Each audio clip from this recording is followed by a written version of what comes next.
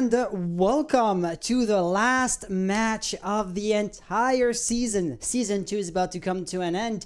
I will be your host, Hans, as always. Not only will I not be alone, but I will not be with just about anybody. I will be accompanied by Girafero, aka Jenna. I do believe people already know you at this point, but hey, just for the sake of it, do you want to introduce yourself? Well, hello there, Hans. I am having a wonderful night myself now. My name is Jenna, aka Girafero, as you have so introduced me. But Hans and I have been casting for a pretty long time. Oh, I we think have. over like a year now, around there, somewhere like that. We've been going for a pretty long time, so we're pretty used to each other at this point. And since it's the last match of the season, like you said, the grand finals, we figured we'd cast it together. Absolutely. So I should put a bit of context to this match for a few different reasons. First and foremost, like, who are those grand finalists? Like, not everybody, it's not just about any random team that's going to make it to the grand finals, right? Furthermore, above me, best of 5. I'm gonna explain all of that. So the first response is actually gonna be the latter, since it's easier to explain. And by the way, I've sent the go ahead to the players. They can start batting whenever they want. Okay. Basically, it is a best of 3, right? It is a best of 3, but plus double elimination bracket resets. OnlyFans, they do come off the winners brackets, and Impact Esports, well, they came off of the losers brackets. Ergo, aka, in other words, OnlyFans only have to win the one best of 3 in order to be crowned the grand champions, whereas Impact Esports, they have to win one best of 3 to basically force one defeat onto OnlyFans. And should that happen, well, then the fourth map would then be a sudden death best of 1 situation. Bracket reset would be the technical term to describe that. And Sarah's is saying he is starting his ban, and there you go. It's a best of 5 ban, right? So the 5th map is never going to be played no matter what happens. However, yeah, it is a ban, pick type of situation. So, who are the teams? We've said that a few different times, right? Introducing the teams in the semifinals, from the losers bracket, from the winners bracket. So at this point, even though it is my tournament, I've followed the teams for the entirety of the season. Giraffe, just to give you some airtime, I do believe you could you introduce those teams pretty darn well. I shall.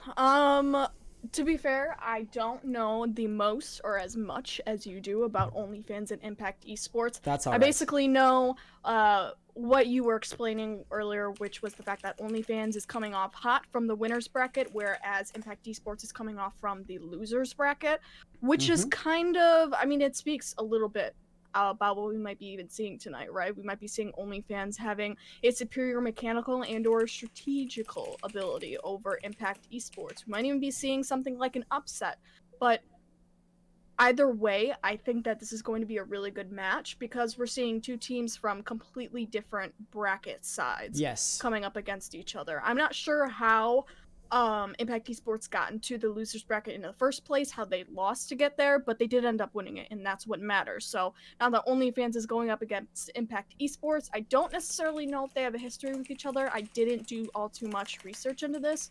However, I still think that, again, it could be a very polarized match, or it could be a very similar, different, like a very similar scoreline where it's going to be head-to-head in a lot of these rounds. I know, I'm trying to warm up here as I'm casting, so so it's going to be a little bit rough for the first few minutes. Okay, yeah, I was entertaining Alvin in a private Discord chat as he was having a few difficulties with the map and process. Basically, hey, it's a best of 3. Why is this working the way it does? And so I just had to explain to him, like, you may have heard me typing in my mic, right? I don't want to be taking my attention away from you, but in that case, I had to.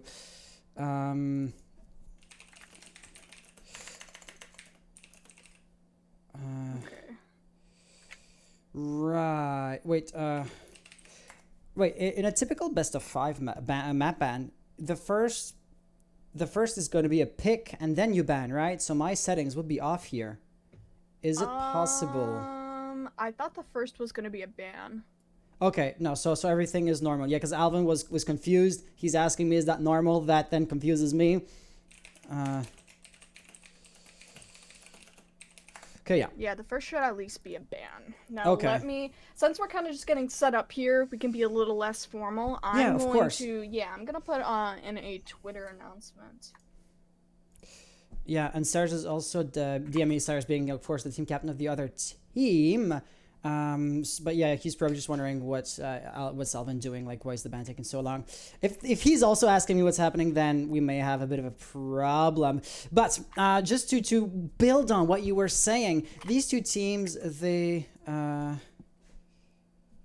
yeah, okay, Cyrus is just waiting on the other team, so he is not asking me if everything is normal. Right, so these two teams, like you said, they come from different brackets, but furthermore, they come from different groups from the main season. And why is that relevant? Well, basically, if you play against a certain team in the main season, well, then that's a VOD that's going to be extremely applicable to your next game, presumably in the playoffs. This was, for example, the case between OnlyFans, who, well, are going to be playing tonight, and Mishmash Gaming, right? It was actually their first matchup of the season, and I can guarantee you, or now I'm gonna say I can only guess that this VOD was invaluable to basically dictate how their matchup in the, well, playoffs was going to go.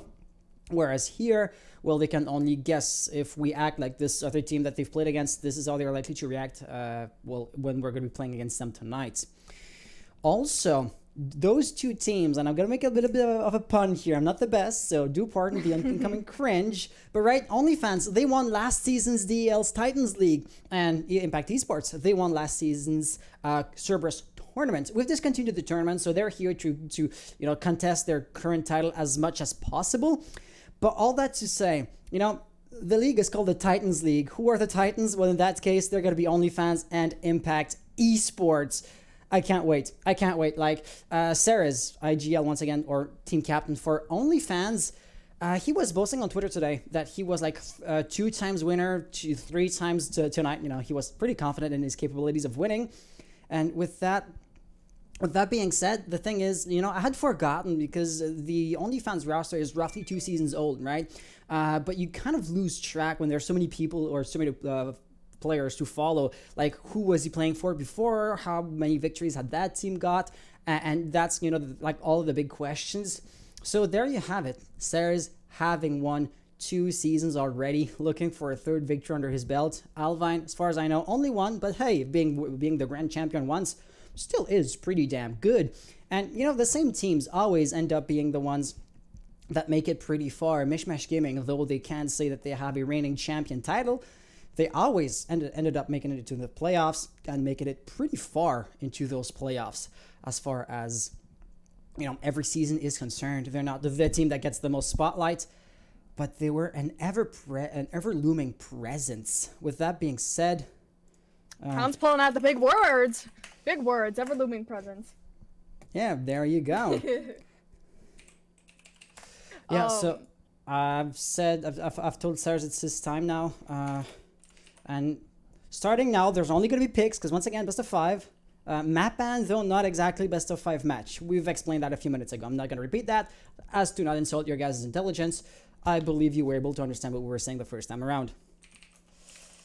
Okay, so it looks like the first map we have banned, and by the way, I'm not looking at the updated map bans, I'm looking at the one on the stream. So the first map we have banned right now is Theme at the moment. Yeah, I'm looking at this. Okay, so Theme Park and Villa have been banned out, which is actually interesting because usually Theme Park and Villa are like the tertiary map out of all picks, so I'm kind of excited to see which is going to be in place for those. Something like maybe Consulate. We could have a pick like Oregon Cafe and Clubhouse. That's a pretty standard pick, so I'm just gonna look out for if Consulate is going to be banned out and if Coastline is going to be banned out. Those are 2 that could throw a little bit of a mixed bag into our map picks tonight. So now you got Oregon, that's going to be picked by OnlyFans, and I'm excited to see which one is going to be banned next. Yeah, I mean, at this point, really, there's 4 maps remaining, and once again, only picks, but the tiebreaker map is never going to be played tonight. So really the question isn't which maps are going to be played, but rather which one is going to be left behind out of those that remain. And to be totally honest, I could not tell you for a few different reasons. First and foremost, as I say this, by the way, Impact is going to pick Consulates. Thing is, oh yeah, and OnlyFans are pretty quick on the trigger on that one. So Clubhouse or Coastline. Wow, these are two of the most favorite maps, two of the maps that you tend to play the most often. So at the same time, you know, have, for example, I'm going to say OnlyFans rarely played Oregon as to save strats on there or something. Could not tell you. But one thing is for sure, Clubhouse was basically the most common out of all of them, right? So I guess this is why they wanted to not play it, because it's where you can get stratted out or, you know, scouted out the most by your opponents. So when you come into this higher level of play, this kind of, you know, double layer or triple hidden layer of strategy does get more and more important as skill progresses, which is why, once again, the quote-unquote favorite maps aren't going to be played. Coastline is the least likely to be played due to the fact that it's the technical tiebreaker. So, you know, that puts us into context. But with that being said, it looks like we are jumping into, you know, the spawn side decisions. And we are looking at the spawn side decisions. Now, Oregon, that's going to be our first map up on our roster sheet tonight. The Oregon is an interesting map to be picked first because normally you don't see Oregon as an icebreaker map out of all things. You'll see like Clubhouse, you know, a very strat heavy map, something that you can get the feel of a team for better. Rather, Oregon is more like, yeah, it is somewhat strat heavy, but you look for utility consumption more than anything on Oregon. You look for a lot of intel and a lot of utility for attackers, a lot of, well, not necessarily hard breaching opportunities, although they can be present, but you would see a lot of roam clearing and a lot of just very differing, contrasting strategies on Oregon. Again, it's more of like that mixed bag type of situation where you can see a lot of different things. And so for that to be the first map to be picked, that's going to be interesting. We have Cafe being our second map pick. Again, interesting as well, because Cafe is one of those maps where roaming can be very present and where it can be very useful to use. So it's not the biggest strat heavy map. You can still put a little improv in it, but again, it is still a pretty good map to learn how your opponents are going to work and how well they're going to synergize as a team. So I'm going to guess that OnlyFans and Impact know how each other play in a general sense. Which is why they're not, which is why, since obviously they're in a league together, and which is why they're not picking those certain maps, and they're going with what they know, which is obviously Oregon, Cafe, and I believe Clubhouse. Yeah, it's going to be Clubhouse for our third map pick. So now that the map ban has been done, basically the only thing that is left is to invite the players to the match, and then we're going to be ready to go. Like I said, basically OnlyFans, since they come off of the winner's bracket, they are going to get a free win, or not exactly a free win, but you know, they have a leg up. So I'm just going to tag this in the overlay right now. Shouldn't it update? Maybe not. Come on. For OnlyFans to come off with the win, it definitely puts them on a pedestal. It kind of takes off some of the pressure on their on their shoulders, understanding that they only really have to win one game. So they can kind of get a little bit looser with this. Of course, they obviously won't because this is the grand finals, but understanding that they can, you know, play a little bit out of their comfort zone if they so choose to. But Imp, they're going to have a lot of pressure on them to perform, right? Because you have to win 2 consecutive maps in a row just to be on the same level as OnlyFans. So that's something definitely to keep in mind for this, and something that we might even be seeing in their performance, in their general strategy, and really in their individual plays, which again, micro to macro strategy, the whole thing, I'm sure you guys know it, but understanding the micro strategy, the little games that the attackers have to play, really plays into the macro strategy, which is, you know, getting the objective and being able to win out the rounds. So understanding those little movements that the attackers make are going to be huge for understanding their performance as a whole. Here is my question to you, because I was like, you probably saw that I wasn't staring at the camera. I was writing down like the maps that we're going to be playing, right? And it struck me that every team decided to start attacking first whenever they had the pick, whenever they got to choose. And on most maps, to varying degrees, granted, but on most maps, you would consider the defense as being easier. So, I mean, my gut instinct or basic reaction would be to want to have the easy side first to get the leg up as much as possible, wear down their morale, and if possible, well, then, get, like I said, the early leg up to wear the enemy team down and then get the easier second half on the human aspects of it. And I believe she's taken off her headset, so she's probably not hearing me. No, my ears just got blown out by Parsec. Oh, by the game chat. I turned it down, but I muted the PC, but I didn't think it was not gonna mute it on your end. It's alright. I got you. I turned down Parsec. I'm seeing a lot of French comments, and I have no clue what they mean because I'm not a French speaker. Yeah, so I'm keeping an eye on chats, but to make sure to monitor it and everything. But so far, it's decent.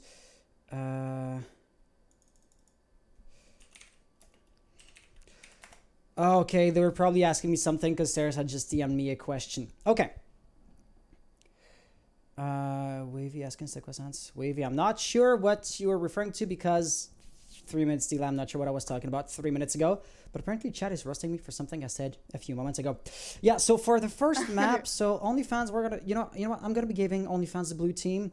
We're playing Oregon because they're gonna be having the blue team in the overlay, so that's gonna make things a bit easier for us. Plus Impact are attacking first,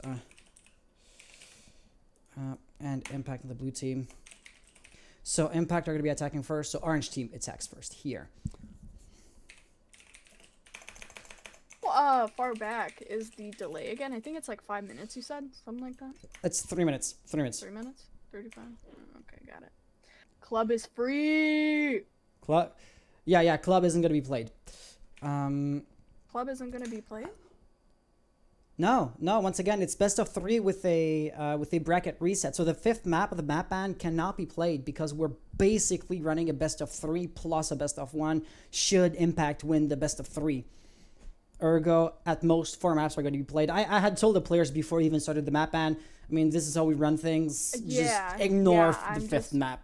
I'm forever going to be confused. You can obviously tell that we barely had any prep beforehand. Yeah. Okay, yes. So that was item number 1. I wanted to do something else. Yeah, right. So I had put up a poll, and I wasn't going to do it live this time. I wanted to do it beforehand.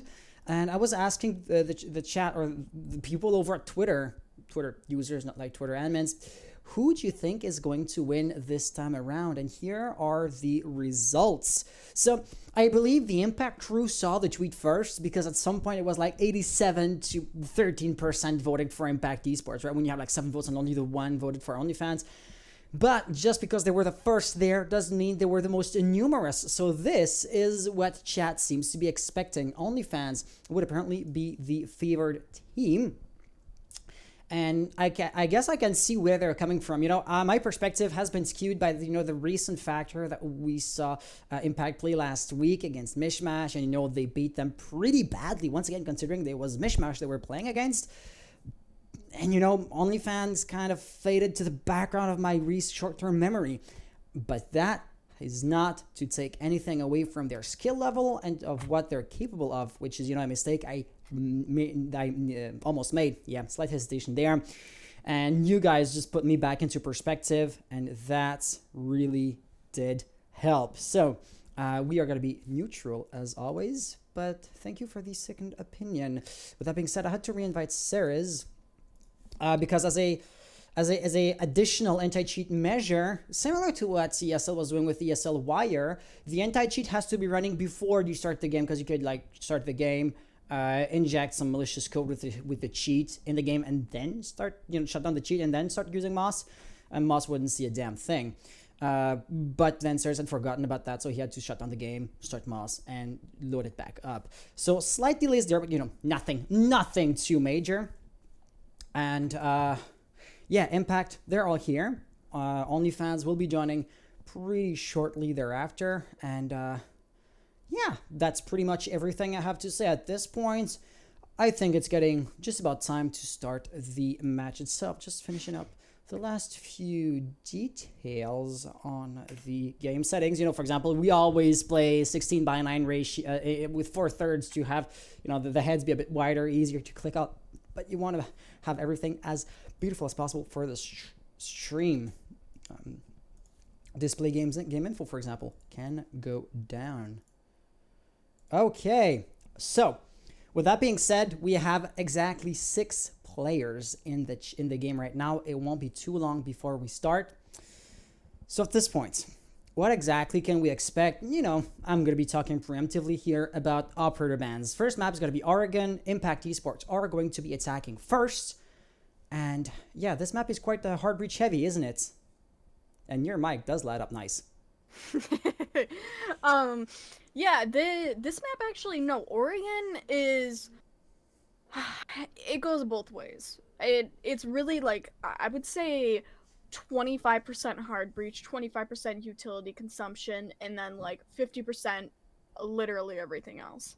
It's absolutely huge for utility consumption. There is that hard breach factor to be added in there, but I really think that a lot of it can just be individual plays and micro strategy that adds up to the macro strategy, which is what I was saying earlier. Yeah. That wherever the team decides to go, the attacking team, I mean, depending on if they want to do a split push, depending on if they want to do a very linearized push, it's going to make a big difference. Because the actual, and I'm going to be really specific here, the geographical position of where the attack goes is kind of huge on Oregon. If you think about it, normally on top floor you see an attack from attic. Well, you can also go trophy, make it a split push. You could also go white main window. There's a lot of different ways to attack certain objectives, and the objectives are generally really closed in, which makes it defense sided. That being said, there's again a lot of ways to take the defense and the offense. So it's really depending on what the attack wants to do and what the defense wants to do. Now, looking at that, what can we expect? Well, I'm going to say, just to be safe here, that the attackers and defenders are going to be safe. They're going to stick really to those strategies of theirs that they have. I'm not quite sure what they're going to be, whether it's going to be closer to default, whether it's going to be closer to what they know on their own, what they've crafted and gotten creative with, but all I can say is that they're going to stick really heavy to strategies, and the real difference is going to be in their play, how nervous they are, their specific performance, and how that's going to outshine the other team. You're right. I mean, talking about strategy, it kind of comes, a second layer of strategy is preparation in a sense. Yep. And if I was to compare OnlyFans and Impact's preparation or team culture, Impact definitely would be the younger roster there, and they seem to be quite dynamic. They're bringing in a lot of people, a lot of movements happening behind the scenes there. Like they got a new coach 2 games ago, but because of the Christmas break, that's something like 5 weeks ago at this point. So they are working on themselves in, I would say, a typical fashion, but they still would be considered a fairly young org, if not roster. Like at the beginning of the season, you may remember they were known as 15% Bro, and Alvin decided to have that roster and to build a proper org out of it. However, OnlyFans would be the older org or the older roster there. Just go on Twitter and look at the date of birth of both of their Twitter profiles. But they don't seem to be an org in the typical sense of the word. Like they really just seem to be a 5-man roster who decided to go and make a Twitter profile. I might be wrong, guys. If I'm wrong, because I'm not exactly insider with the OnlyFans guys, do let me know. But the impression that they give me is that they're like a 5-man team, like no coach, no specific like in-depth anything, right? I mean, for Support example, staff. Impact. Yeah, support staff. Exactly. That was the word I was looking for.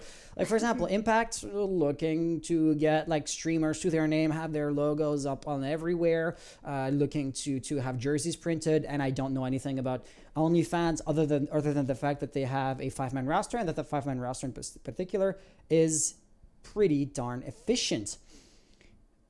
So here's my question. Having brought in a new coach recently, is it going to be enough to offset basically the history and the dynamic and the cohesion that these players, that these friends at this point probably or undoubtedly have built along, at this point, not just months, but proper years? That's going to be actually a really, really good question because, once again, Impact seem to be more structured, but is that going to be enough considering the young age of that setup? Right. The proof is going to be in the pudding. That's the truth. It's going to be stuck in the performance of each team and how well they're going to take off this game, which is why, I mean, you're right, it is such a monumental game because there's new things being added in the mix and there's more, dynamic stuff going down than anything else, right? It's a lot of, synergizing with the rest of your team. And I've said this, and it's such a dead horse to beat, but it's so true because it really does come down to how well your team plays together and the communication and just the effective strategy where in how well the execution goes down. And again, that's caused by more than simple individual players. You have to know what your teammates are doing. You have to trust as to what they're going to do. So I am going to stop you right here. And because the players are ready, so let's jump right into the game, shall we? Yeah, let's go. Oh shoot, I should hit S first though. Oh shoot. Were you muted? I was not. My headset disconnected there for a second. Oh, gotcha. Oh, I gotta undo it.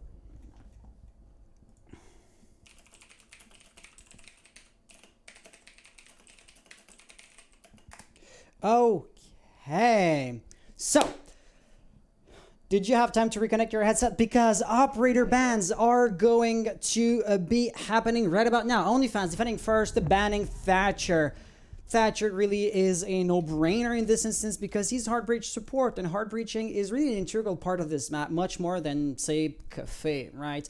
And therefore, be it a Thatcher, be it a Maverick, or I should probably say Ace, Hibana, Thermite, Thatcher can support all of those, whereas if you were to ban, for example, Hibana, there would still be an Ace on the board. Jackal would be a typical counter-roam operator. He's also what I would consider a crutch ban. But at the same time, if you want to limit the anti-roaming capabilities of your opponents, does that insinuate or does that imply that you want to be roaming yourself when you're going to be defending? Maybe it remains to be seen. It's kind of interesting that they chose Jackal out of all things other than hard breach operators, because while I did say that hard breach isn't the biggest thing on Oregon, it's still a pretty mainstay bit of strategy that you're going to want to pull out. So for Impact not to do that means that they're probably going to do something along the lines of a linear push, and they're not necessarily going to go for so much as roam clear now that they banned off Jackal maybe, and they're just going to try for hatch play, they're going to try for the objective. But who knows? I mean, again, roam clear could still be an option for them. Taking out Jackal is not an end-all.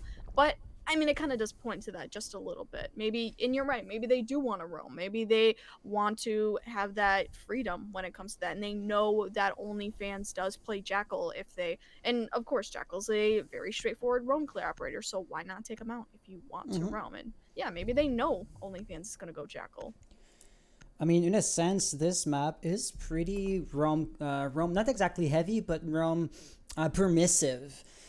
Imagine just remember how often you're going to be having a bottom or first floor defense, and you're going to be having some kind of top floor presence. For example, when they're in meeting, well, it's easy to have somebody in that attic area holding the hatch, or in kitchen, there's also the hatch and kids' bunks. That kind of stuff can be really, really useful. And, by nature, those roamers won't be behind the reinforcements, behind all their utility. So they will be, planning to sneak around a little bit to keep them alive. And if you can take that away from them, they're going to be especially easy targets.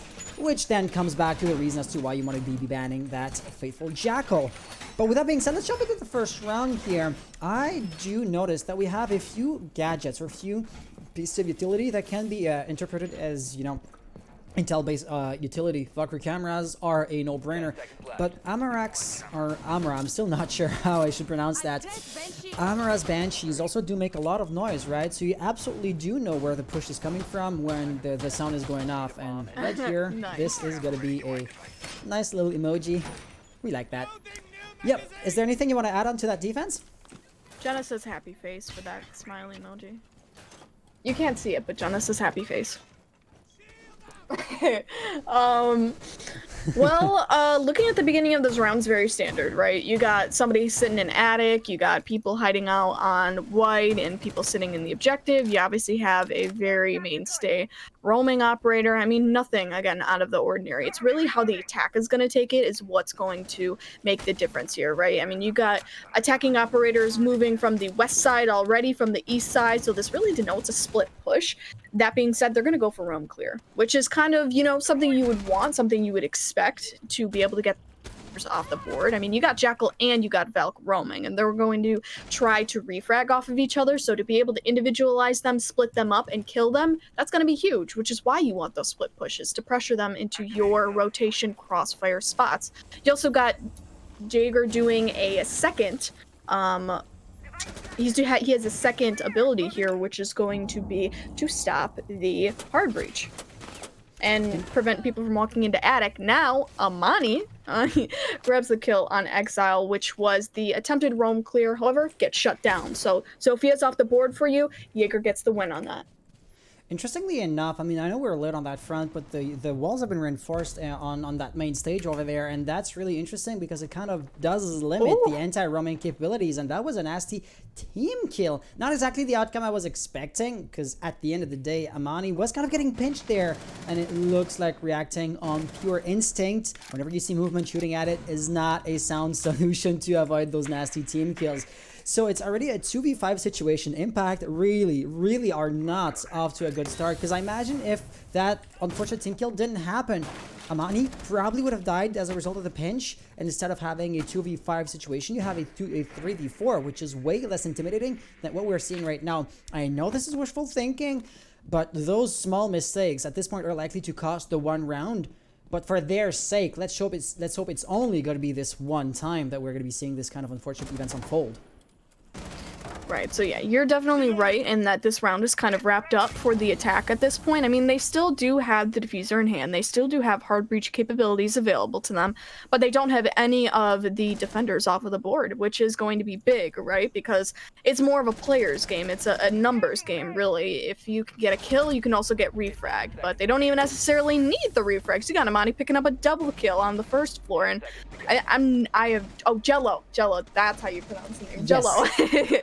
Yeah, he's just gonna watch ankles at this point. There isn't really any way to prevent the loss of this round, so hey, just hit the off. Yeah, that I don't want to say was unfortunate, because it was unfortunate, happen, but stuff happens, right? Stuff happens, but for their own sake, let's just hope this isn't gonna be a common occurrence, because goddamn, would this be an unfortunate way to go down in the grand final out of all games. Right, and the defense was polished last round. There was a lot that went down, and really was more of the attack failed horribly at their roam clear. That's just the truth of it, right? It's no sugarcoating to it. The attack failed horribly at the roam clear because they got individualized. They did not play as a team. When you have one person pushing in trying to get the kill on Jaeger, at that point you just have to rely on mechanical ability, and when that happens, you have to know and you have to be confident that you're going to win that engagement out. Otherwise, you're just giving up your body to the defense. And I know that sounds wrong. I just said it, but you know exactly what I mean. Yeah. But yeah, you're basically just giving up your life to a very easy situation that could have at least been traded out, right? Even if you did die, you could have at least had the Ash right behind you being able to kill the Jaeger, and it would have been a bait at the very least, you know? So understanding that, it really just came down to the fact that they weren't coordinated. They were not coordinated, and it costed them a round loss. Now, we're going to be going down to downstairs. So Hans, would you like to talk about that? You know what? I was listening to you, and I didn't pay too much attention to the defense itself. So let's look at this. It looks like there's going to be some kind of extended hold prepared, but it's not your typical extended hold with a shield, the Jaeger ADS devices, a few pieces of barbed wire, and then smoke canisters. No, instead, well, if Cyrus is here, he's going to be quite aggressive because he has next to nothing to keep him alive. Other than that, the roaming presence is still going to exist at the very least in some capacity. Look at Amara right here in the back stairs. So holding a forward angle, if he feels comfortable enough, maybe he will actually bring the fight to his opponents, or he might also just be there to hold an unexpected positioning. But those kinds of, hey, I'm going to rely on the advantage of element of surprise to win the gunfight strategies usually are not too promising at higher level of play because you're going to get drowned out no matter what. So might as well hold the best angle possible. With that being said, it looks like it does not shape up to be a direct push. They were traumatized, and by they I mean Impact Gaming, by the defensive roam play last round. So therefore, they're going to be extra cautious about that type of gameplay yet again, which is why we saw a lot of drone usage at the top floor. Now that that is out of the way, we are officially ready to jump into the objective itself. The attack is not actually going to elect to move into the bunker area, which is kind of interesting, right? Because you had kind of this improvised elbow hold where the defense expected the attack to at least have one person, maybe a split push player, go for the bunker and try to take a hold of it, but no, there was really nothing. And now they're going to be going the first floor, trying to play off of the hard breach, which is kind of actually something that I foresaw with the Jackal being taken off of the board. So I guess good on me.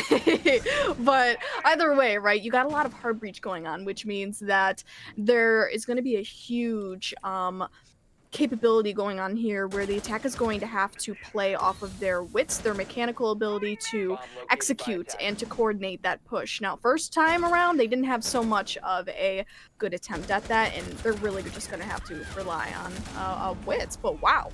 Holy, oh my god, 3v5. You got Amadi going down, you got Sarah's going down, and for that, I mean, beautiful play, right? But I just corrected myself. Caster's Curse right there. It's going to be a bunker push, right? End round and 2v5 now. You got Robert's moving in on the bottom floor. So Max and Kozak, they've been highly threatened, right? They're playing near or in the objective at this point. So going to have to be a passive hold, and they're going to have to rely on frags and playing off each other. Kozak and Max are not exactly close to each other in proximity, which is going to be huge, right? Are they going to be able to get the kills? Are they going to be able to play off of refrags? Jello, he's going to be planning, and Roberts finds the kill in the closet. You got Kozak, he's the only one left up on the board. Diffuser's been planted. That puts a lot more pressure on him in Exile with the Cog. Moves in, kills Kozak. So regarding this round, I really only have two things to say. Item number one is going to be the fact that, you know, like you were saying, Caster's Curse and all, the push wasn't shaping up to be a bunker push. It really was one-sided, right? They were looking at the hatch, but then again, it was either the hatch or coming down those back stairs. And this is an extremely choke pointy situation to be in, and therefore highly unlikely to work out in Impact's favor. They realized that, and their IGL, I'm not exactly sure who that is, made the right call to go for the split push at the end of the day, right? They split up, they went bunkers, and that got one or two kills. That freed up, you know, the flank or the angle that allowed a few other players to run down the stairs, and everything just crumbled out of control from there. The other point I want to make is simply to compare this round with the very first one that we saw, or the previous one, should I say. In, you know, one simple sentence, Impact kind of failed miserably on round number one. And, you know, if you're an Impact supporter or fan, you would hope that this was just a fluke. If I was to look at the fact that this second round was a flawless round, well, it would support that theory at the very least. It would support it, and it actually might support another theory, Hans, that the last round was a fluke for OnlyFans. If you're an OnlyFans supporter, that they were not able to hold elbow effectively, they were not able to predict that the late round bunker push was going to be happening. I mean, even I wasn't able to predict that, so that was really good on Impact for mixing up things and understanding that, hey, we might be able to throw them off by doing this, so good on them. Now, on top of that, you got a lot of hatch play, so that's going to be huge for stopping out and forcing rotations, making the defense uncomfortable, which, again, played into their hand of bunker because now they got two places they can make the defense uncomfortable from, which, again, it led to a win for them. So, getting into this round, though, it is going to be round 3. You got play up on top floor, but the main objective, surprisingly, is going to be on the first floor rather than the bunker. So they're going to be trying their hand at something new, the defense, I mean, and top floor, it's going to be essential. That vertical play, huge for the defense to keep up, or to keep preventing from the attack. Absolutely. Basically, if I was just to rephrase that or to present it into my own words, that round is going to live and or die by the top floor control that OnlyFans have, because if you have access to the top floor, you can just let hell and death rain down on the defenders. Amani, therefore, is going to be instrumental in that defense. Let's see how long he can survive for, because he's facing basically the full brunt of Impact's pressure, and to my mind, in my mind at least, there's no doubt that he's going to die there. The only question is, how long is he going to survive for? And the answer is going to be not too long, actually. If he wanted to, Roberts could just rush in at this point, right? Sarah's roaming in the bottom floor for some reason, haven't been drawn out. On top of that, that leaves us with Max, last player alive in that one section of the map. Item number 1, item number 2 is he has the UMP-45. He can really not survive a 3v1 situation if they were to rush him in a coordinated fashion. Luckily for him, that's not going to be the case. Exile looking at the OBJ itself right about now, you know, to support Roberts and Linux, and that might be why Stairs was roaming downstairs. Actually, if he can walk back up those stairs behind Impact Esports in a sneaky way, undetected, that could lead to a situation where he gets 2 or maybe even 3 kills. He also has a natural cell to added effect, right, if they bunch up together. Wow, but he's gonna buy his time for the time being. Let's see if his patience is going to pay off. It does! Flurry of kills happening, but diffuser has been planted. That was above the best position they had. Jello now, last player alive, is going to die before I can even swatch POVs. And thus, OnlyFans are going to win their 3rd round. Wow. That was a masterful round from OnlyFans, to say the least. I mean, they pulled out a lot of different things there. There were kills, there was patience, there was strategy. I mean, and there was definitely communication going on there. So, looking at micro strategy, the attack did not play off a vertical. They didn't do a very effective roam clear. I mean, yes, they did kill Jaeger. He was the first player to go down in the round, which applause to them, right?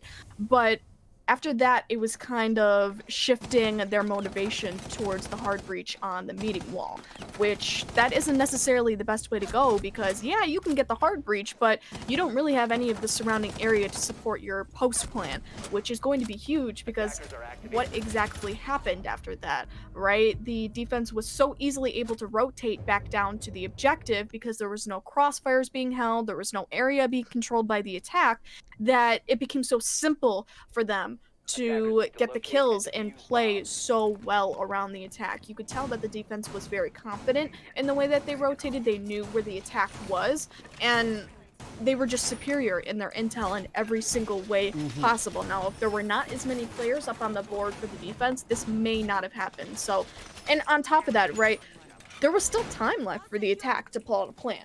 There was. I'm not sure exactly how much time, but they still could have used their time pretty wisely. I think it was around 30 seconds. So yeah, if they had used that time, they could have done more effective roam clear. They could have played even a little bit more vertical, started holding cross angles, because they did have a lot of players up on the board, mind you.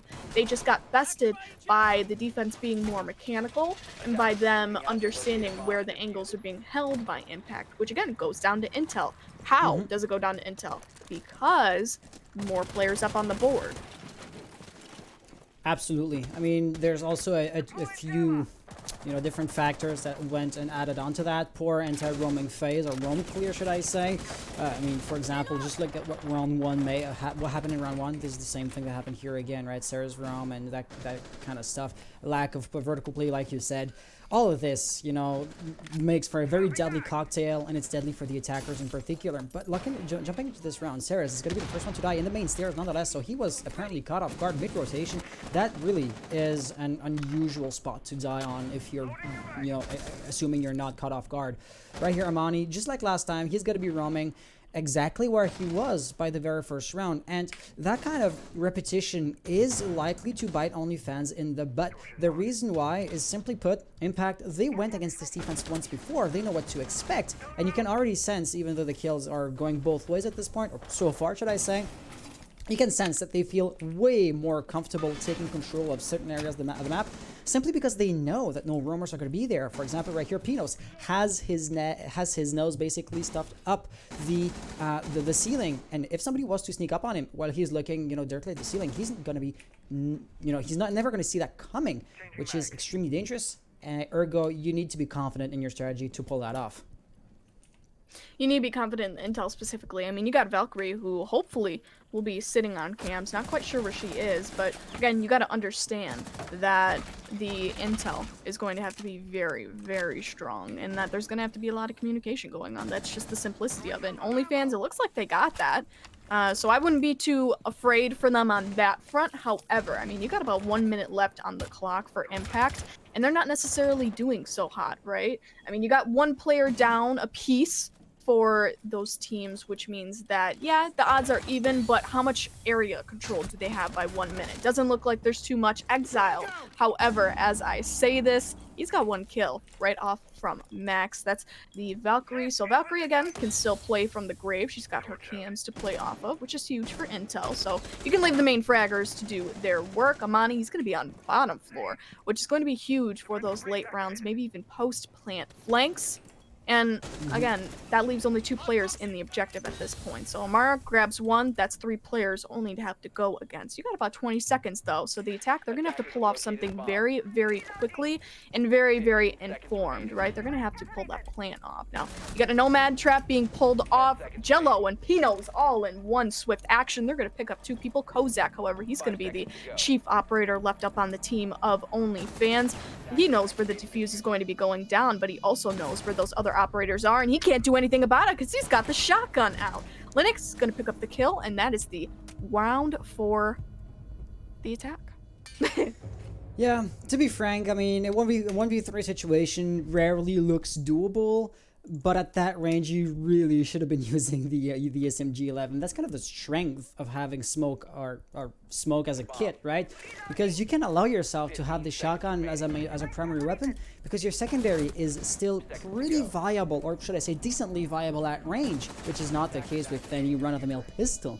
So yeah, Kozak, once again, your situation was all but desperate. However, putting every chances, you know, on your side by using the right tool would have been preferable at the very least. And there you have it.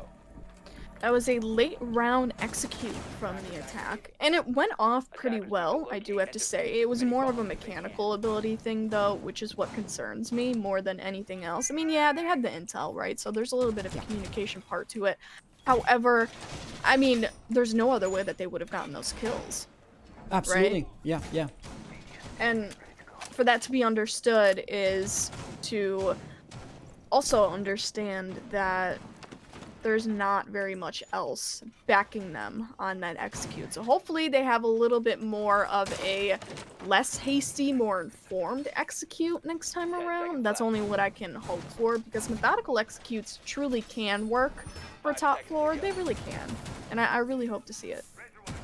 Yeah, I mean, I'm gonna go back a few dozen seconds when you were talking about Intel.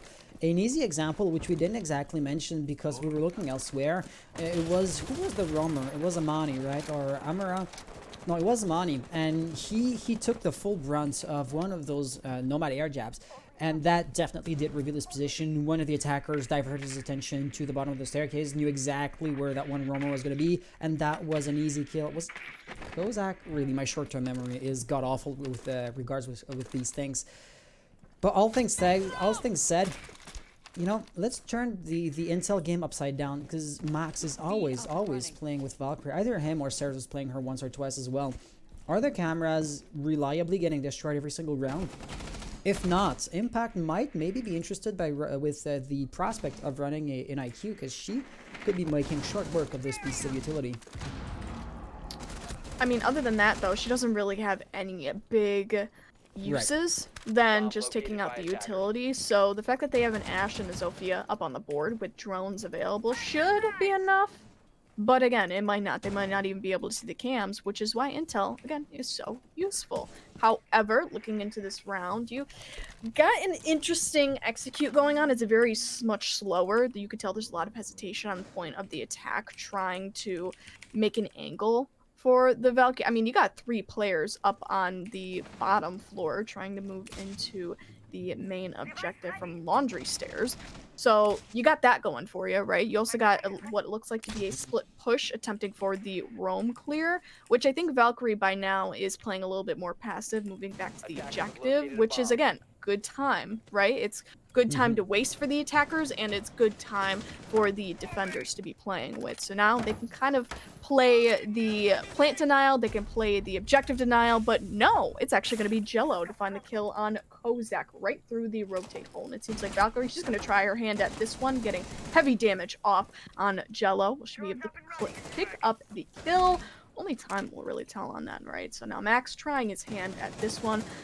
Amara going to do the same thing, holding the angle off from the left. That looks like to be the unknown factor in all of this. Now, grenades are going to be thrown, utility is going to be put down on the objective, but nothing really too much to be of an avail. Sayers, he's going to be playing on top floor too. Amani and Sayers, they're finding them kills respectively. Max as well. And you got 2 players up on the board, Roberts and Jello. Yeah, things were looking pretty good for Impact up until those 3 fateful kills happened. Kozak was smoked, so losing your smoke early on really is going to be paying dividends later on, plus the fact that you have a generic, man advantage in that situation. But it really just disappeared into thin air. That could have been a double kill, but no! Mani and Max are both going to get one, and that still ends the round. Time wasted. Yeah, absolutely. That's what it was. The roamers were never properly cleared. I mean, they were relying on nomad air jabs, but those go off, and if you're lucky enough, the roamer can still make it away. It seems like, and correct me if I'm wrong, but it seems like Impact thrives off of slower mechanical, not mechanical, but slower strategized pushes, where they get time to build up their forces, they get time to build up their area control. And when that doesn't happen for them, that shaping of their steps, everything gets torn down for them. They're not good at those hasty 20-second meta pushes. I mean, who is when you're getting pressured from all sides possible? It's really hard to play off of those, and especially when you have a player disadvantage, when you have utility being used against you, when you have intel being used against you. I mean, all odds are essentially stacked against you. You don't really have too much hard breach going on, so there's really a lot of things at play there that wasn't really too advantageous for Impact, which is why not only did they have to do a hasty push, but why they were not necessarily successful in the roam clear, because of course the passivity, I think, the passive playstyle of Valkyrie to waste out the time but also be able to keep her life, that's a good balance for her. On top of that, I mean, you got a million other things going on, right? But it just led in all to a round loss for Impact. I feel like you're really hitting the nail on the head. They aren't exactly a full-blown rush team, but they're methodical, but not 20 seconds meta, let's run everything out and, have a one shot at it type of methodical. Right. So they really have this narrow window of opportunity where they have to take their time, but not too much. And OnlyFans seem to be picking up on that, because the roaming won. I want to say the 3 rounds that they won actually was won in no small part due to the roaming game that they've had. So at this point, even if the roaming game was to be cleared out entirely, I would honestly not be too surprised at all if one of those anchoring players was to just, exit the bomb site and start a late roaming game of his own, because those do tend to be round changers. I mean, it happened last round with Sayers. Yeah. He got a kill of his own. It was Absolutely. The Kaid with the TCSG. But as I say that, there's a lot of kills going off on the board, so we might as well get back to the round. You got Jello and you got Linux off already. That is huge, because those are 2 hard breaching operators, surprisingly enough, right? You got Ace and you got Maverick off the board, so that essentially dissolves any push coming from Master. You can't get that wall open. So with that being said, it comes down to a utility game, it comes down to a numbers game, and it definitely comes down to a frag-heavy mechanical game. So now the attack, they're going to have to work towards those really funnelable, very predictable doorways to have to work through, which can be really hard to work with. So understanding that is going to be big. Now, 5v2, you got Amani on the double kill. Ooh! However, the yeah, Caster's Curse, boom. As I say that, top floor is still going to be very much contested by OnlyFans. They're not going to be playing passive at this point, so kills are going to be underway for Impact by now, right? You got one player off the board, Amani, and I'm thinking that the objective is on top floor for some reason. I have no clue why, but the diffuser, it has been dropped, so it's not in the hands, well now it is, Caster's Curse, of the attackers. So they got the diffuser at this point, Pinos and Roberts, they got that going for them, but being at a severe player's disadvantage and not having too much utility for you is going to be really hard to play through post-play. And also Roberts, a lot of health was tacked down for him, so that's another thing getting put against them. And same thing with Pinos, right? Puts a lot of health down on Max, but Max is still up.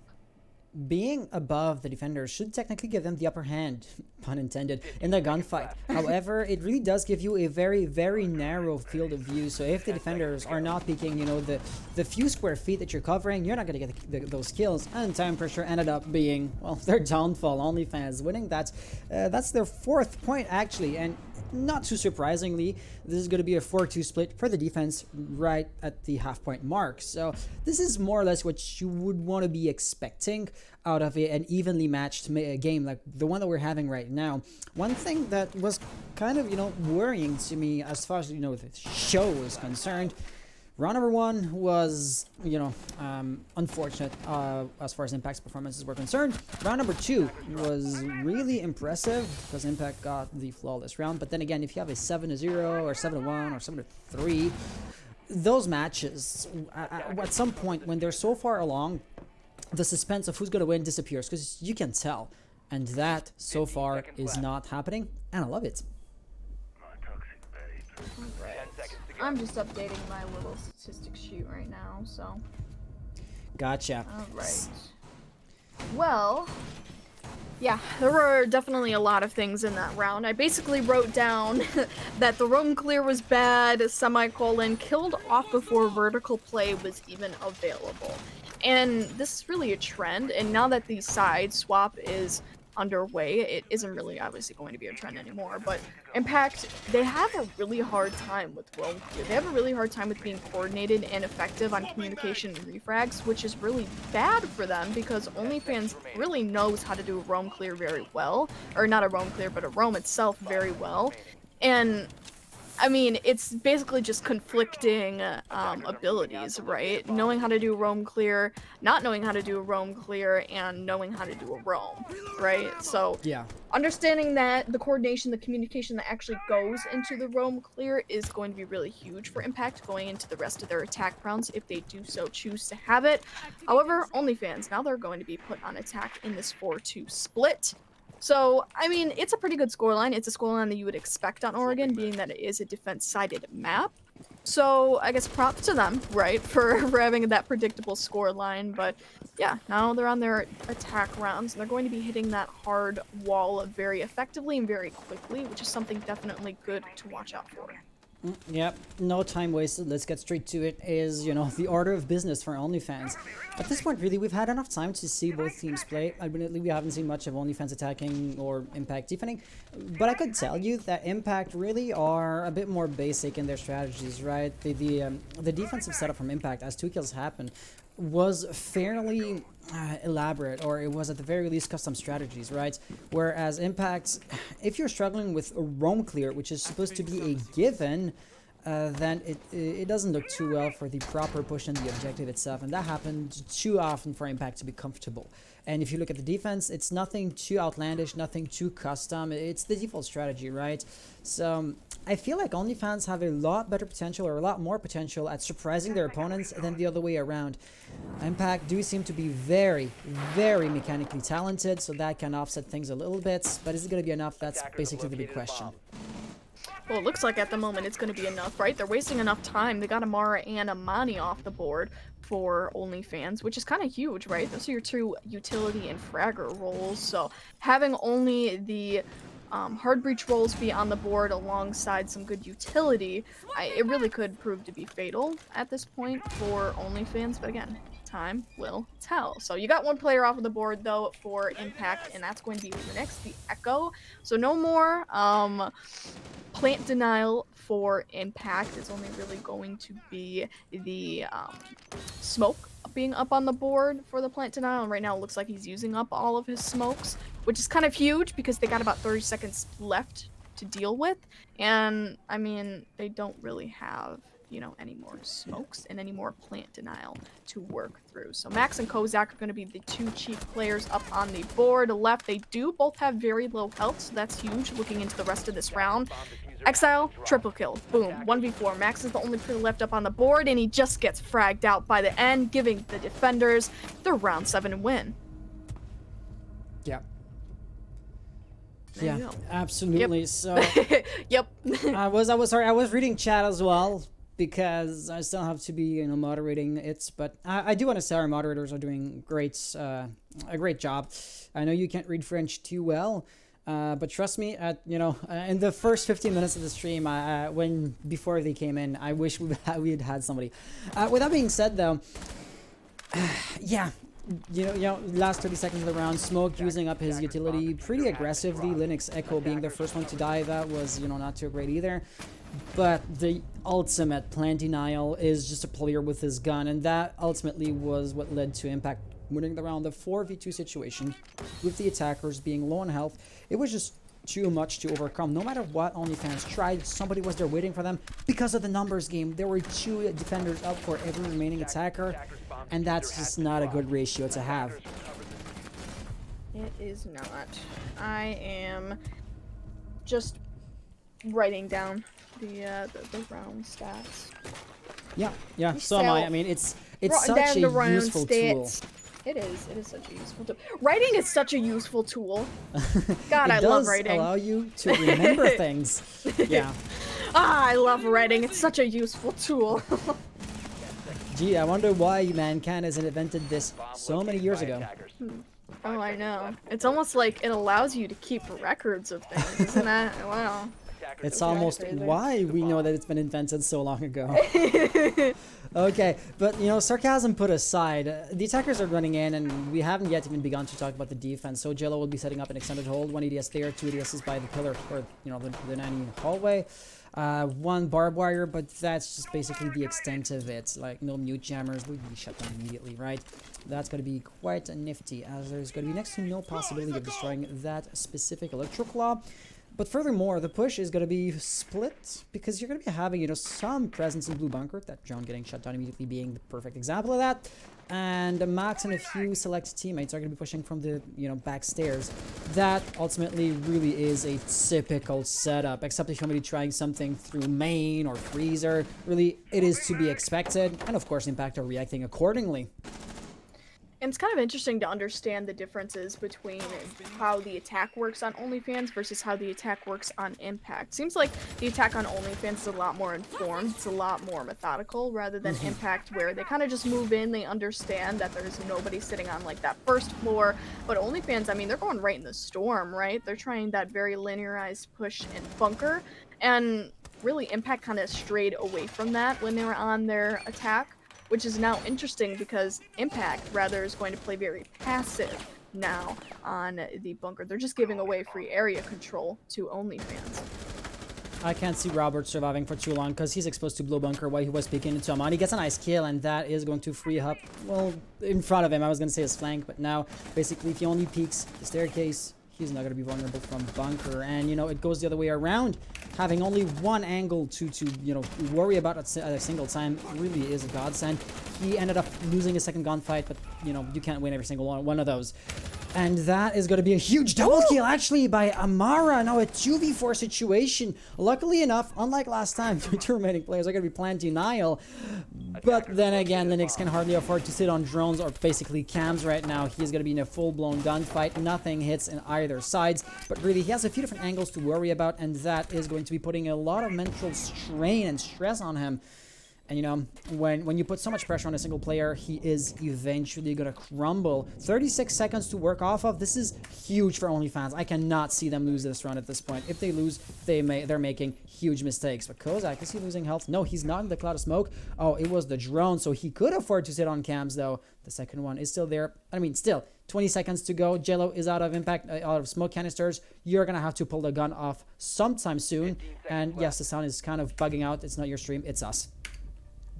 Huge triple kill. Wow. God. Huge triple kill. Is it going to be a quad? It is going to be a quad kill.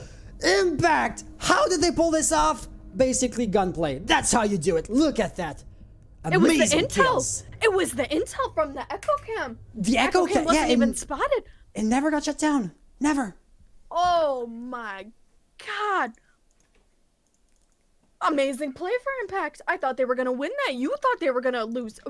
You thought Impact was gonna lose that. We both thought they were gonna lose that. Yeah, 2v4 situation. How the smoke canisters aren't doing anything. If Echo uses the cams, it's a gun less up. He can just get rushed because the attackers basically had full map control for what it's worth, right? But they never actually challenged those gunfights. They had the upper hand through and through, right? Smoke, we've seen last time around when you're not using the shotgun properly how deadly it can be. Echo, once again, when you're on cams, you're an extremely juicy target. And yet this is what happened. Nicely done, Impact. You totally deserve that round. 10 seconds left. For real. I mean, it was a wonderful round for OnlyFans at the beginning. They got a wonderful 2K and Mara got a 2K, lined up the players of Impact, but it came down to the intel, right? That echo cam was not shot out, and maybe the echo cam being there was the domino effect, the butterfly effect, if you will, that catalyzed it all and won out the round for Impact. I mean, the world may never know, but it was really a lot of mechanical play going down for Impact, and a beautiful one. Oh, that yeah. I mean, definitely, mechanical right? is an understatement, because having the intel is one thing, actually shooting at your opponent and getting the kill, because he's likely to fire back, isn't he? I mean, that's, just hit your shots, the big part. Just hit your shots. Yeah. Just hit your two shots. players. Two players up, two one-taps, 2 bullets, that's all you need. And yet they failed to get those kills. Seriously. I'm hyped up. I am hyped up. That was that was a good round. So, round 9. You got meeting room and kitchen being utilized by Impact. Interestingly enough, they're not going to be going back down to bottom floor, which my question is, why don't these teams ever retry an objective again?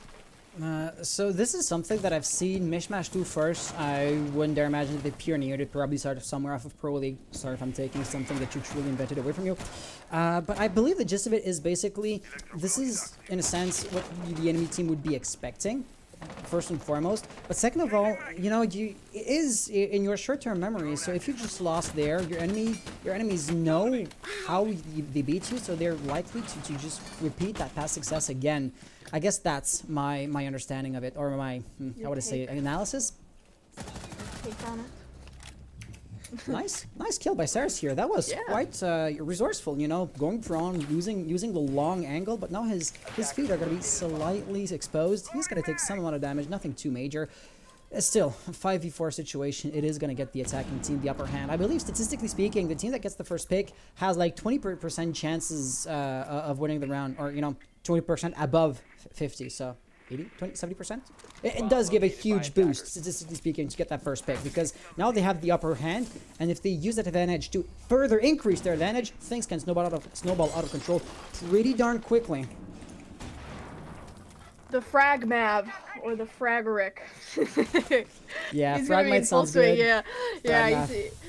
He's gonna be in full swing at this point, right? Because he doesn't really have any more use of his torch. I mean, he did his use up, right, to its fullest potential, so good on him. But at this point, all he can really do is bait and or get kills. So that's something going for him, right? And plus, he can also make it execute if he does so choose. However, Diffuse was in the hands of Kozak, so not super likely. Now, Exile is going to get the kill on Amara, who surprisingly got a 2K last round, so a pretty big fragger in of himself. So having him off the board, really good chances for Impact to win this out, even better chances. In 4v4 situation, right? So the odds are very evened out, but you still do have smoke left up on the board. 20 seconds in, now you got a 2v4 already with the Impact team taking full advantage of their intel and of their positioning. So diffuser not in the hands of the attackers, but the defenders don't even need it because they're gonna win it out anyways. I was under the impression that the attackers were making slow progress, right? I mean, we were within 45 seconds at the end of the round, and they had breached the one backstage wall. They had breached the one other wall by garage and on the other end of meeting. But as far as map control was concerned, they had gone next to nowhere, right? I mean, the top floor control hold hadn't truly been challenged, and Impact, though down one player, weren't really harassed properly by OnlyFans. So the surgical insertion, late game surgical insertion, was going to be difficult, and it truly was, right? It was a split push, but not split as in 2 players on the one side and 3 on the other. Split as in, well, it just so happens that, who was that? Kozak had Diffuser, who was alone, gets killed, Diffuser lost, the other players are attacking from the other side of the map, and there truly was not much that could be done at this point. So hey, Exile gets the final kill there, but truly, it was just a technicality. Right, and you were talking about the perfect balance between being a methodical team and being a very mechanical, aggressive team, and I think this is where the balance gets out of hand, right? Because OnlyFans seems like they're playing extremely methodically, but almost too methodically, where they're being very hesitant on any move that they make, and when it comes to that, you're not going to have a very effective roam clear. You need the frags in order to win. That's just the simplicity of it, right? You and I were having a conversation not too long ago about are frags really the main thing that you want to look out for, the biggest thing. And in this situation on Oregon, they really are, because frags do make the difference when it comes to roam clear, and they do make the difference when it comes to area control, which is something that OnlyFans is severely lacking at this moment. So they're going to need to get a little bit faster when it comes to their execution and their pace. I think they'll be right at that perfect balance point. Looks like they're trying to be more aggressive as well. I mean, remember Sarah's on defense, he was playing like Jaeger and staying on OBJ. No, he was playing Valkyrie and staying on OBJ, or not roaming too aggressively. But now playing Ashe, that's, you know, textbook entry fragger, whereas he was playing, was it Maverick last round? So really, I do see a shift in paradigm. Is it going to be enough though? Pinos is right there, has been drawn out as far as I know, but I do believe if he saw Amara probably saw him as well. At least they're reacting accordingly. So yeah, at this point, Pinos is going to be in hot waters. He's basically presenting himself in a choke point situation, 1v3, and no possibility of a refrag if it was to come to that. He's now stuck in that room due to the air jab. He really cannot challenge that, and basically OnlyFans, oh no, they don't realize that he's crossed the hallway. Oh no. Still, the Nomad air jab is going to be a major problem. Jello getting 1 kill. They're really making an early push for it, but Kozak planting somehow right there. Oh, he's going to die. Not Exile and Jello both getting a kill in rapid succession. Max and Amani, they tried to be a bit faster this time, but really rushing when you don't really have map control isn't exactly fruitful either. Frag grenades could be your last saving grace here, as they can be useful tools to bring the numbers back, you know, on an even state, but no, he's gonna fail here. That was a formality, that kill right here. Amani, last well alive, has to pull off an ace. He's a good solo operator, right? Sledge isn't too dependent, but then again, 1v5 situation, really low on health. That was not gonna fly. Impact, second flawless round of the game.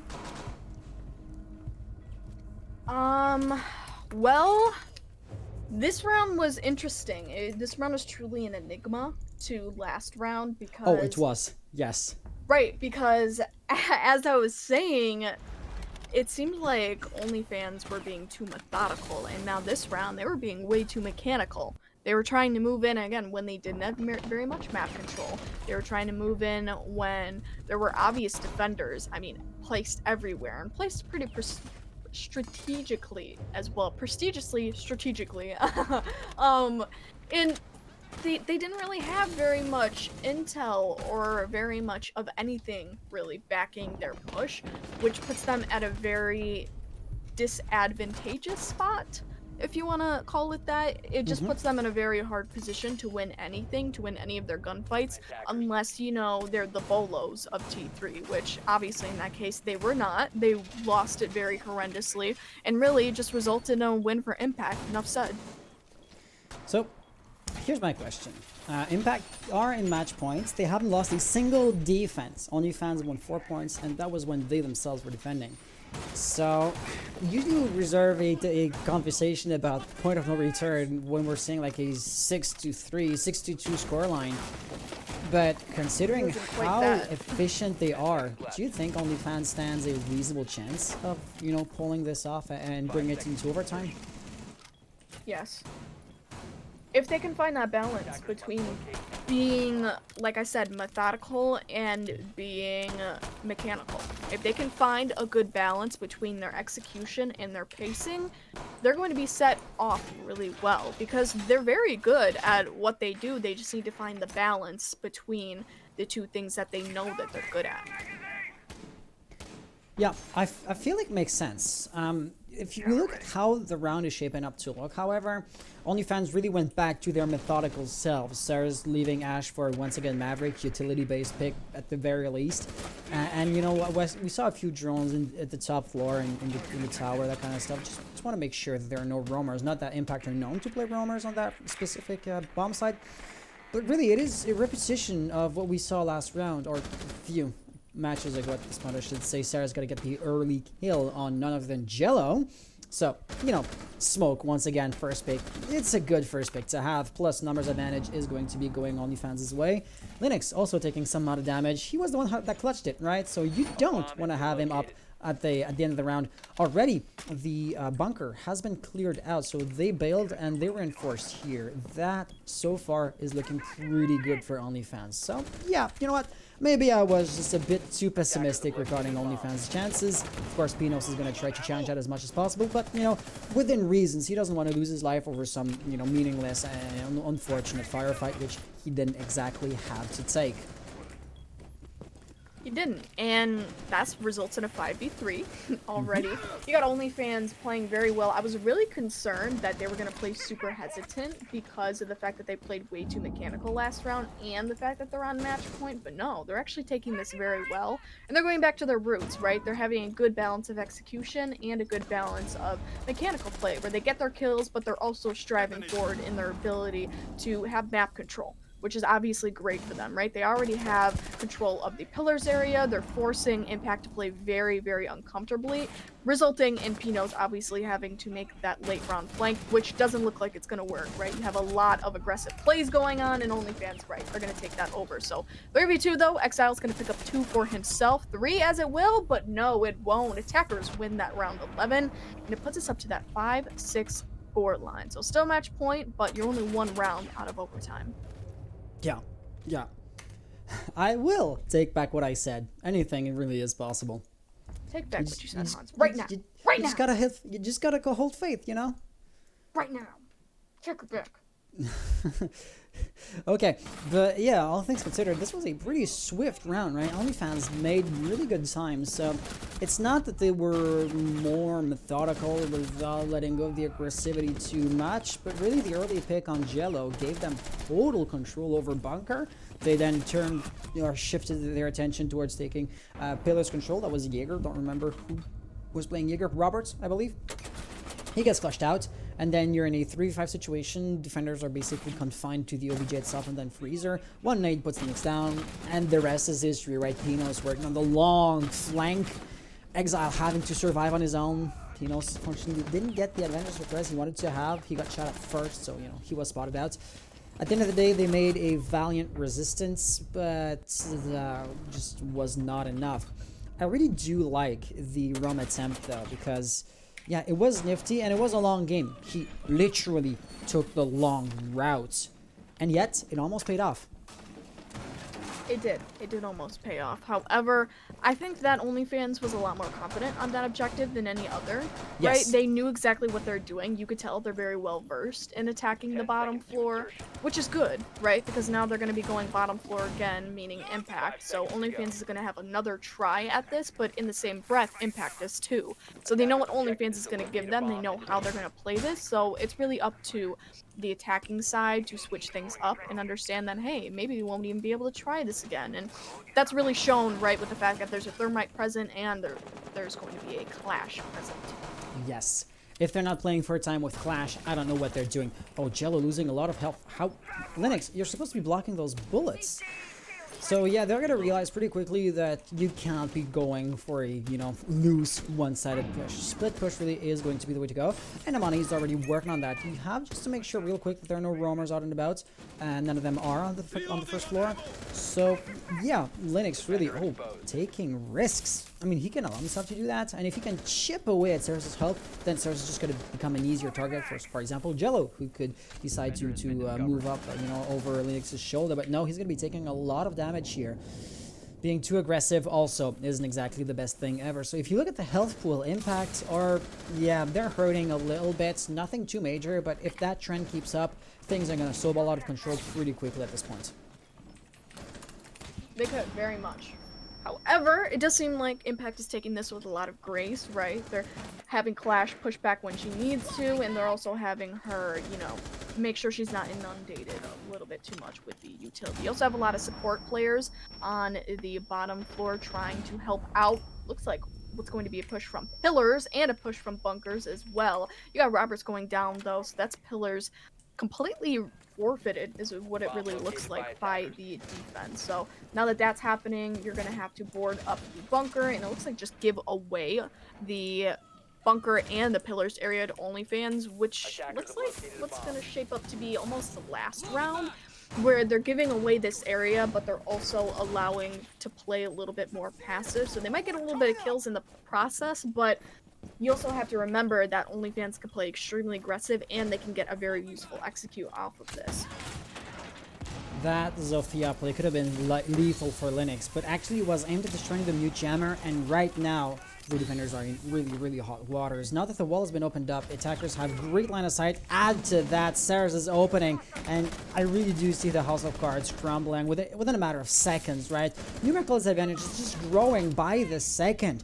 And combine the fact Linux doesn't exactly have a gun up, Exile really has to get the ace, because Linux isn't going to kill anybody in the current stage. He can pull out the gun, because if he does, he's dead immediately. He's going to try nonetheless. He has to after all, right? But that was never going to fly. Exile, last player alive. Natural Cell not getting the kill. He knows they're all around him. One's going to be in blue, the other one's going to be Pillar, and the last one presumably is going to stay on OBJ. So really, there's no way to get a sneak flank on anybody. And Max is going to get that nasty headshot. It was a formality, right? But then again, I shouldn't speak too early, because we've seen one of those situations be clutched by that very team. Unfortunately, it was the wrong player, right? Linux did pull the clutch earlier on, which is why I was slightly disappointed to see him play Clash, because yeah, if you are in the situation that you ended up being in, you don't exactly have the kit to pull off what you previously managed to pull off. And with that being said, we are officially going to be going into overtime.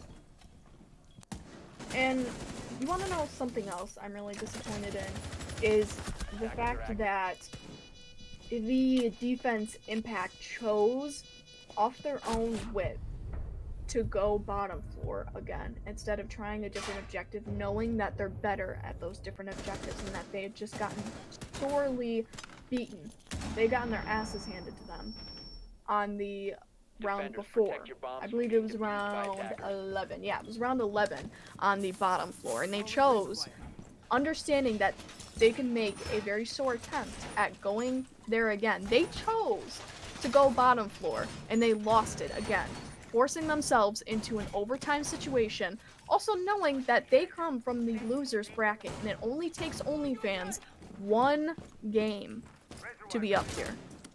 So just keep that in mind. So now we're in overtime, and Impact is basically having to play the back foot, right?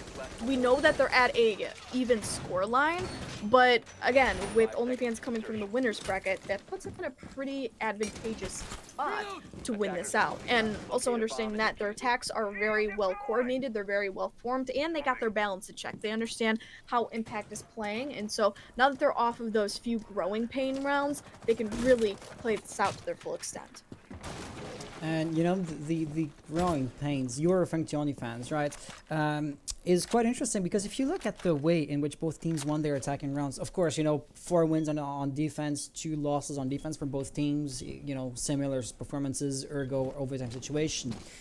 Thing is, OnlyFans, they won the 2 last rounds, so does that mean that they need only like 4 defeat rounds to figure out how Impact defense and how to, you know, counteract that situation? Because if that was to be the reality of it, well, then that learning phase still does hold true in the overtime situation. So, assuming that analysis is the actual reason as to why they're winning, I see no reason why OnlyFans would stop winning here. But that's working off of a pretty big assumption nonetheless. It is. Yeah, you're definitely right. It is. But wow, Ooh. 4v5. XL picks up the kill off of Amani. Yeah, and Amani was supposed to breach or to destroy that wall here, so Cyrus truly cannot go through because he doesn't have the breaching charges. So it looks like we're going to be using, unironically, Ace Selma charges. It would be so easy for somebody to just shoot at it through the soft wall and deny access. But no, nobody was there. Exile took a lot of damage in return, right? He wasn't too keen on challenging that angle once again. But it could have actually paid off, you know? It does pay off because you got one player down off of the attack. Amani, the sledge, a person with a lot of utility in hand, the one who actually was supposed to open up the wall and really wasted a lot of time for the attack, that kill. So Exile doing that, I mean, yeah, hell yeah, it was great for the defenders. And I don't know if he's been spotted out. Like, I see nobody rushing to meet Sayers or to stop his advances at this point. Of course, he's going to be a bit more cautious because he's not looking at those few doorways. Plus, I know there's one of those echo drones. Okay, we can hardly see from top-down view, but there's an echo drone right around the middle of the screen right here. So now he's going to be spotted out. Nonetheless, Sayers, once again, isn't actively challenged. So if he gets to dictate what firefights he wants to take, well, he actually dictates the pace of the game. And that is a dangerous thing to give to the attackers. Very dangerous thing. I mean, you got about 30 seconds left off of the round, and the attack, right, they're gonna have to pull out something quick here, right? Sayers gets the pick off of Jello. That's your smoke down. Now the ninja plan is what it looks like. It's gonna go down to 3v3 all at once. Pino's trying to move up the white stairs, unfortunately not successful in that attempt. Roberts and Linux are the 2 players left up on the board. Roberts is going to be pushing out, finds one, gets one down, but you know there's another player left in attic. Will he be able to find the other one? He will! Oh my god! It's Kozak, the last player left up alive! And that's a triple kill for Roberts, pushing out. The diffuser is planted, but it is able to be defused all in the same way. So now it is a 7-6 scoreline for OnlyFans. Down actually 1 point. So Impact is 7, OnlyFans is still 6. Defender mission successful. Yep, pretty good performances. Definitely. Wow. So, but hey, this has been Impact's second clutch. You can really take this 2 ways. Either will Impact are really good because, hey, they're clutching situations which they're supposed to lose. Or you could say, hey, Impact more often than they should are in incredibly disadvantaged situations. Quite often when you're in that spot, well, you lost the round. They still managed to pull off 1 or 2, but if you are in a 2v4 situation, odds are you're gonna lose the round. So is it a testament to OnlyFans or to Impact Gaming? Couldn't tell you. Or Impact Esports, sorry. I mean, well, there's always two sides to a coin, right? Yeah, there is. There's 2 sides to a coin because we know that Imp, they're very checkered when it comes to their attacks, right? It was a 4-2 scoreline by the time that OnlyFans got on their attacks, but once again, in the same way, OnlyFans was very checkered on their attacks as well. And their defenses still could be, I mean, given enough motivation and given enough balancing between, you know, the methodical, mechanical type of play, the loose and tight pushes, or whatever words you want to use it. Basically, given enough motivation is really the word to use. Impact could win this. They could leave it right here and just win it out. And I mean, that's the underdogs coming through, right? Right there. That's something that everybody wants to see. As underdogs as they could be, because they still ended up being previous champions, just as OnlyFans. So really, it is underdogs of impressive proportions. One thing I do want to point out, though, as my voice cracks up a little, OnlyFans, they are going in the exact same bomb site that Impact defended just before them. So I think it would be, even though we've done this a few times before, a perfect situation or perfect opportunity to underline the differences between the two teams, as you just have to compare this to your short-term memory 3 minutes ago. You can see that there are way more roamers on OnlyFans than there are with Impact. So this is going to force Impact in a very structured push. If they don't flush out the roamers, they have no chances or no way of winning the round. And we've seen them lose points time and time again because of that very fact. Amani, and I believe Max also is going to be roaming. He is in a passive, but a roam nonetheless. They can play for time so much and get kills at the same breath. You know, Exile dying right here. Well, that's man advantage for OnlyFans, and the guys on OBJ haven't had to fight too hard for those. So yeah, I would be worried if I was Impact. You know, assuming the roamers could be anywhere, because now they have total first floor support. Or first floor control, an actual sub could blow up under your feet at any moment now, which is why Roberts is going to go down here, and he has no choice but to do that. At the same time, he's putting himself in an incredibly disadvantaged situation. He doesn't know where the Romans are. He doesn't know how many there are, so he's going to be relegated to being a living Claymore and statically holding an angle. What an unfortunate situation to be in for the Impact Esports team as a whole.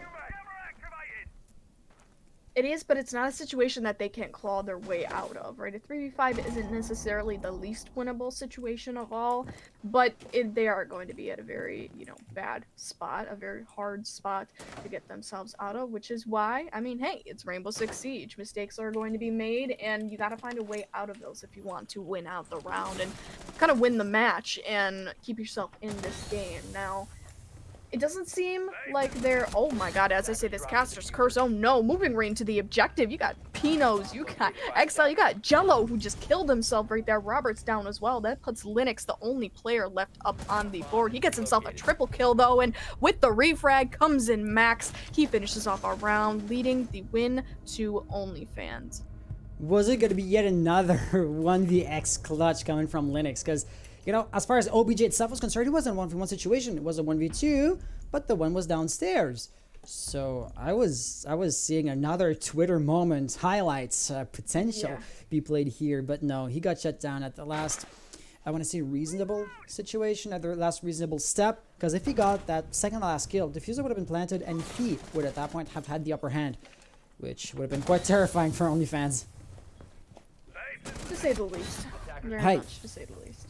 Let's hype this up. 7-7 grand final first map does not want to end. Both teams on an incredibly equal footing. Neither team really is able to get the upper hand and to intimidate their opponents into submission. They have to fight for every single inch of round. Impact more than OnlyFans when OF are defending, I gotta say. Once again, due to the roaming game.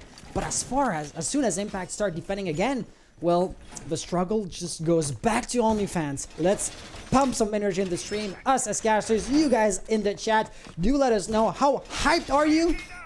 Who do you think is gonna win? And yeah, let's make some noise. It's not some virtual noise, but let's make some noise. Let's make some noise. Woo! I don't know if people are sleeping at your place, because I mean we're gonna be here for quite some time if the current trend continues. But goddamn, yeah, let's just make woo without being too loud about it. But yeah, let's make some noise. Okay, so let's hype this up.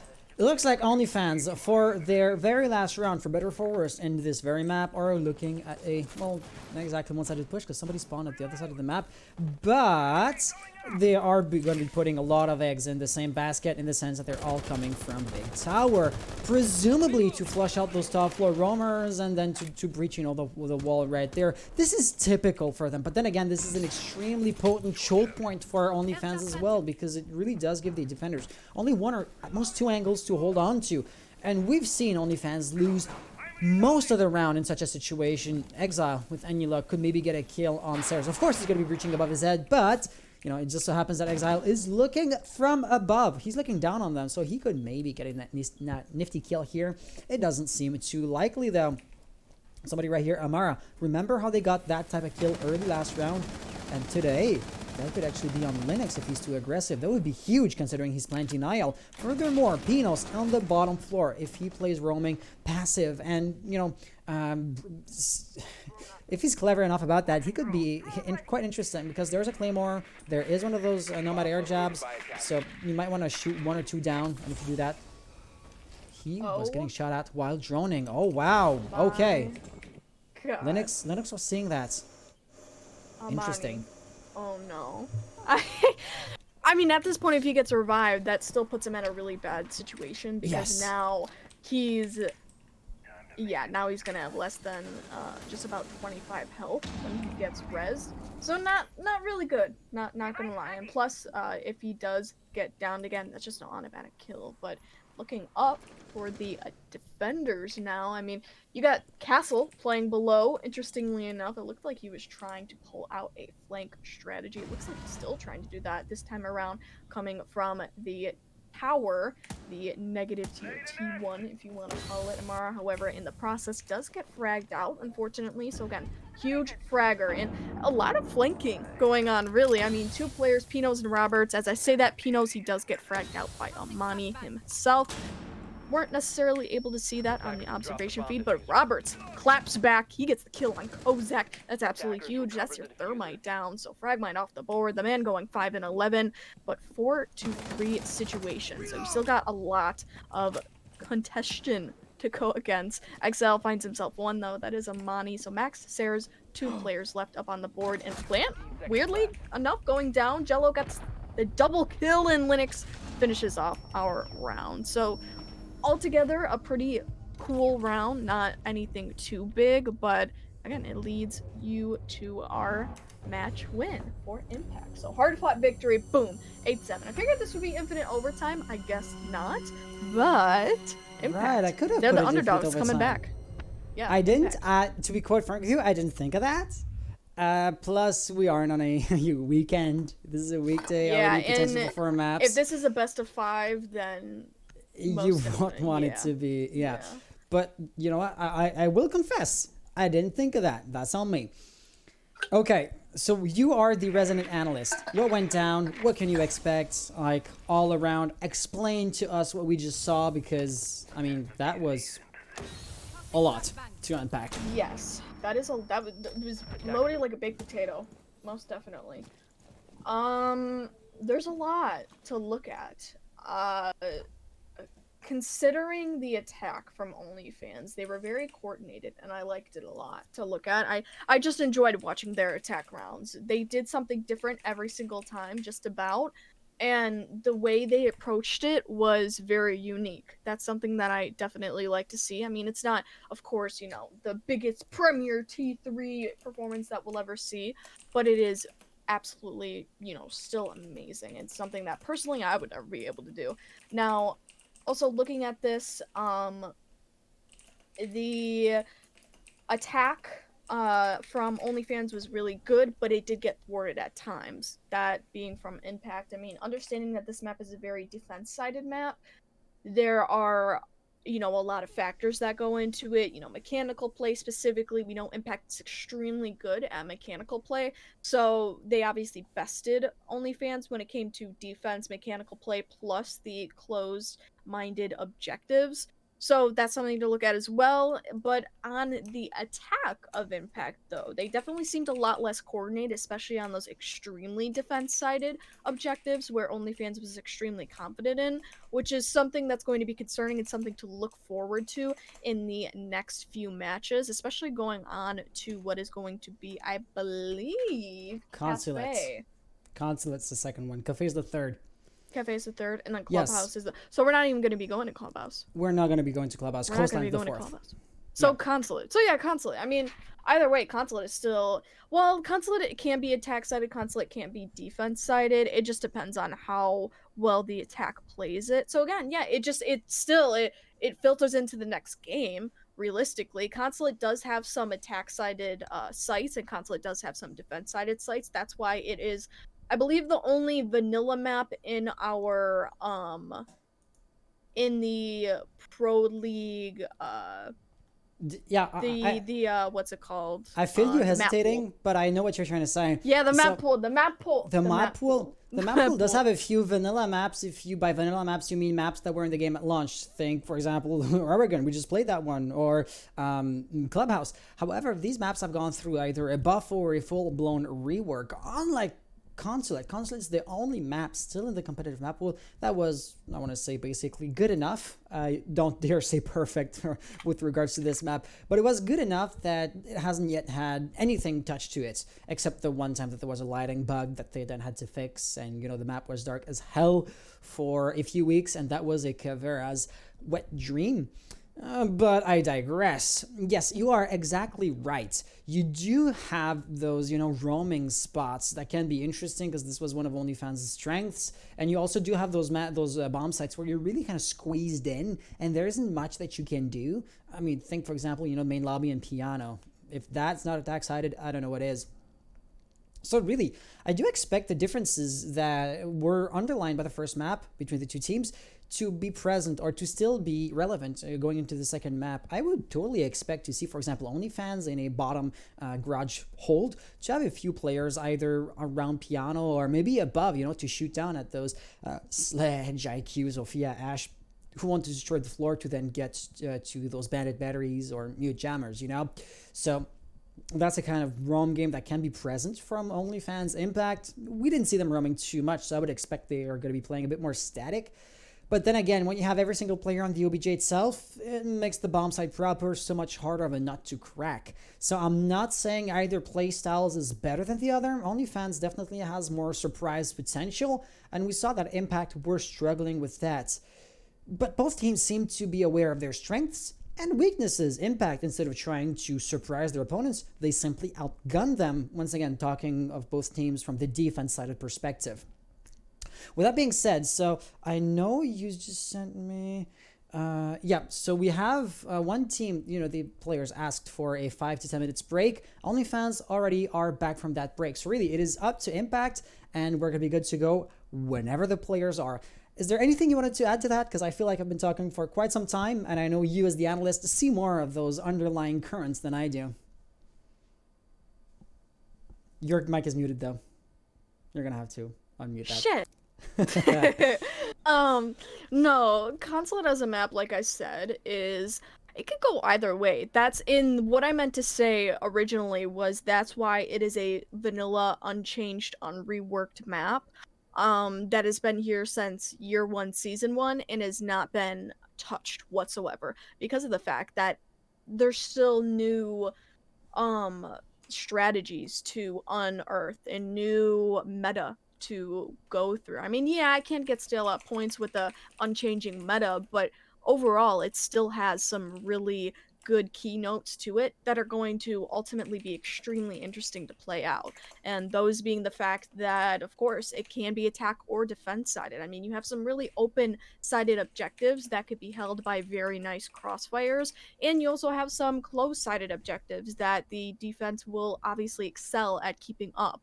So realistically, yeah, I mean, it can go either way. It just depends on if Impact can kind of pick themselves up off the floor when it comes to attack and really become coordinated, because attacks on Consulate have to be coordinated. They have to be very, very structured attacks. Otherwise, it's really going to lead to a lot of roam clear issues and a lot of defenders kind of coming back late round to bite you in the ass, because it's a huge map. You got a lot of surface area, you got a lot of room to work with, and when you don't lock it down, when you don't have complete map control, the rug gets swept from under you. I want to underline one other thing. I mean, it is a given, has saw it, but I still want to state it. OnlyFans, they came in with an inherent advantage because they were the team that came from the winner's bracket. So you had made a comment once or twice during the last map. Well, Impact, they're kind of on the back foot, so they can hardly allow themselves to take this kind of risks, no matter what kind of risk you were referring at that specific moment. But that's no longer the case now. Both teams really, truly on an equal footing. And I'm curious as to whether this is going to have a psychological impact on Impact as a team. This pun was unintended. I swear. So all around, really there are a lot of different, I want to say, phenomenons that can be studied and analyzed that you don't see directly, but that are going to have direct, influences on the way the game is going to be played. This one potentially being one of them. Yeah, I mean, good way to put it, Hans. Most definitely. I mean, what else? What else can we say?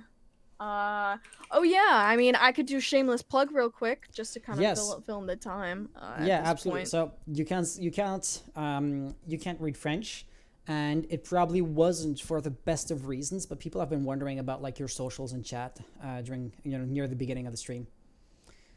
Oh yeah, I think I can link my Twitter. Yeah. Am I Well, allowed to actually, do that her in Twitter chat? is on screen right there. Just add Oh, yeah. add a handle and draft her just like that. And so, yeah, so by 2 minutes ago, Jello said Impact only needs 2 more minutes before they're ready to go again. So any moment now, we're going to be ready to start at any moment. So here, I am going to have a question, which I don't know the answer to, and you presumably do not either. So really, I believe Alvine is in chat, Alvine being the owner of Impact Esports. He used to be a player, but obviously he's not playing tonight, wasn't playing last week either. So I guess he just took the owner's role and responsibilities that came with it full time. But yeah, Alvin, if you're in chat, why, how, or, since when are you no longer a player? And with that being said, Jello and both teams are ready to go. So let's just type in a little GLHF in chat. And with that being said, let's jump right into it. And I should maybe unmute the thing. There you go. Okay. So that is going to be map 2. I don't know if you guys can hear this. There's like this white noise in my headset. That's the game. I had an audio glitch earlier on in the previous map, and it kind of didn't. It doesn't go away. You have to restart the game. I didn't want to do this to not dissolve the lobby as soon as there's gunfire or anything happening. It is going to drown out that small background noise. But with that being said, Thatcher being our once again first attack sided ban. Once again, dare say, well, that was to be expected. This map is hard breach heavy, not as much as some other maps, because really there's only just the garage door that you really want to breach, that you want to blow open. But still, it is going to be an interesting pick. Zofia, though, is a bit of a head scratcher. If I had to make a guess, I would say this sounds like a target ban. Start saying it's in the strat book. We always ban Zofia. Well, you, my good sir, have a unique strat book. Let's see how that goes for you. Not sarcastically or anything. Oh shoot, I tagged 0. No, not 0. Zofia. There you go. Okay. The other ban being, of course, Valkyrie. Valkyrie makes truly perfect sense. Just as much as a potential Blackbeard ban, which didn't happen, would have made, because there are a lot of points where an attacker can just hang out, rappel on the building if you're talking about a top floor hold, and it goes both ways, right? Blackbeard can be an absolute pest on those windows, and at the same time, if the attackers have incentive to stay outside, well, then Valkyrie would have plenty of incentive to toss those cameras outside. That incentive, though, is just not going to be there, basically, since of course she's been banned. Okay, so yeah, with that being said, our first defense, of course, Impact are defending first, is going to be in Archives and Tellers. That is unexpected, at the very least. I want to say this map or this bomb site isn't as unpredictable or as unviable as some of us may be tempted to feel. But what it does have is complexity. You really do have to be a well-organized team if you want to hold that bomb site. Because it's one of the few bomb sites in the entire game where 2 bombs are on different levels. So what that means is that it's really easy to cut off a rotation from basically the bottom bomb site to the top one, because you have to go through a staircase. There's no 2 or even 3 points of rotations. and holding an angle on the staircase is surprisingly easy, right? So really, as OnlyFans, if you want to get the diffuser planted, just flush out the defenders on the top floor. Be wary of those nitro cells on the floor or on the ceiling from beneath. You know, plant on the desk, basically, and then you're good to go. That is the great weakness of the bomb site, which is why Impact are going to need to be extra cautious. So really, there are two potential points of entry. If you want to plant on the top floor, well, of course, it's going to be the main entryway, you know, into visas. But if you want to plant on the bottom floor, then garage becomes a whole issue, a whole thing. And they're kind of doing a difficult thing because entire rounds are played by opening the garage floor when the OBJ itself is there. So there's already a lot of knowledge in the game or among the player base to know how to take control of garage efficiently.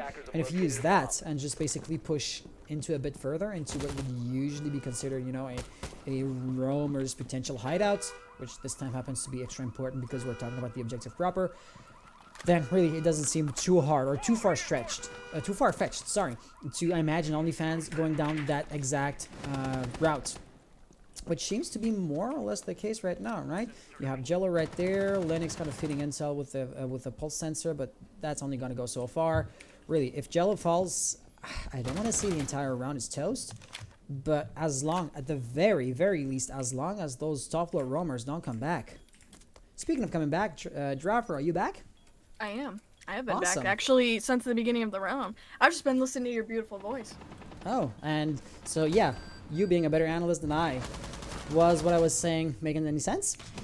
It was, definitely, but I'm going to switch to play-by-play as you say that. 2 players already down on the side of Impact. You got Exile and Roberts. Unfortunate as it is, this is going to be mainstays for the attack to move forward in their attempt at the execute, right? Because, I mean, Robert's going down and Exile obviously being a very straightforward intel/plant denial operator, and Robert's being a very huge fragger and or roamer.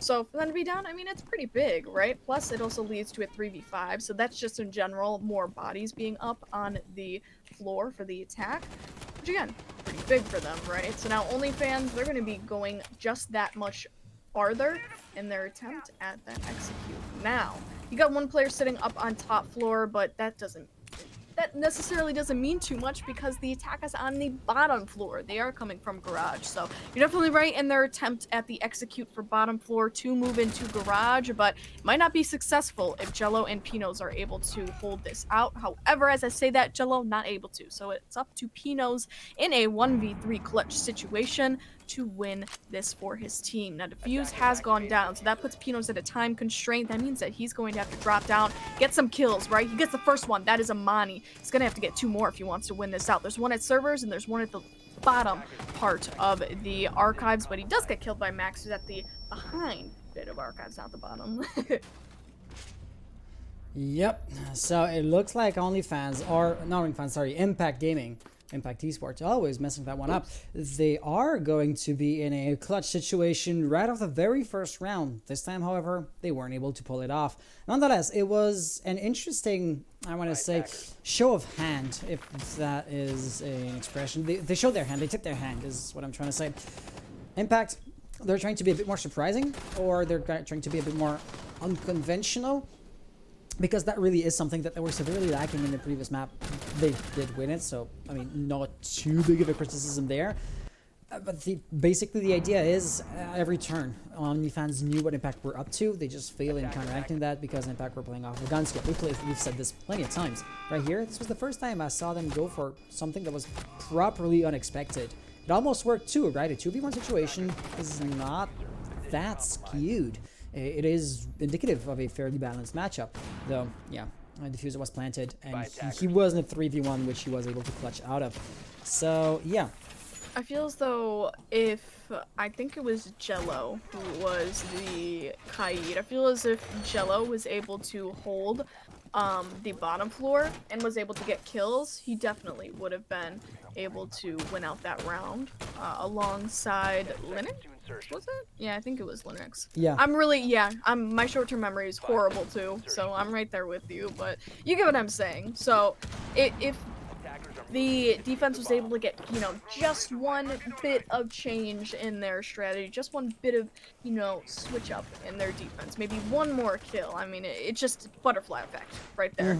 That's just the best way to describe it. But new round, clean slate for Impact. They're able to hopefully win this one out. Now they're going to be placed on bottom floor garage, so it's definitely a more interesting objective, right? They can turn the tides on this one. It's a more useful objective, I'd say, for the defenders. Definitely 100%, right? I mean, you got the garage to hold and you only got cafe to hold, so one objective is super closed in, the other one is a little bit more open, but since you got those cars, it's a little bit more closed off. But again, vertical play is going to be huge for this, and it's going to be at hand for the attackers, hopefully, which are going to be playing, interestingly enough, a top-down push. Yeah, so really it is going to be this type of structured push, which we've come to expect from OnlyFans. They rarely rush in blindly, and the one time they did that, it went poorly for them. So it's not too surprising, and interestingly enough, right, Impact kind of do have the right play style to react or to respond to that structured push, because having those extended holds, but not by roamers, but like proxy anchors, are promising, because this is a time-consuming type of play style that's not too easy to flush out with a anti-roam game, because they're not proper roamers. They're like anchor players, and you have to approach that public bathroom just like you would approach the bomb site proper. Okay, so vertical play is going to be in full swing for OnlyFans. You got Pinos, who's right by the hatch, so he is able to drop down, but in the same breath, he's also able to be killed just as easily, sitting in the bathroom. So his House of Cards may very easily fall, but he also could get a kill as well. So you got to really watch out for him being an attacker moving through here. They're not really paying too much attention to him, which is kind of good in a way, meaning that they can put their full attention on doing an execute. As I say that, however, Stairs, he's going to be getting himself a double kill. Now, a 4v2 situation as Amara is going to be moving into Cafe. So split push is going to be it at that, but Pino's picking up one for himself. That's a 3v2 for you as Kozak finds the diffuser, planted down. Sayers on the triple kill. Boom. Kills off Pino's. Robert, he's the last player left alive in a 1v3 clutch situation once again for Impact. So OnlyFans, they got the crossfires lined up for themselves. They're at an obvious advantage at this point. Now, 25 seconds left remaining. Roberts, he knows that there's one sitting in the red room. Is he going to do anything about it? Question is, he might not at this point. He's just kind of sitting there waiting out time, potentially taking this as a tactical timeout for his team to talk through what's going wrong. Yeah, doesn't really look like it's too much of a yeah, I mean, it's an attempt. So yeah, tactical timeout. What was there to dissect? I mean, the vertical play was interesting, but unexpectedly, it was the players on OBJ that were the first one to fall. They were. I hesitate. They were. Exile actually was the first one to go down as Pinos got himself a kill. And it's interesting because the roam clear wasn't really paid attention to, and on Consulate, if you can get the post plant situation going, you quickly at least, you don't necessarily need to have a roam clear situation going, especially on garage. Let me tell you why. Now, if you can line up the cross angles in the correct way, it will force the defenders, whoever is roaming, to have to move back to the objective right into your hand, which is why it is so important to line up those cross angles, especially from outside during the post plant, which is exactly what OnlyFans did, right? They had very broad cross angles, which was good because understanding where Roberts was, they could easily close in on him and kind of boa constrictor him into a room and then eventually kill him, right? So post-plant situation was really good for OnlyFans. They were able to not necessarily have to focus too much on the roam clear, but get that vertical work done, kill the people inside of the objective, and really just went out the round with that. Can we just take a moment to acknowledge that they are going lobby room? It's round 3. They've suffered 2 defeats, so they could have gone console, and they could have gone anywhere, basically, because they just lost every single round. And yet, they are, once again, just like at the very first round, going to be going somewhere unexpected. My question is, well, is that going to be a good choice? Because, you know, unexpected equals a weaker strategy because the enemy expects you to be doing what's best for you. So playing off the advantage of surprise only goes so far, especially in a, you know, a high-level competitive environment. So I am going to be cautiously optimistic, but also very reserved as far as my expectations for that round regarding impact is concerned. And you know what? If I were to throw that right back at you, Hans, you're right. It is definitely what is not best for the defenders, but it's also not what's best for the attackers. Huh? Huh? I mean, I'm just putting it you're out there. right. They are expecting a top floor or maybe even a garage push. And now they're kind of surprised. You know, Blackbeard, a Glass, maybe even a Kali could have been really useful in here. And, you know, that unpreparedness is going to show as Cyrus is going to fall down, right? Amara expecting to have to go on an anti-roaming spree because, I mean, he's playing Jackal. That's what you want Jackal for. But he's just going against Anchor, so you still have the C7. You know, a really good gun. But he's not exactly playing his kit or his gadget the way it's meant to be. Attackers have dropped the bomb. Right. I mean, you're totally right on that. Now, as we were talking, 3v3 situation already, the diffuser currently, interestingly enough, is not in hand of the attackers, which means that they're going to be thwarted a little bit more on time, and having only 1 minute left on the clock, that is going to be a very much a constricting factor. Yeah, the diffuser is obviously not even in the building at this point, so they're gonna have to take a little bit of time to go ahead and pick it up, which takes away from that only 1 minute to get down a plant potentially. Now you got Amara picking up Jello, so it actually might end up being an all-out death match if it comes to that, right? You got Roberts and Linux up on the board, so you do have some plant denial, but it might not even come to be useful. And Roberts, who is currently roaming looking for Max at the moment, and Max now going on drones, this gives Roberts the perfect time to move up and kill him. But no, he's actually going to be waiting in the shadows, if I want to put it like that. But Max ended up rotating outside anyway, so it doesn't even matter at that point. But no, it does, as Roberts picks up the kill on Max, and that's huge because now the diffuser is not even hands of Amara or Amani, so Roberts might have just single-handedly won out the round for his team. That's absolutely huge. So now Amara and Amani have to get the kills if they want to win this out. Amara, he's going to be going down first. That's a Linux to kill him, and Amani picks up the diffuser, but at this point, will he be able to even get it down before Linux gets to him? No. So that is a loss for the attackers, and because of that micro movement and positioning of Roberts, he was able to get the diffuser out of the hands in such a vital moment, out of the hands of the attackers, and would single-handedly win out the round. Yeah, I mean, Mic drop. if you had let me speak, I mean, you did good. But the diffuser was outside. It was kind of a blessing in disguise because it implies that no defender, you know, roamer got the kill on the bear with the diffuser and is now holding the angle. You are talking about a long rotation, long roam to get that thing back because you have to go outside, but at the same time you aren't going to have to actively fight for it. So that was kind of good, you know, but the problem that arose from that was, you know, the time that had been played, Max losing a lot of time, thus getting killed outside. But now, on top of being outside, Roberts had gotten the kill, so that was the diffuser had been actually taken away from OnlyFans as regards, or compared to just being dropped, you know.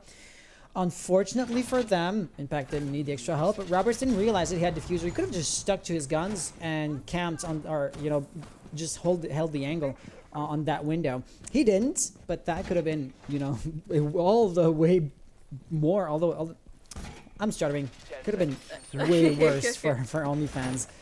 They did end up losing the round either way, so you can hardly say that it came down single-handedly to the loss of the diffuser, but, you know, it was an influence to be sure. It happens to the best of us, my friend. It Yeah. happens to the best of us. You are so right. You don't see it too often, but I mean, even in Pro League, if you want to make a cringe or fail compilation, casters fail compilation together, there's a way to find some nifty tidbits. Okay, but All right. with that being said, this is gonna be the second defense in garage. We remember how the previous one went, so yeah. My question is, how are Impact going to be switch things up? Because if OnlyFans do the same thing as they did last time, well, they are going to be well on their way to win the round. And it looks like with only 45 seconds played on clock, garage door being opened, and Maestro out of all operators being downed, that is shaping up to be extremely promising for OnlyFans. This is their round to lose. Roberts also being caught off with an unfortunate rotation and yet unforgivable death. You're not supposed to be caught off guard in this way, especially not if you're in a playoff situation. This is just unforgivable. So really, House of Card crumbling under their feet. Impact really is struggling hard. You're definitely right at that, Hans, but this is not an end all, right? Roberts and Linux are off the board, but in the same breath, you got Kozak off the board too. That's absolutely huge because the wall, the main wall being, hasn't even been opened completely. So it leaves the attack having to funnel into those really predictable points in the objective, and that's just only going to play into the hand of the defenders at this point, right? So knowing that, that's absolutely huge. And as we say this, Impact only have 2 players left up on the board, that being Jello and Pinos. You got a Mute and you got a Malusi. Not too much in the way of plant denial or stopping out time, but they can do very well in terms of fragging, right? So you got an MP5 and an MP5K respectively in the hands of the defenders. All they have to do is play passive enough with it, get their kills. As I say this, Jello, oh my god, gets the kill right from outside the reinforced wall. The diffuser's now down. And with 45 seconds left on the clock, you have a pretty good post-plant lineup, right? I mean, you got a Jackal, you got an Ashe, and you got a Nomad, but a 3v1 as Max finds the amazing, the eloquent shot on Jello. Pino's sole player left up on the board. He does not get the kill on Sayers, rather Sayers finds the shot on him, and that's your round shaped up for the attackers. I was surprised how long it took the attackers to destroy the default camp. This was feeding intel in the most basic of ways possible, and that really went a long way into trying to save the round for the defense. But at the end of the day, those early picks that OnlyFans were able to get were just too much, right? And Maestro would have been invaluable late round, but he decided to peek in a way which he really shouldn't have. And I'm not even going to talk about Roberts' death. How do you not expect this angle to be held, even if the door is still partially intact? There's no reason. The remaining guys, they knew they were in a disadvantaged situation, so they played way more, not necessarily passively, but in a way more prudent manner, and it showed, right? They were in the process of pulling this back. 3-2 situation isn't that unbalanced, right?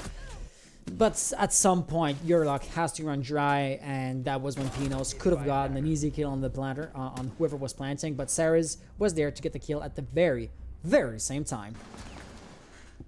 Indeed. It just came down to a numbers game.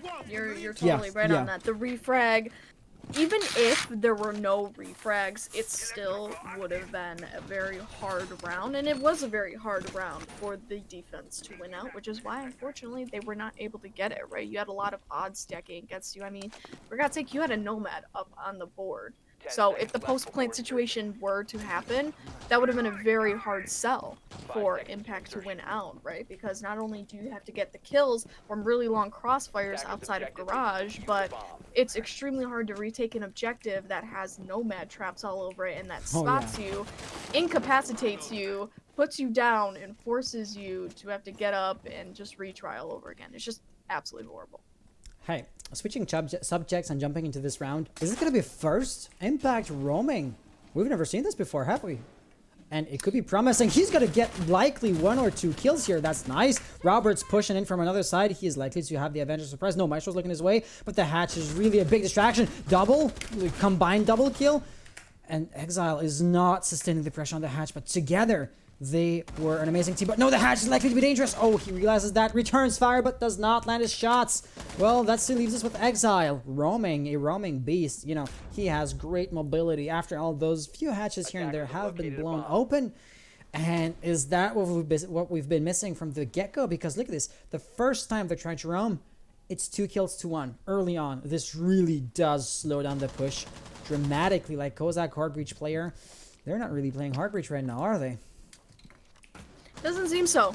Definitely not. I mean, they can't necessarily play Hard Breach without taking out the bandit traps, which actually might be, he might be tricking the wall I believe he actually is, being in close proximity with it. So that basically leaves OnlyFans left to their wits, really, to have to funnel into the objective. So in terms of hard breach, their opportunities have been partially limited, to say the least. Now, you got a very, very one-sided push, very linearized push coming from the side of East, coming from the cafe side. So you can tell that the defense understands this. Now they're moving their efforts towards the cafe side, which is definitely good. But at the same time, I mean, if you were to think about it, they're going to be opening up their line to a yellow stairs push should one of the attackers move that way. However, Kozak opens himself up for the death.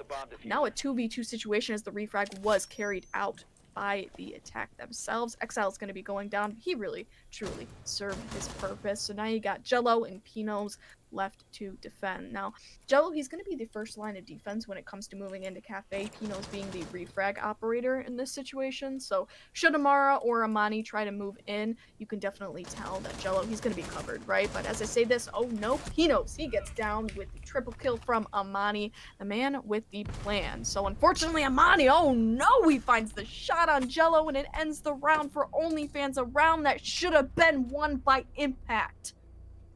So true. They had the early advantage. What more could you ask for? That upsets me. That genuinely upsets me because they should have won that.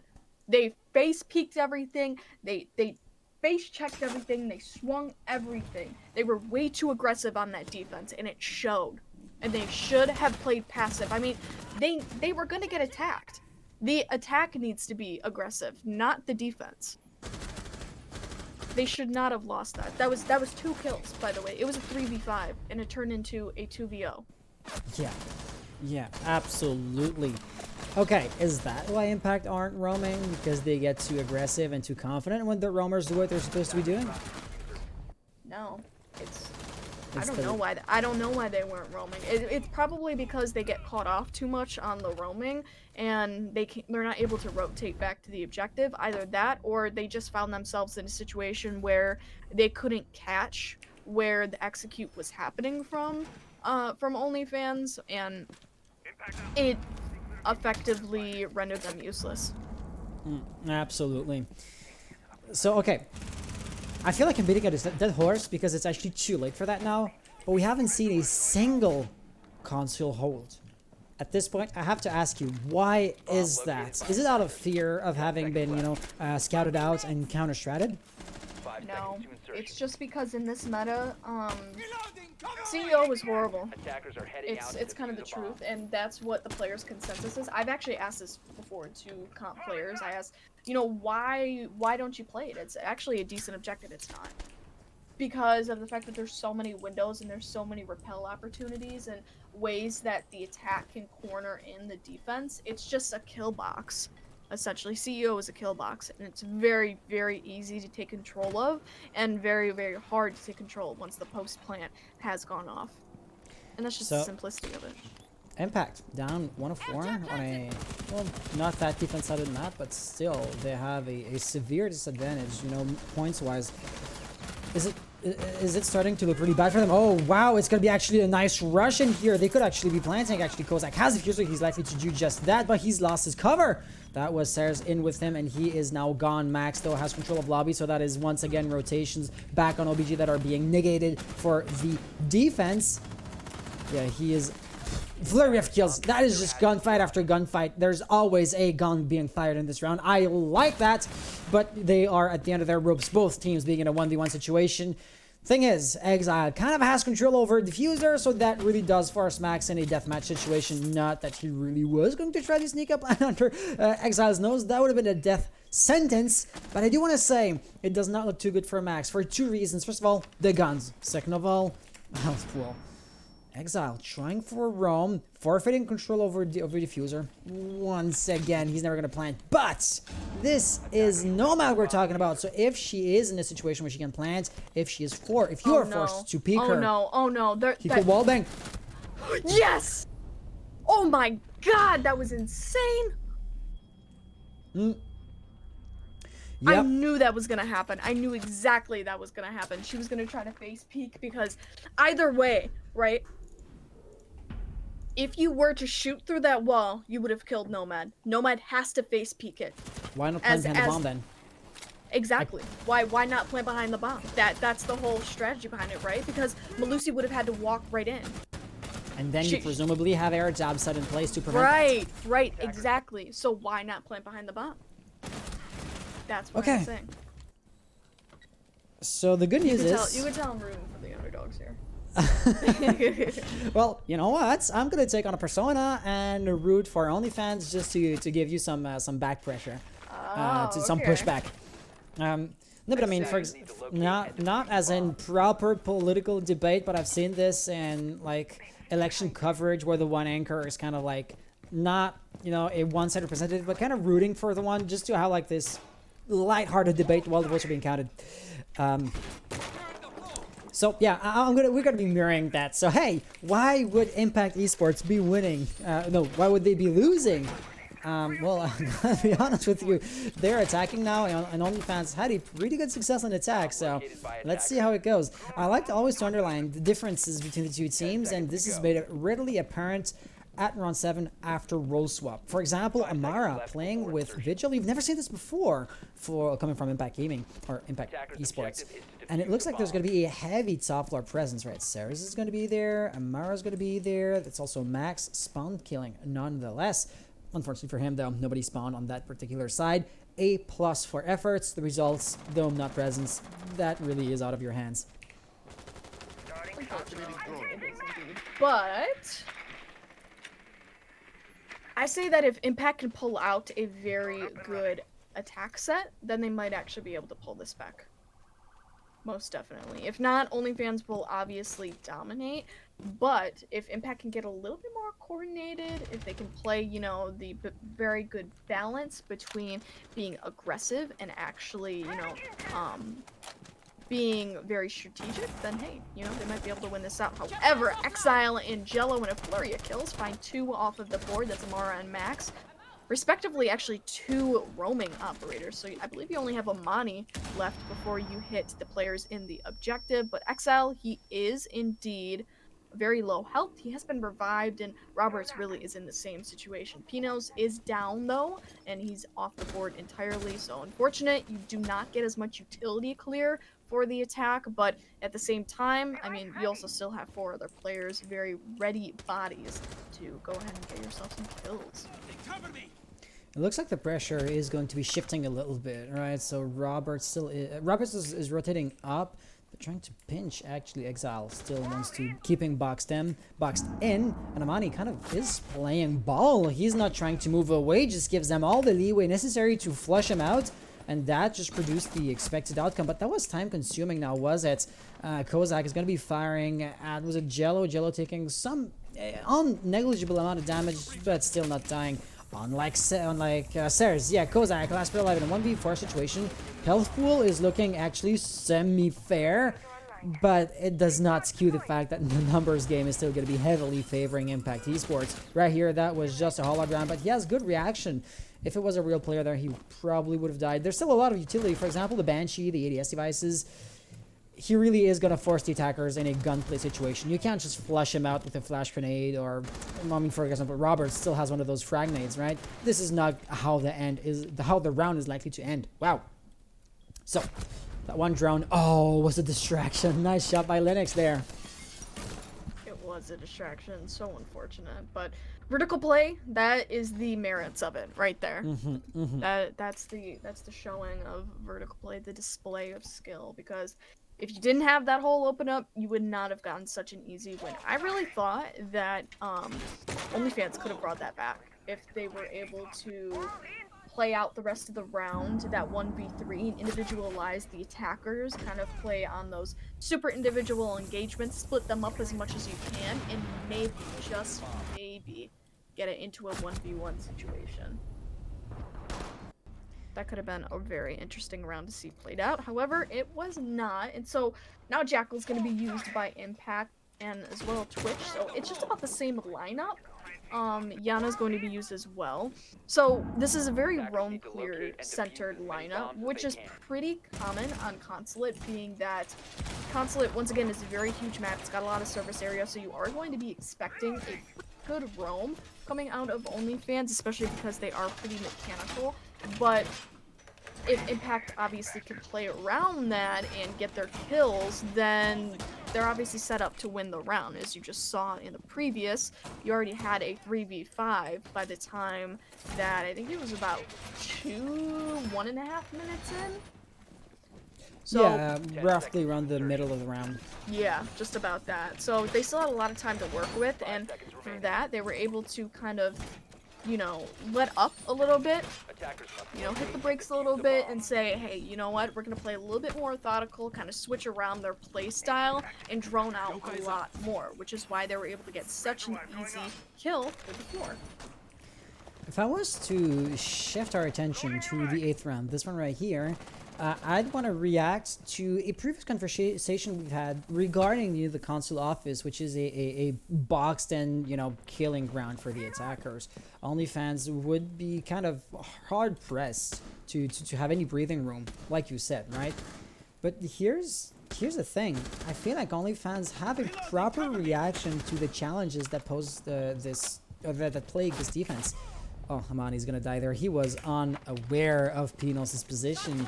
But I mean, Amani was a roamer, right? Roamers aren't too likely to be boxed in on OBJ proper. That's, I mean, a given due to the nature of their playstyle. And then you have both Amara and Kozak playing respectively with Maestro and Echo. Those two operators are also the kind of operators that don't really need to have too much breathing room because they can allow themselves to sit on cams because that's the nature of their utility. So really, we still don't like this bomb site too much for the reasons you've mentioned before. But then again, I feel that given the situation, OnlyFans are making some sound strategical decisions. Yeah, I definitely think so. They're holding it the best way they possibly can. And you could tell that their strategy is very geared towards this site, and, you know, they're taking it as best as they can, really. Now, the one thing I want to note here is the fact that there's a pulse up on the board. He can cause a lot of waves in the way that the defense works, right? He can get a lot of raw intel and a lot of fast moving intel, and then he can even collect on that with a nitro cell in hand, especially because he's on bottom floor. There's a lot of floor above him on the ceiling that is open and that is not barred, which means that it's very, very, very easy for him to collect on that kill. Now, as I say that, Max attempts to jump out, question mark, and gets big killed question for it. mark. Yeah, big question mark. Big question mark. He gets obviously, I mean, floored for that. Jeez. But Ceres picks up on his own kill. He gets fragged out in his own right. So Pinos is really the only one off of the board for Impact at this point. So they have a really good showing, at least for numbers advantage. Now, Amara, he is going to understand where the attack is centered, where the execute is happening, which is absolutely huge for OnlyFans, right? They're able to collect on this. And Amara, Kozak, you got some plant denial going on. However, I believe the diffuser right now is being planted, but Kozak is going to have to pick up off. Oh my lord, a 2v2. Kozak grabs 2. Amara. Oh no. Roberts is the only player left alive. It's going to have to be an all-out deathmatch. He's not able to pull it off, and no, it's Kozak to find the kill, and oh, that was tragic. That was really tragic. They had everything going for them. They had the numbers advantage. It was a 4v2, and they dropped it.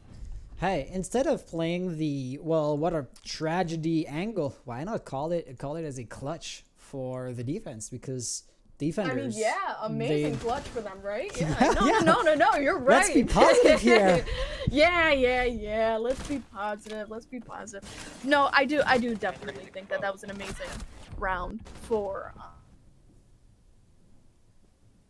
that they had, right? You had Maestro and Echo up on the board faithfully. I feel like if the players were different, the characters at use were different, it would have been a very different outcome, right? Because Echo, especially on his gun, right? The silenced, I think it was the MP5, right? MP5 SD is the name, yeah. Yeah, MP5 SD. That being said, he also had the plant denial capability, and you have Maestro with the intel capability and the plant denial capability. So those two operators are basically the best at saving out the time and preventing Impact from getting a very well-timed execute. And for that, they were able to you know, kind of give themselves a little bit more time to think it through and say, hey, you know, we need to get the kills in this area, we need to shut down this push, and kind of really coordinate something correctly, and they did. 10 seconds to go. And what I like to see here, talking about this 5 round, seconds left before is the fact that insertion. OnlyFans seem to have learned their lesson. Saying learned their lesson kind of makes it seem dramatic or negative, but remember how they were roaming and how that kind of ate up their numbers early round, and that kind of cost them the very first defense they've had here. Well, guess what? Vigil is no longer going to be present. For better or for worse, OnlyFans' defense looks remarkably similar to what Impact had to offer. So, you know, be it as it may, I wanted to underline the difference between their previous attempt and this new one. And it's good to understand that because it denotes a change, right? In strategy, it denotes that each team is adapting to what the other can give them. And realistically, I mean, that's what you want to see in these types of T3 games. The adaptation is so crucial because then it shows that these teams are understanding and they're developing in a positive way. Whoa. Did you see that? Sarah's walking up the stairs? Yeah, he like... Yeah, it was staggered. Like, I don't know how the games work, but you know, it goes down smooth, so I teleported up the guess stairs. I guess there's like an invisible ramp to have it actually be a smooth surface. You know, for example, drones aren't staggering either, so I guess this was not loading or something. But interestingly enough, he's gonna get tagged by Exile, so this is basically a misanalyzing of the steps. I don't know how you want to call the use of that utility, because it's not gonna be any kind of intel he can act on. If it was a roamer sneaking around, you could actually flush him out thanks to the Jackal ping. But you really aren't going to be pushing into OBJ simply because you know where one of the anchoring player is hiding. So, yeah, a long-winded explanation for such a small detail, but I still felt it was interesting enough. Robert's here. Interestingly enough, I didn't know that the hologram, a hologram without any mass, would be slowed down by the barbed wire, but Kozak has been spotted out, and if he's not cautious, he is not going to be alive for much longer. But right here, Ceres was roaming, and he gets shot down pretty quickly. That is actually pretty big because he's a really good roamer on this map, if I recall correctly from previous matches. Unsurprisingly enough, Kozak is going to die as well, and Amani, not wanted to give in, is going to try to go on his own little roaming adventure. Let's see how it goes, because I do hear a Nomad air jab, Nomad herself Linux, now biting the dust. But he is going to turn a few heads, thus relieving the pressure on Amara, plus getting the kill in the burrow of the diffuser. Now the attackers really are losing the kind of structure that they had. Pinos and Roberts really were supposed to be providing cover while the diffuser was being planted, but that just goes out the window. Now the diffuser has been lost. 1v2 situation. He is in a Banshee. He does not have much longer to live, if you want my personal opinion.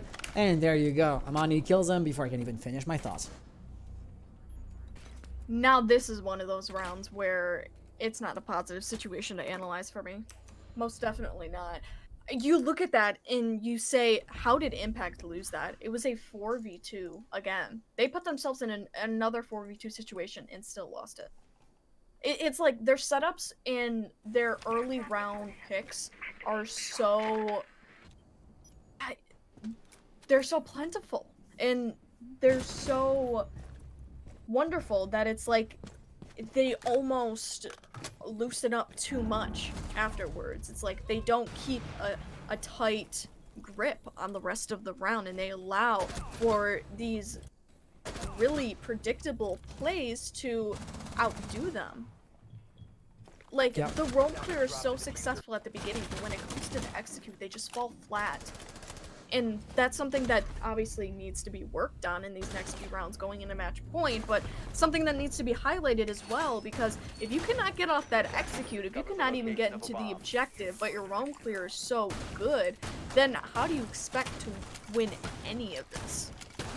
Well, Like, you know it's just so weird to understand. I've never seen a team that is lost 2 rounds in a row, 4v2 situation, had it, and has not done anything to adapt to the previous round. 10 seconds left. You know, you mentioning match point is quite interesting because unlike previously, now it's OnlyFans who are leading by even a bigger margin than Impact before them on the previous map. You know, I talked about, hey, Can we call this a point of no return? And you remained optimistic for OnlyFans nonetheless.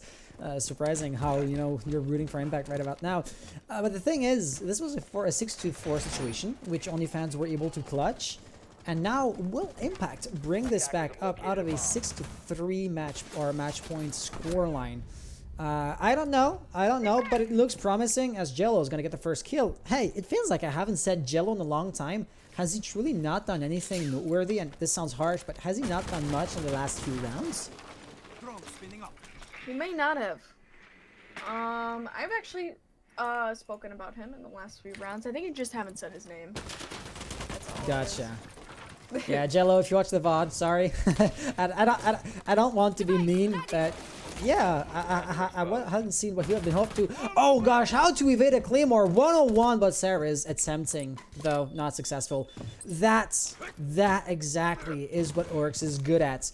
But also, it's a very precarious game. He's walking a fine line because his greatest strength is his mobility, and that is quite easily shut down by any kind of Claymore, Nomad Air Jab, and having those, well, Claymore and Nomad Air Jabs is to be expected by teams of this caliber. So he has to be extremely cautious, because when you're roaming, you're necessarily running into the unknown. You can't have full control, full coverage, full intel on the entire map. It is just not feasible. So Ceres really has to, you know, measure the risks he's taking and make critical decisions way more often than a player on OBJ is going to have to make.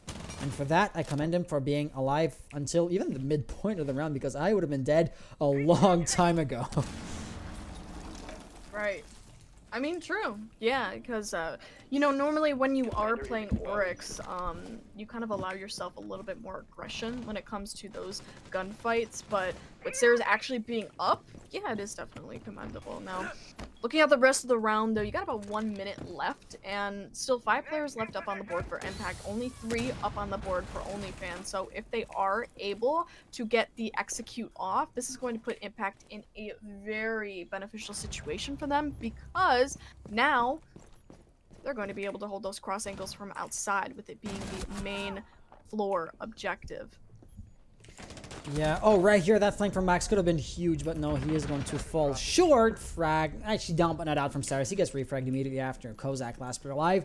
Roberts is quite likely to be revived, but the fuser has been lost. Yeah, okay, that was a huge distraction from me. Finally, thank you. Thank you, Impact. You guys did not drop it this round. You held tight on the... you held on to the faith. You held tight onto the round. You did not lose your grip on that one. And it's gonna do them good. I mean, let's not forget that they are in a match point situation. Now 6-4, I'm still disadvantaged, still, you know, hanging by a thread. But that one thread hasn't given in before. They could just reproduce their current success time and time again until it brings us to overtime. It's not easy, it's not a given, but it's very much a possibility. I like it. It's not easy, it's not a given, but it's a possibility. Hey, that is... I like that casting. That is casting colorful language for you. It is. But yeah, so do you truly expect them to come back from that? Because, you know, like you said before, it's a 4v2 situation being pulled off twice by OnlyFans. That's gotta hurt somewhat, right? They need to, and like I said, I'm gonna reference these past few rounds. Yep. Impact needs to hold firm on the entirety of the round. They can't just lose out these simple gunfights just because they have, you know, this like insuperior mechanical play to OnlyFans. And it's not even that their mechanical play is bad, it's just that they get caught out on these really like they just get caught with their pants down in like the weirdest positions I think I've ever seen. I mean, this is like a very, very weird T3 game for me to cast, because I've never seen, again, I've never seen a 4v2 situation happen 2 times in a row, and both times the attacking team has lost, especially on Consulate out of all places. So that was an unfortunate death for Pinos. It looks like he expected Amani to no longer be there, because he zapped him with the Twitch drone during the prep phase, right? He knew that Amani was there, and it didn't cross his mind that he would maybe try to spawn peek, but through the exterior barricade by being thrown. I've never seen this before myself, So this is why I wasn't expecting that either. But yeah, that's an unfortunate death. And you know, you talking about not losing those early gunfights. That wasn't much of a gunfight, but it's still a death on Impact's, you know, roster. It is. It is actually a really huge death for Impact's roster because Pinos has been a pretty influential fragger. I mean, you got a 10-10 He is their KD top ratio. fragger, flat out, yeah. Yeah, and I mean, he's been showing up for the past few rounds, and Twitch being a pretty effective utility clear operator and an intel operator to double. I mean, yeah, she is pretty huge. Okay, here, I know there's a few gunfights happening right now, but when I talk about IQ being played by Roberts, it's not as if OnlyFans are sneaking Valkyrie cameras here and there, she's been banned, right? Or goo mines, so why play IQ if it's not for the gun? Because she's just a generic operator, once again, assuming the utility is going to be too useful considering how OnlyFans play. Well, I think it's just really to take out the rest of the utility, which is the Wamais, the Maestros, the, you know, everything else. But wow, oh my gosh, Amani's on fire right now on a triple kill. If he can get the ace, he's going to be able to single-handedly win OnlyFans the match and force us to go to, I believe it is Cafe. Yeah, Cafe will be the next map. Yeah, absolutely. Well, there's going to be a next map, regardless. Right? But either way, he's gonna find a point for his team, right? But 2v2 situation as the tides are going to switch around. Tables will turn, right? 1v2. Roberts picks up a triple kill for himself all in the same breath. Amani goes down. It's Max left up on the board single-handedly, and it's Jello to find the kill, winning out Impact a clutch round for round 11. Well, weren't you talking about OnlyFans, you know, getting those clutch round round after round? It looks like it's Impact's time to shine. This is so weird because it's like when they're down, when they're up, they get down bad so easily, but when they're down bad, their confidence just skyrockets. I mean, they just win. This is the most. Attackers recovered the bomb diffuser. This is the most unique match I've casted in a very long time. So, are you saying Pinos needs to get spawn peeked a few more times? Most definitely. The best thing you can do for your team is to die. Pinos needs to die, and like now, he just keep on dying and dying and dying and dying. So, hey, I mean, if it gets the dub, if it gets the job done, but it would be a highly irregular strategy to employ, right? I mean, you do what you gotta do, Hans. I mean, why not send? If it gets you the coins, you do what you gotta do. Hey, I don't want to belittle Linux, but I mean, he's the bottom frag of his team. Why not have him be the sacrificial lamb goat, or lamb or goat, but not twice, two things at once? Well, you know what I mean. I'm gonna stop talking now. But yeah, but like for real, this is gonna be another garage defense. Once again, OnlyFans are gonna be using a similar strategy to what we've seen them do the first time they went on console. That being both, you know, Echo and Maestro to plant denial as much as possible, while simultaneously relying on those roamers outside of OBJ. Of course, Max is gonna be in the bathroom right about here, but Sarah's, you know, he's not going back on OBJ. He was up top, probably to plant down a Banshee or maybe to help with the reinforcements or something. And right now, you know, he's going to be on the cameras, but once again, not anchoring. Amani, same thing. As we speak, he's going up those stairs, and he's going to be a nuisance for the attackers, not to be droned out and, you know, statically eliminated because he's there playing OBJ. But that seems to be a bit of a staple of theirs. Impact also seem to be aware of that, because why else would they go on a, you know, full-blown counter-roam play? Because they expect the roamers to be there. This time around, it's not going to be the case. But it still is a necessary precaution from the attackers. Right, it's that top-down push. It's kind of covering your angles, and I do like that, especially with the Nomad being on the roster for Impact. It's because, you know, as you go, you can continue to cover your angles, and you can shut down players that are really mainstays and big fraggers for OnlyFans, including Amani, which we are on his perspective at the moment. He's got 15 and 8. Wow. Yeah, that's a huge performance for a single player. Carrying. He's really doing the most. Oh, Sarah's no.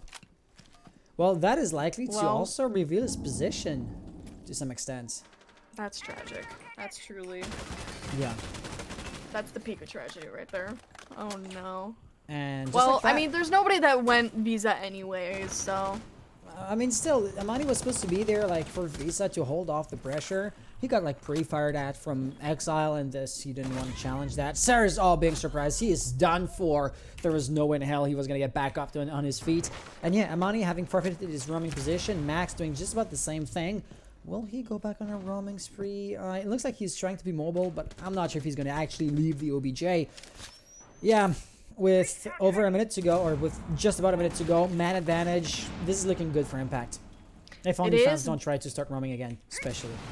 Man advantage is looking good for Impact, but it just comes down to the execute being successful, right? I mean, you got a lot of vertical play going on, but it still doesn't add up to an actual execute and a plan at that. We haven't seen a plan in a pretty long time from Impact, so I'm really hoping to see it this round, especially the round to force us into overtime, which is, again, this is going to be huge. This is a very hard round for Impact to finish off. I mean, you got Amani going down, though, and Amara is the only player left to force us from going to OT and push us on to a new map. So 1v3, Diffuser is down. We got Cafe presence, and we got Yellow Stairs presence. And a kill for Pinos to put us into OT. Amara, he goes down, and that is OT for us, baby.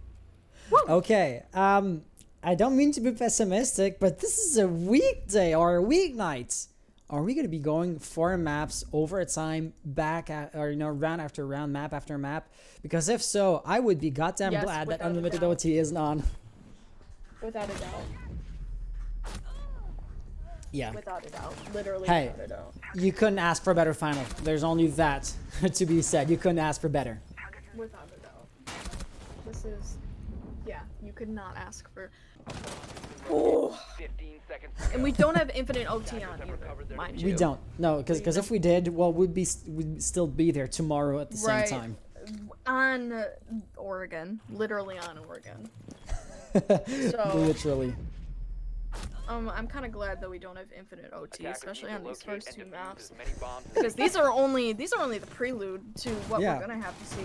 I mean, read the chat right now. Le Verger saying, "Please, guys, not OT. I'm working tomorrow." I feel the sentiment. I feel you. Hey, if OnlyFans or Impact, if somebody wanted to start just winning their rounds, but no. Sarcastic, of course, right? Yeah, so this is going to be interesting. Just like we've seen on the very first round, when Impact were defending, this is going to be OnlyFans holding on to both tellers and archives. And just like Impact when they were defending, there's going to be the double kind of hold that's being asked or, required from this bomb site. The garage hold, like I said, this garage push by the attackers has been mastered because there's a bomb site here, right? Another one. And after that, well, it is also a pretty typical entry point into the building as a whole to come in through visas. So it wouldn't be too surprising to see a proper push on visa successful, on its own. Be it as it may, neither of those, points of pressure or, angles are going to be worked on from Impact. They are going to go once again for the structure, top-down push.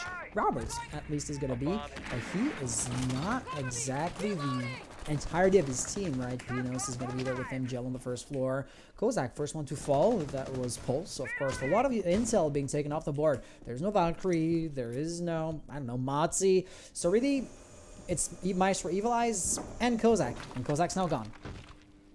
And the biggest flaw from OnlyFans truly is the really weak roams at the beginning of the round. You could definitely tell Impact very much strives for the roam clear, but not necessarily to the point where, they're outstanding in it. It's really OnlyFans that allows themselves to be thwarted in really any roam clear situation, right? Kozak off the board, Pulse. How did he get off the board? He's normally supposed to be a passive player just gaining intel for OnlyFans, and how did he get caught off on that? That's just the biggest question. Is it superior droning? Did he just get caught on a bad rotation? I mean, really, what was it? So understanding that is to understand, once again, that Impact, good roam clear, but OnlyFans, bad roam.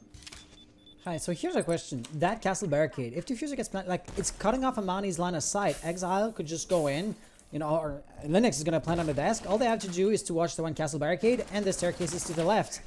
this looks to be a big danger. Like, he's going to try and plant here. Of course, we do hear the Evil Eye. It is going to be feeding Incel. He's going to be zapped right there, but it's likely to get destroyed because, of course, it's going to be destroyed.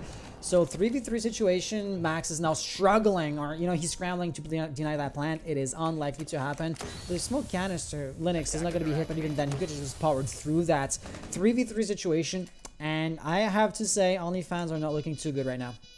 They aren't, and now that the crossfires are going to be lined up here, it's going to be looking even more grim for them at this point, right? So moving through the rotation, Amara, he's going to be taken off a size, and Castle finding the refrag on himself, but Sarah's all the way on a triple kill as Max finds himself one. Roberts is the only player left alive, and although he is above, so that puts him in a very good position, a beneficial one at that, right? I mean, you got Sarah's holding on the diffuser, so Roberts, he's going to have to fall down, and oh no, he gets the diffuse! It's the diffuse, and he finds the diffuser. Oh no, that was so free for IQ could have gotten that.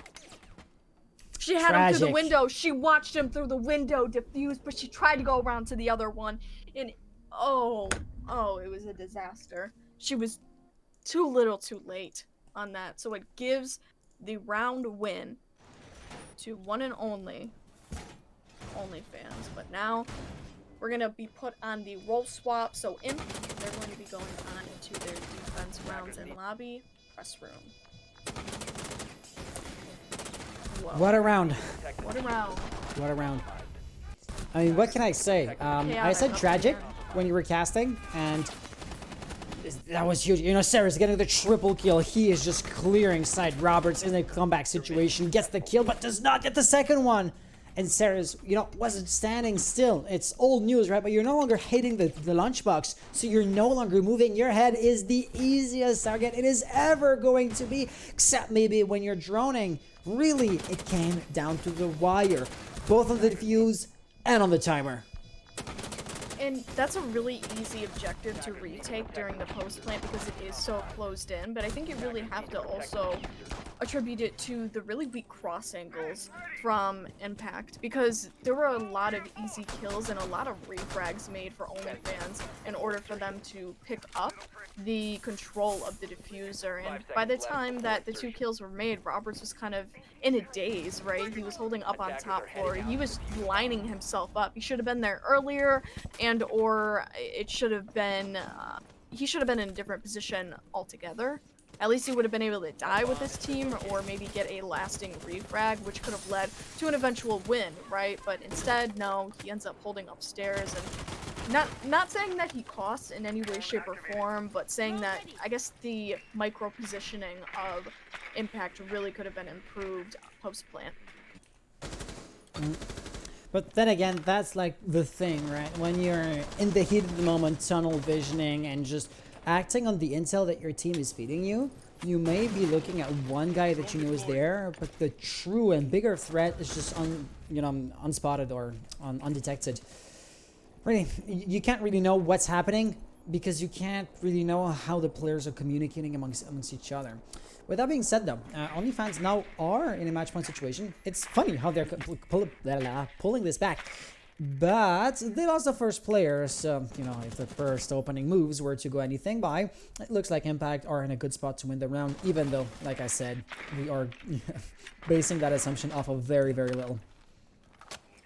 Sorry, I'm just watching back the, doing my literal VOD review.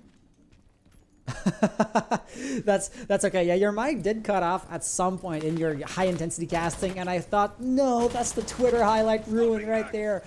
But the round was amazing. I'm looking at the chat and everybody's like, question mark, question mark, question mark. No. That's like, how could you let that go? Exactly. Like the chat asking, how did OnlyFans win a map with that kind of performance? Just to respond to that, OnlyFans didn't win a map proper. They come off of the winner's bracket, so this is why they have a quote-unquote free point or a leg up compared to Impact. Impact did win the first map, and this is the second one. Though, now that OnlyFans got a refrag, it is back to pretty much a 50-50 splits probability of winning the map. Or their one round, and if OnlyFans does, well, then that's going to be map point for them. However, there is going to be Linux right here, and if he peeks that, it could go really both ways. Amani's trying to cut off any kinds of rotations. And Linux does not play ball. I like how Max is in the main stairs here because he goes back to drone, but he has a great potential to cut off rotations and to isolate those defenders. Linux gonna bite the dust. Kozak as well. Jello getting a nice kill on Kozak.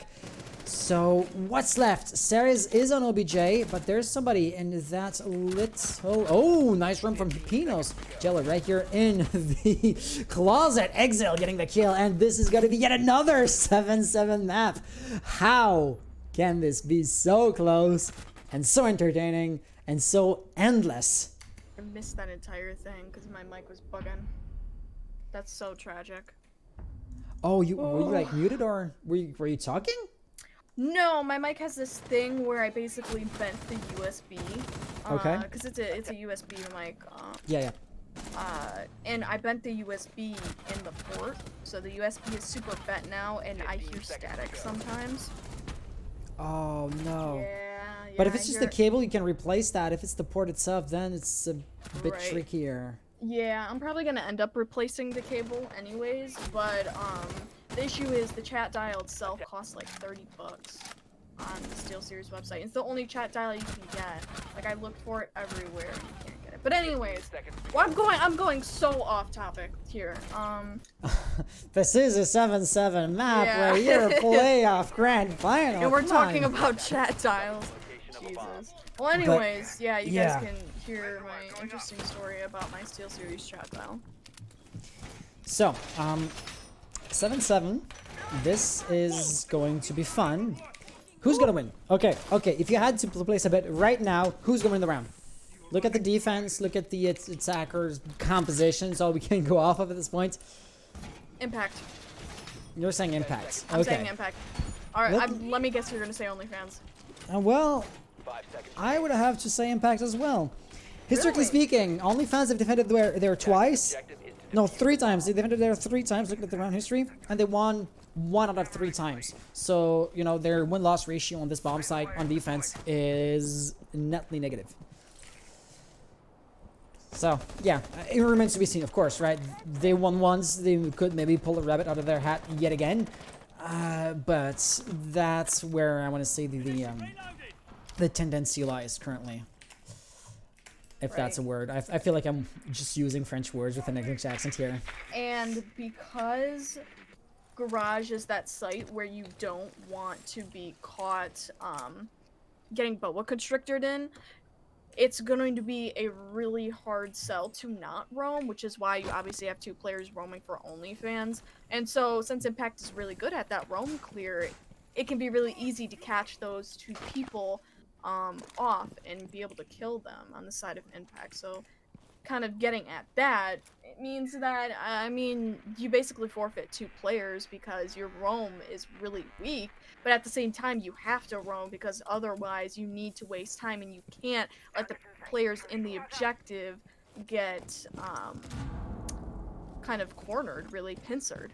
So here's something interesting. Of course, you saw that Ceres was anchoring or was just waiting out in, you know, this general area where Amara is right now. It looks like they just swapped out their respective positionings. And I just want to underline Amani, sorry, is a roamer, but only a very, very small roamer, right? He's back on site as we speak. And Max is anchoring the public bathroom. Ceres and Amara, yeah, they're anchoring a proxy area more than roaming also. So I still do expect them to die because they're isolated. You know, Amara's just as much as Max. But I still do expect them to live out longer than they would have if they were to be properly roaming like, you know, Amani and Ceres were a few rounds ago when they were attempting that defense. You do see the one silhouette and, you know, of course, his death was inevitable. So there you have it. Linda taking actually a kill on Ceres. Ceres would have been the wild card in that situation because Amani is supposed to be roaming. He's going to stuck on site now. There's nobody else to hold on to the area, so he has to stay there. So what can you do? Send Amara roaming? That is never going to happen. And you can already see or sense just how thinly spread the defense is. Money is looking at a ceiling. Garage door could be breached if the attackers decided to do that. The staircase, and he's likely going to die by the stairs right now. Oh, he's hidden and he's not going to get peeked. Okay, luckily for him, he's alive. Mara falling down. That was your Maestro. Now, 2v5 situation. Kozak holding a long angle on yellow stairs, but then again, he's going to have his own problems to deal with. 1v5 situation, and that's going to be an 0v5. Impact winning the second map in a flawless round. What could you ask more? Beautiful round. Absolutely beautiful attack from Impact. I was getting really concerned there because I think it was a... Let me look at this. At the role swap, it was a... It was a 4-2 for OnlyFans. I think it was a 4-2. And Imp basically brought that back with their attack rounds because of many factors which I have previously talked about. But looking at this, I mean, it was a comeback. It was a hard-fought victory. It was an amazing show of display. And now, because Imp came from the losers bracket, they're only 1 point up. So either way, we're going to be ushered onto Cafe, which is our third map. But Imp still comes into this map with a inherent advantage, which is something that's definitely good to look at and good to understand. So, looking at the situation right now, Impact Esports are not asking for a break. No, other way around. OnlyFans are asking for a break. Impact Esports are not. So either way, we're going to be having, a 5-minute break. But it's going to be a smaller one because only the one team is going to go, take 5 minutes to stretch their legs and go grab a bottle of water. So you said the attacks basically won that. And I feel like it's the total antithesis of the previous map being Oregon. Because on Oregon, it was a 42 split on the defense for both teams, right? One team does it, the other one then does that, and that's why you go into overtime. Same thing happened here, but with the attackers winning 4 rounds. So really, it shows that it can go both ways, and it shows just how map dependent the game is because of strategies and everything, but because the map layout, due to the asymmetrical nature of Rainbow Six, does have a major role in how any map or any match is going to play out. Oh, most definitely. The map does have a big role in how everything is all played out, and especially this map too. You're definitely right, because Consulate as a map, it does not afford a lot of roaming opportunities because it is so open and it is such a wide map. And there's not, I mean, yes, granted, there are a lot of opportunities for the defenders to kind of hide, but it also doesn't grant them, a lot of ways to attack the attackers in essence, because I mean, if you look at it, if you roam at the completely different opposite side of the map of the attackers, you render yourself useless. So you have to roam somewhere that is relevant to where the attackers are going. And obviously, the attackers are going to pull out an effective roam clear, or at least attempt it, right? And so the roam clear was extremely effective from Impact. I mean, they were outstanding with it, right? They had those 2 4v2 situations that they very masterfully got themselves in way of. They were mechanical, they were strategizing very well. I mean, they had the Jackal to hold off the roamers, And one thing I can totally expect too, going on to Cafe, is that Jackal would be banned by OnlyFans because he was such a prominent operator for Impact. And that's also going to be a lasting impact of the map itself too, right? Because Thatcher, he always takes up a ban slot, right? But who takes up that other ban slot? Because normally Cafe, I mean, it's a hard breach heavy map. So if Jackal is going to be banned out instead of a hard breacher, that could be big for whatever team is going to be on attack. And I'm not sure who chose attack and who chose defense, but again, so on this map, Impact. So this was Cafe was OnlyFans pick. I'm at the other side of the. My bad. So, Cafe was OnlyFans pick. By extension, Impact got to choose the spawn size, and they decided to attack first. So Impact decided to attack? Exactly. Okay, well then, yeah, that plays right into my point that Jackal still could be very much up off the board for impact, but then again, he could still be kept up on the board because Cafe in itself it can be a very roam heavy map. There could be a lot of improv going on because there's a lot of tiny spots Oh for yeah. those roamers to hold. In essence, I mean they're kind of defense sided spots because they are really closed in and they allow defenders to play around them very well, especially if you have a lot of chemistry with your teammates, which OnlyFans has already proven. Um, and so thus being said, you can expect to see some roaming, but if the roam clear is not present, I could still see Impact doing a very successful roam clear. Roam clear not present meaning roam clear operators not present, though. Yeah, I see what you mean. But I mean, to be fair, roam clear is something they've been struggling with on those previous maps.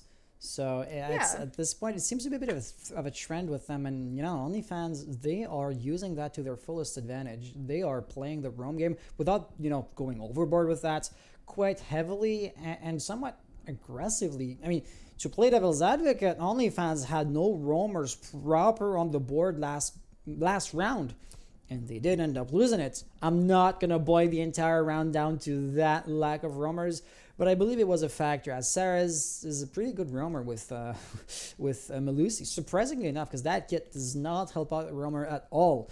And yet he manages to be quite efficient on this map in particular. I do remember him playing quite often with that operator on that map, but he didn't do that, and Impact won the map. Yes, Hans. Very much so. Okay. Filler, oh my gosh. We got about 120 people in the stream. Isn't that crazy? It is. I mean, that's the grand final for you. Okay, I want to say one thing. This channel has been launched at the beginning of the season, basically last season. The games were on my personal Twitch channel, and I was using my personal Twitter to do the promotion and everything. And, you know, I also do stream personally, and people aren't always interested in, like, my casting or my streaming. And of course, if you want to have an org, it can't be like your personal project on a personal Twitter. So I had to segregate, like, my personal things and, you know, the org things. And so the entire growth that we've been seeing this season is the entire growth of the DAL as a whole. The 360 almost followers that we have gotten within 3 months. That's like the growth we've had. And I think I try not to look at the numbers too much, because if people show up, amazing. If they don't show up, it's outside of my control, right? I only control like my stream, my games, my production quality. And so I try not to beat myself over bad numbers, but that doesn't prevent me from rejoicing over good numbers. Right. Yeah, I remember when we had all those numbers back when you were streaming off your personal channel. Oh my gosh. I loved it. When we were doing, what was it? Invitational quals, we did CL quals, we did a ton of different things. Yeah, absolutely. Revenge Nation followed me. Okay. So it looks like the players are ready. So Impact is going to be attacking first on Cafe. They have the orange team. Yep. So ready to go. Jump back in. Yes, but let me do a shameless. Can I do a shameless plug? Yeah, absolutely. Go for Can I it. I'm gonna plug in my Twitter to the chat. If You know, hey, you know what? I am going to need to, like, there is, I believe, a exclamation mark casters command. You know what? I'm going to let you cast the operator bands, because I will be updating the bots with the exclamation mark casters. All right, sounds good. Well, I just shamelessly plugged in my Hey, you're giving me multiple hours of Twitter. your time tonight. That's the least I can do for you. Okay, so looking at this, you can definitely see, like I said, hard breachers are going to be off. Thatcher most likely because he's a universal crutch ban, but IQ, hello, IQ is going to be off, I guess. Thus being said, I'm going to say that because IQ is off, OnlyFans is going to be very utility heavy when it comes to Cafe, because yeah, if you're playing IQ, your only purpose is going to be to take off of the utility from the defender. So either that, or it's really just a a personal, like an individual ban. I completely forgot. It's what's it called? What do you call it? Crutch ban? No, not a crutch ban. It's Target ban. Target ban. Target ban. Target ban. You guys know what I'm talking about. Valkyrie is going to be our third player off the board. Once again, with those tiny little areas in Cafe that you're able to put, you know, those little tiny black eyes on, it's very, very easy for Valkyrie to become an extremely useful intel operator. So taking her off the board, kind of universal. Same exact thing with Mira, right? She has a very, very widespread use, and Cafe is no exception to that map-bound use. Now, IQ, again, is the only operator that's going to be interesting. Target ban, I definitely potentially say so, but more of a utility ban, I'd say so as well, because if you look at all of the different operators that are going to be selected, they're essentially all utility operators in their own way, right? I mean, Smoke being the only one not necessarily utility, and Pulse maybe too. He still has a Nitro though, but like I was saying, I mean, Smoke is the only operator that wouldn't have that utility that you can just hit off with an IQ, because he throws those smoke canisters, you know, in the second that he hits them off. However, I would say that, especially Goyo, Wamai, the Nitro for Pulse and Jaeger being up on the board, yeah, you're gonna want to take IQ off. It's a no-brainer. Give me half a sec. Responding to chat real quick. Okay, so looking at this right here, yes. So if you guys hit exclamation mark casters, and chat is going to react with both our names. I mean, both you and I do have the same handle on Twitch and Twitter, I believe. So I mean, the handle, the @ would technically redirect you to our Twitch profiles, but the Twitter is spelled exactly the same. So this defense right here, Impact attacking first, is going to be quite interesting to see. And Ceres isn't going to reinvent the wheel. Him pulling with Pulse does indicate to me that he's likely to roam. We've seen this once or twice, I believe, coming from like Mishmash Gaming. But, you know, often enough to know what's going to be happening. Why would you want to reinforce those panels right there? I would expect him to roam around, you know, train right here, because right above train, what's there? Oh, that is actually going to be piano, a room which, given time, you can absolutely take for granted that Impact are going to take control of, except if OnlyFans were to win in a flawless fashion, which, you know, is not going to happen too often. But then I'm still slightly taken off guard, because he did reinforce the panels to, after this round, 2 minutes to restart my game. Okay. Will do. So yeah, thing is, like, he's anchoring in the, or he's right around the library. Why would you do that? He's expecting pressure to come, pressure to mount. But so far he's been undetected. And for example, I do see Pinos, Kapitao over there. Oh, not exactly undetected then. And not unexpected either. Don't reload right there was you pick. That would be deadly. But I also do see Amani in the staircase. Could have been a nice flinching maneuver or pinching maneuver on Pinos. Doesn't matter. Pinos pushed in and he paid the price. Right, so that's already a player, a pretty big utility player off the board for Impact. But, I mean, in the same breath, Ceres, he got some pretty heavy damage dealt on him as well. Definitely not death-type damage, but regardless, I think that, you know, it still should be noted that there was some give and take for that kill. But Ceres, I mean, he's still going to be sitting in the same spot reading, right? And oh no. You got Ash to kind of counteract that, because you know there's huge intel presence going on for Ash. The only thing at this point would be to say that Roberts is going to have to do something in order to combat Ceres. Otherwise, Ceres, using his Pulse ability, using his intel ability, is going to wreak havoc. Now, such is going to be happening. Roberts getting the kill on Ceres, shutting him down effectively, and now you have very much a cigar lounge player. Sorry, I completely caught myself off guard there. You have a cigar lounge execute. And it's held by none other than Amara. This stage in the round, I mean, let's underline the fact that there's like 40-some seconds remaining on the clock. The attackers hardly are going to have time to take control of Cigar, and yet it looks like it hardly matters. Jello is on OBJ, and he has Diffuser. If he just makes sure that it's clean, that it's safe, which it isn't. There is Max and Amani right there. Amara isn't too far off either.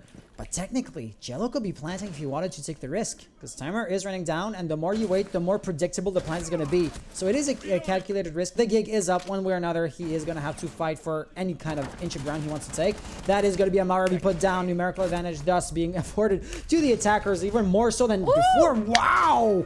Triple kill, but by every single player in rapid succession. I think the pulse being taken off was absolutely huge. Because there was barely none, actually. If you look at the lineup, there was no more intel afforded for the defense. Nothing. So as you may have seen, the players are asking for a pause. Sarah's had to restart the game. I'm not exactly sure which issue he was facing. He was, after all, like chatting or typing mid-round, so it was not too wise of him to type a long message. So yeah, we might be staying and like... I guess we can let the replays loop. It's better than having the static screen. But yeah, what were your impressions of the first round? And should the rest of the match be indicative of that? Who do you think is going to win it? Impact, obviously. I mean, that's a you're right? definitely rooting for them, aren't you? I am. I'm rooting for the underdogs in this situation because they do come from the losers bracket. So I guess somewhere along the line they had to have lost something, and I want to know like. Why? They lost. How? Why? They lost where? to Mishmash. They lost to Mishmash, and you know what's funny? So OnlyFans sent Mishmash in the losers bracket later in the upper final actually, and Mishmash sent Impact to the losers bracket. They get sent to the losers bracket, and they then gets avenged, or Impact get their vengeance on Mishmash because they send them out of the tournament as a whole. Still, Mishmash, you were there, weren't you? Are going to be crowned third of the grand season. Third out of 16. Really is pretty good, right? And, you know, they take home part of the winnings because the winnings are split amongst the 3 top teams. So they still, you know, made up for that. But, you know, the rivalry story is quite interesting. I know we aren't talking about Mishmash more than we should because they aren't in this particular match, but... Impact, they are reigning champions from last season's Cerberus tournaments, which no longer runs, so they're here to defend their title as much as can be. They played against Mishmash in Grand Final in that other league. Or in that other format, should I say. And of course they won, because they're the reigning champions. So they had one engagement, or one, you know, match against Mishmash, and they won. Of course they did. The second one, the second time they play against Mishmash, they play against Mishmash in the, you know, playoffs. And Mishmash win, thus sending, you know, Impact to the losers bracket. At this point, the teams have played twice against each other, and both teams have one victory under their belts. And now, last week's matchup was arguably the most important out of them all, because it was like, you know, the best of 3 kind of matchup thing that they had with their small rivalry. It was a matchup to gain access to the grand final, and Impact ended up winning that one. 15 seconds remaining. So... It's a revenge plot line. It is revenge narrative. Textbook. Yeah, textbook. But you know what? At this point, I mean, even the replays looping are gonna get old eventually. So why don't we just go on to our Give me half a sec because I'm gonna have this one thing to take care of, which you're seeing me do right now. There we go. And yeah. Also, what is your what is it called? What is your camera? My camera? Okay. If you're going to Google that, you may gawk at the price. Canon EOS M50. It is a mirrorless camera. Okay, so EOS, so EOS. M like Mike. Wait. EOS M50. M50, yeah. So really, I did buy that because funny story. Yeah. You're seeing that. It is $650. It USD. was cheap. The quarantine must have had an impact on the price. So you know the USD has more value than the Canadian dollar.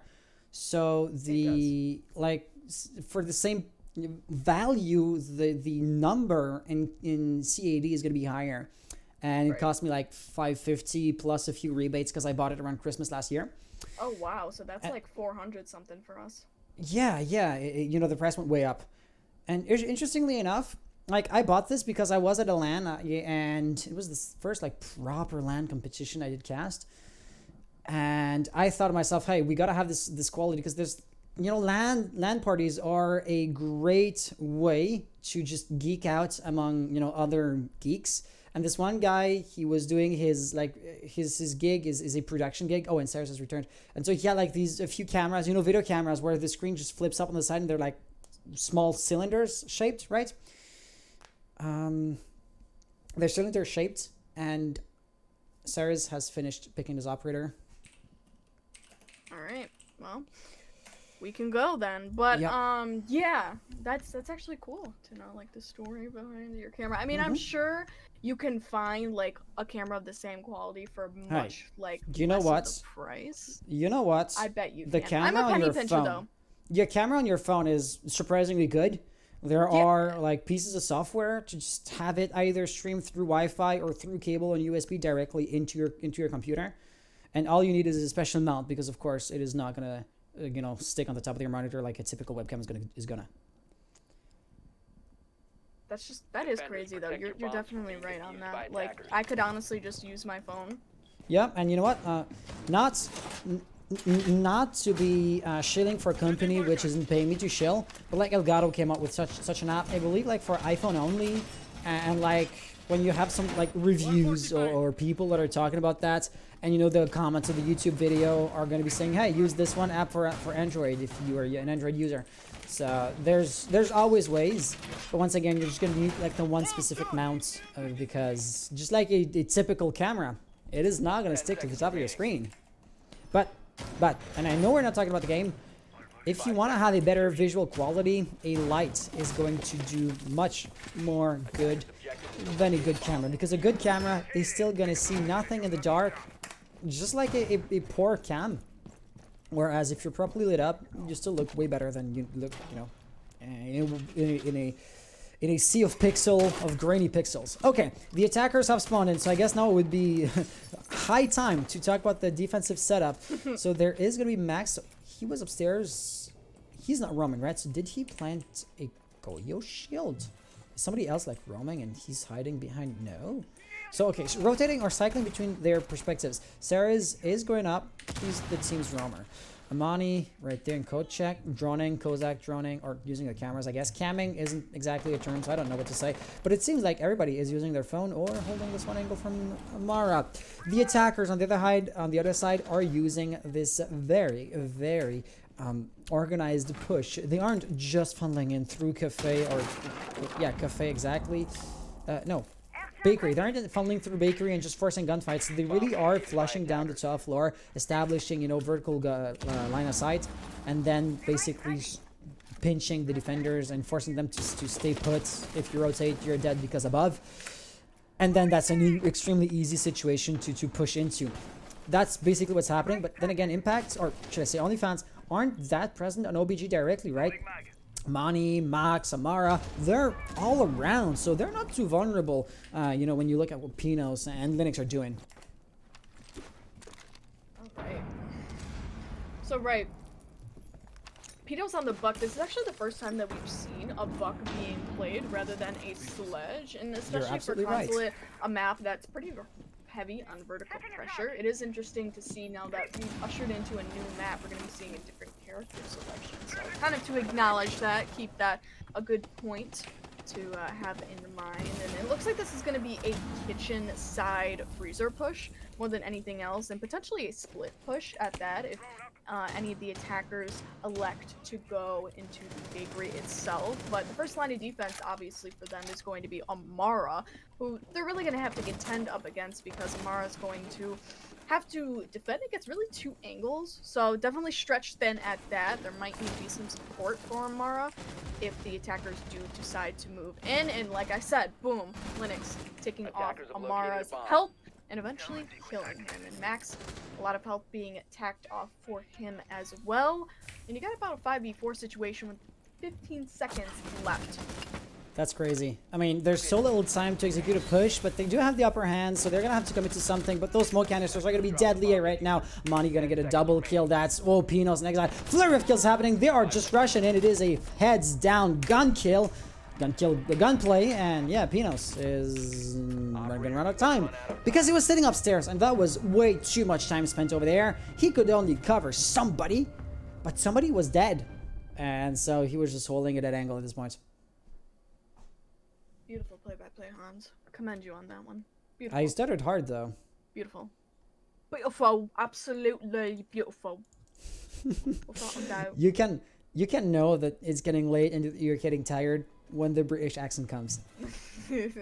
Absolutely without. No, I'm just kidding.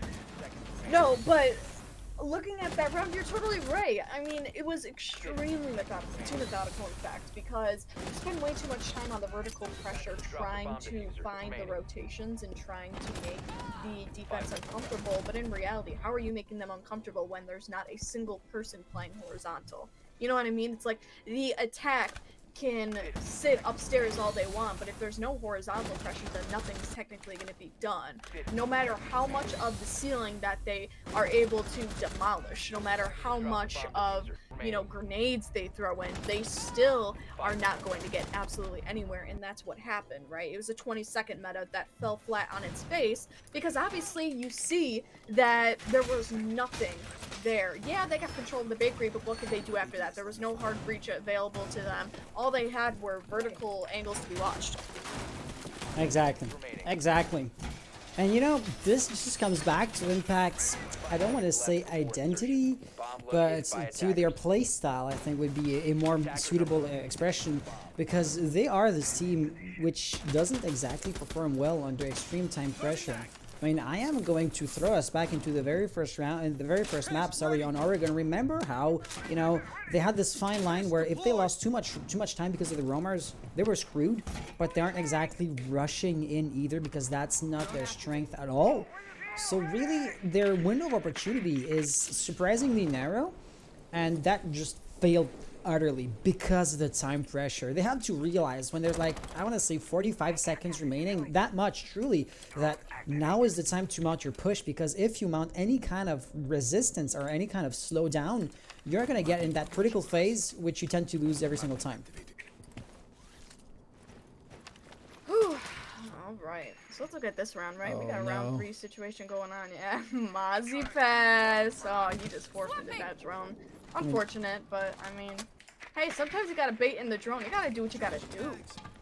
Yeah, Sarah's not gonna know, because you know, hey, the players don't have points on their screen, but if you hear, hey, got us a drone, well then he's gonna turn around and he knows where the drone came from, because he knows where the pests are, and then he's gonna know, you know, who tossed it.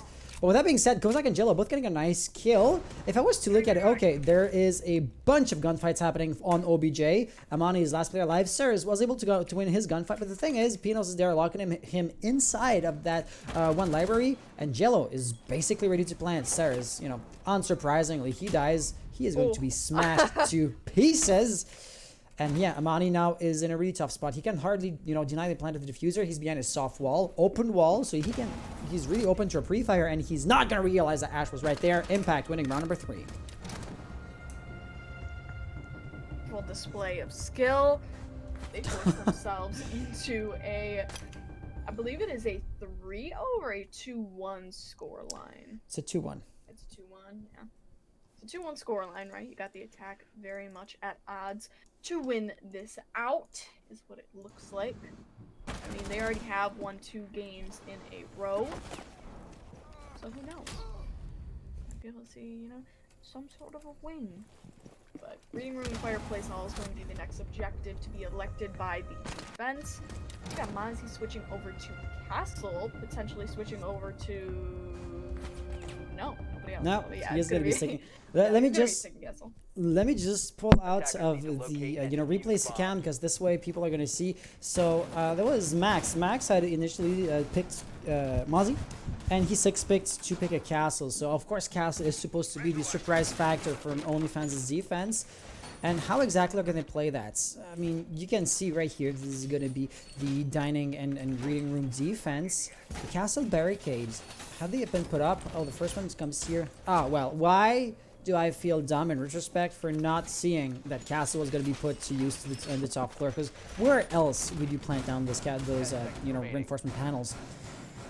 Right, I This mean, room, this bomb site lives and dies from the soft floor control, because if attackers are right here, they can let death and hell rain down on the defenders, and that is basically the only way to reliably cover a diffuser. Or on the other way, you know, as long as OnlyFans hold on to that area of the map, they can deny a plant of the diffuser anywhere basically on reading room.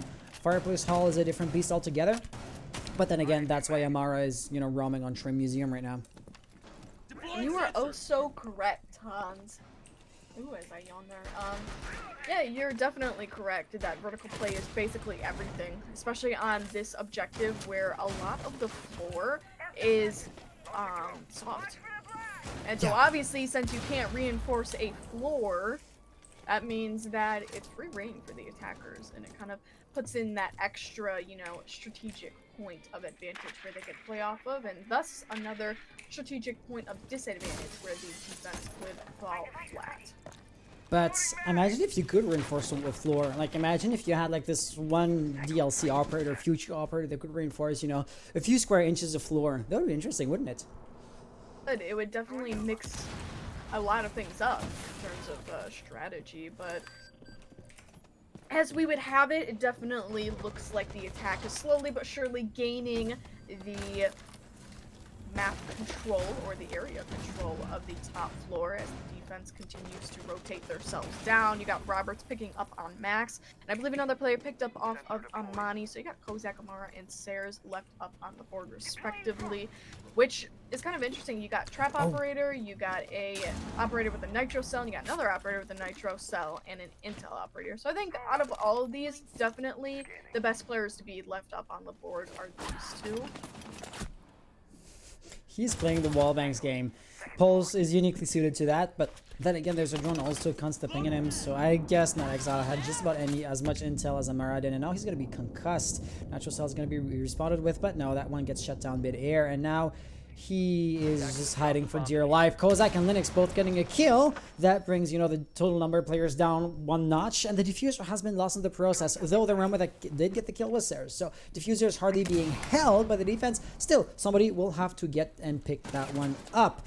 For the time being, Amara is running away and, you know, just trying to stay alive in a general sense, and Kozak is holding on to Fireplace, though in the immediate sense he's not being challenged too hard. With 30 seconds on the clock, I feel like the attackers have ample opportunity and time to get that thing planted down. Robert's going to be putting a bunch of pressure, but he is just going to fail to get the proper kill, which is arguably the only thing that really mattered. But looking at the positioning, they don't have top floor control, and that is going to show. He's now down. Diffuser, it can no longer really be planted. That forces Linux in a kill deathmatch situation. He's actually maybe going to get it. He does get that. Linux, UMP that fell short. Oh no.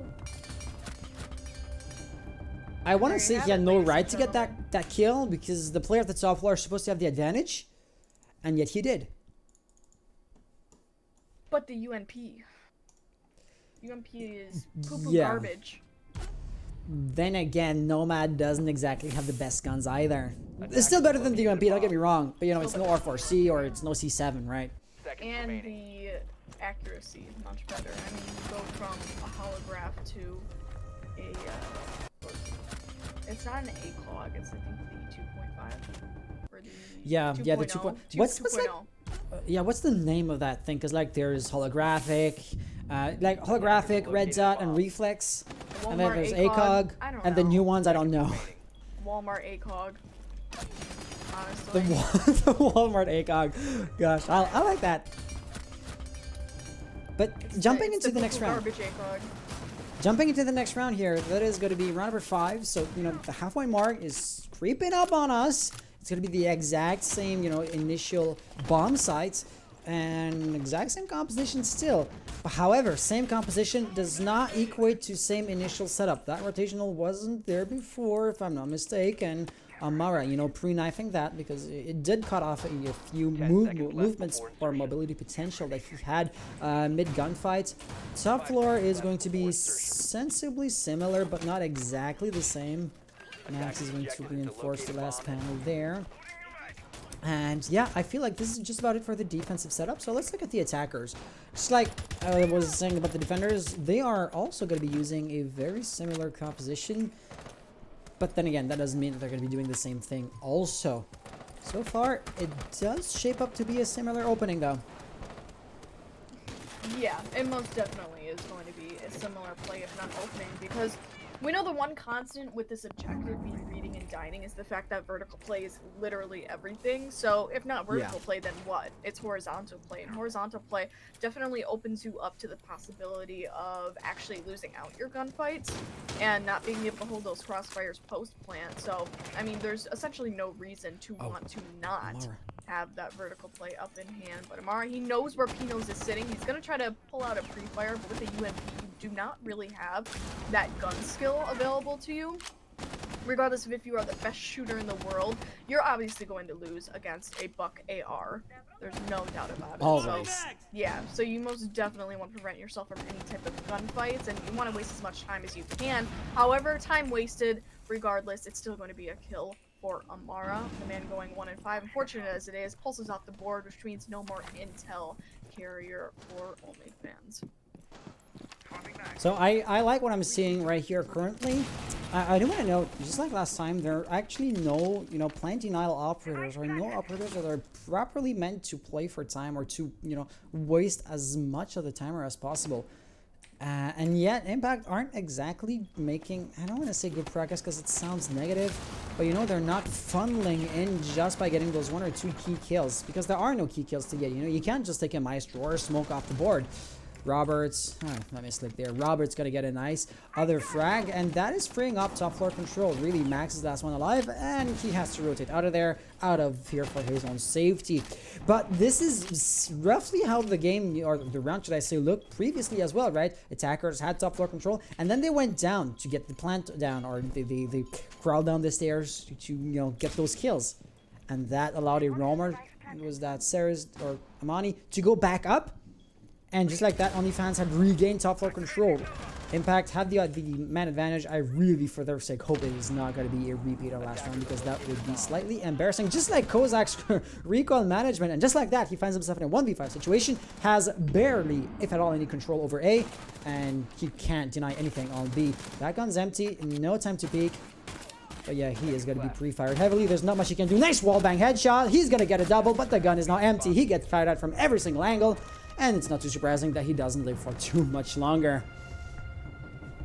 Well, we talk about these repetitive round plays, but if we look and recognize the mental fortitude of OnlyFans, I mean, they have just been beat on both 8-7 scoreline maps going into our third map. So not only is that going to weigh on your mental, but that's going to weigh on your stamina. Because you've been going for, I mean, let's say, how many rounds? 8 plus 7, that's what, 15? And so that's 30 rounds. Twice? That you've been playing. Yes. Yeah, 30 rounds you've been playing, plus 6 rounds, so 36 consecutive rounds have been played.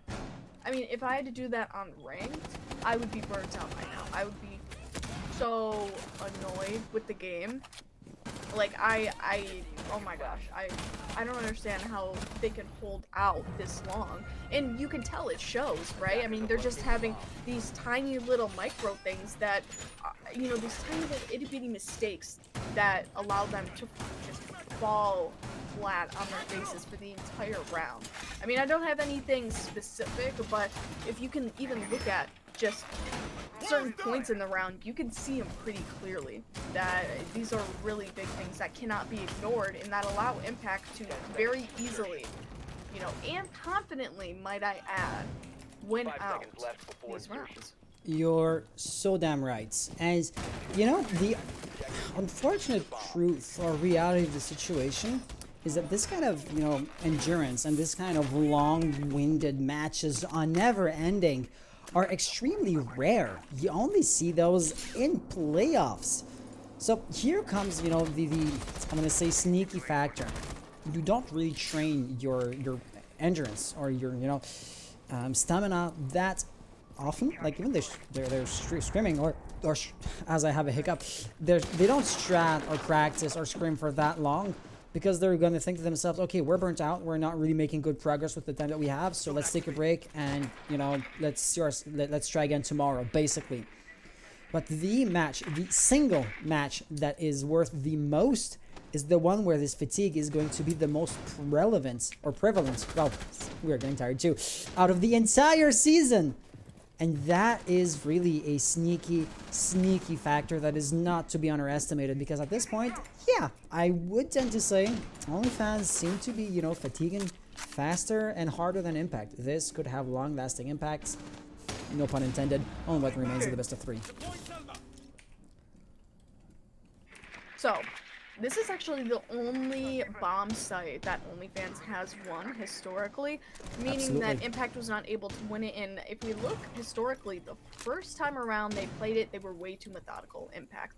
They wasted way too much time. Their pacing was very incorrect. And by this point in time, you could definitely tell OnlyFans is playing a lot more passive. They're trying to kind of hold off time for Impact, and it really is working again, right? It's about 115 and absolutely no engagements have happened. Nothing has happened, and we know Impact is really good at roam clears, so when they have to go against compositions that are really close knit to the objective, I mean, yeah, it's going to be much harder because you don't have those free kills that you can allow yourself to achieve. So now they have to head on attack the objective entirely. And as I say that, Caster's Curse, Max is going to be going down, as well as his 3v5s. The 2 players who were off the objective, Max and Saris, have been downed at this point. And it's really up to Impact to finish it off and get themselves another round win before the role swap in an already 1v5 situation, and now a flawless round for themselves. Hey, correct me if I'm wrong. Impact are the only ones that got flawless rounds. Like, I believe so. Ceres' team, OnlyFans, they have won roughly just as many rounds as Impact did. Both matches were won 7-8 after all. And yet, whenever there's a steamroll, it looks like it's always Impact doing the steamrolling. It's because their attacks are so... just one-sided all the time. Like, you can tell that Impact puts up a fight when they're on defense, but when OnlyFans are on defense, they honestly fall apart. I don't know where the coordination is, where the effort is when it comes to getting those refrags. I mean, it just seems like Impact can get away with such easy kills, and they're not punished for it whatsoever. That's huge. Yeah, absolutely. So looking at this was round number 6. You know what comes after round number 6? If you said round number 7, well, congratulations, you can count. But furthermore, it's the rule swap. That sounded condescending. So sorry. That sounded condescending. But yeah, round number 7, roll swap. At this point, Impact are defending, and yeah, will we see, you know, OnlyFans start winning their rounds because now they're attacking, and is this map attack-sided? It's not the most defense-sided out there, definitely, but I would hardly consider this one as, you know, favoring the attackers. And no, don't tell me that you have the electric claw where it could just be wall banged because of wall, or is it properly stuck to the ceiling? I couldn't see from the top-down view. No, okay, it's hidden, correct. Okay. That would have been a really basic mistake. I just want to make sure. Yeah, also, Linux playing with Maestro. Where are the cameras? Because those cameras can be game changers, right? There's one in the corner over there. And the other one, I could not quite tell you. I would typically have one camera on either bomb sites. And, you know, the default plants will be behind the bomb. In bar. Something like that. Bar or bakery. Let's see if he rotates cams. If not, because Roberts right here is on the top floor. There's one right there. That one gets destroyed. But the question was, are the attackers going to be hot on his heels? Amara is over there, just broke the hatch, but he's not exactly rushing right behind Roberts. However, there is, that looks like a Twitch silhouette, but there's no Twitch there. Who's that? Oh, that's Amani. First time that we're seeing a gridlock too. Well, yeah, if I didn't see that, that means I'm getting tired too. But Mistron, Roberts hasn't been spotted out, and if he wants to play ball, he can just run out and get an easy kill on Amani. Not that they know that he knows that he's droning there, because after all, when you're droning, you're not moving, you're not making any sound. So Roberts can't exactly get any clues that somebody is there until, that is, the drone gets destroyed, and now he's sniping down the barricade. Second drone. That's the second drone too. He's really gunning out for Roberts at this point. But that is going to work too. I was kind of surprised because the drone, the knife in the barricade, that makes you predictable. You did drone out your enemy, so yeah, you know where he's going to be, but you're also feeding him basically the same intel that you got off of him. So I was finding Amani's play quite dangerous, and he had a few teammates left and right that could have worked on the flank, but he was just, I want to say, impatient, and he got the kill after all, so congrats. But it still was inherently riskier than it needed to be. That's my takeaway from that situation. Surprisingly enough, right here, Linux is going to be taking some amount of damage. Was that like a Zofia impact nade? No, she still has both KS-79s. Sarah's hasn't shot a nade either. So it must have been one of Max's infiltration charges. Either way, Linux still is up to a very large amount of health. Unlike Legion, he dies right there, and that is almost total map control for the attacker. Like Impact have Cello here, and he's not holding much. And Linux, who's going to be playing alone, and not anymore for OBJ. No OBJ control whatsoever for Impact. OnlyFans can't plant. And hey, in regards to what I said before, is that going to be OnlyFans' first flawless round? Jello, it's all up to you. Very well be. I mean, we got about 35 seconds left on the round. The attackers are definitely closing in on the Jello, and specifically the objective. Now, Kozaki's going to be attempting the plant. I mean, there isn't really too much to analyze at this point because of the fact that Jello, he's trying to go in, but yeah, he gets down out. A flawless round. So yeah, the first flawless round from OnlyFans, and a good way to start off their attacking rounds, I definitely say. Oh yeah, yeah. Just like Impact before them, the attackers seem to be favored here. Yeah, and that's really weird because this isn't an exactly attack-sided map, I wouldn't call it. I would call it more of a, 50-50, if anything. I mean, you still would go for that 4-2 split because the game itself is inherently defense-sided. But, I mean, either way, I definitely think that it Attackers are activating. Haven't you said that the previous map on Consulate was one of the weirdest games you had cast in T3 in a long time? Attackers need to locate and defuse bombs. Yes. And you do stand by that. Is that match also quite weird? And weirdly enough, Exile, he can vault through a just making fun of Ubisoft's logic here. He can vault through a wall and he takes damage. Well, he vaults through a piece of furniture like the bar here that he cannot go through. Like he's actively stops dead in his tracks, and that doesn't take health away from him. By just messing around, it's actually quite nifty the way he just destroys it, because you'd have to use multiple mags worth of like shotgun or a lot of impact nades to get that much destruction into the map. And Exile just found a very efficient way of redecorating that part. However, that was not the point of him picking Arx, right? He's going to be roaming with great mobility, so I would be really interested to keep an eye on him. We spend too much time in this cam though. There is going to be a bit of a bar, or should I say piano setup. There's also an echo drone right there on the floor that is going to get stuck to the ceiling in a matter of moments. I'm pretty sure of that. Reinforcements here, but not on that part of the wall, and that pretty much looks like it. Roberts is roaming by reading room. Exile, of course, isn't on OBJ either, but the remaining of the crew are going to stay on site. Plus, that's something that OnlyFans weren't exactly doing day in, day out. Planting out operators, such as specifically Linux playing on Echo, and of course Jello with the smoke. Yeah, I kind of hesitated on that. Looking at the attackers, it looks like a frag heavy meta. I mean, look at this. There's Sledge, Ash, Zofia. Yeah, Kozak and Amani would be the two only utility-based operators that are being brought forth by OnlyFans on this very round. Whew. Alright. You got about 2 minutes left on the clock, and the attackers are already in the building, which is actually something good, right? Because doing a top-down push, I mean, this is basically a purely horizontal push from OnlyFans, meaning that any area control is good area control, right? So Exile is going to pick up one. That's Max going down for you. The first player that was able to get into the map itself. And unfortunate as it is, Kozak's going to be our second line of attack for this round, and you got Pinos as well. He's going down with the UMP brought with him. As fortunate as that is, right? And Exile picking up on a second kill for Kozak this time around. So that's basically your hard breach opportunities dissolved for you. And kind of surprised that Kozak would push in on his lonesome, being the hard breach operator that he is, understanding that his use is pretty widespread, pretty broad, and extremely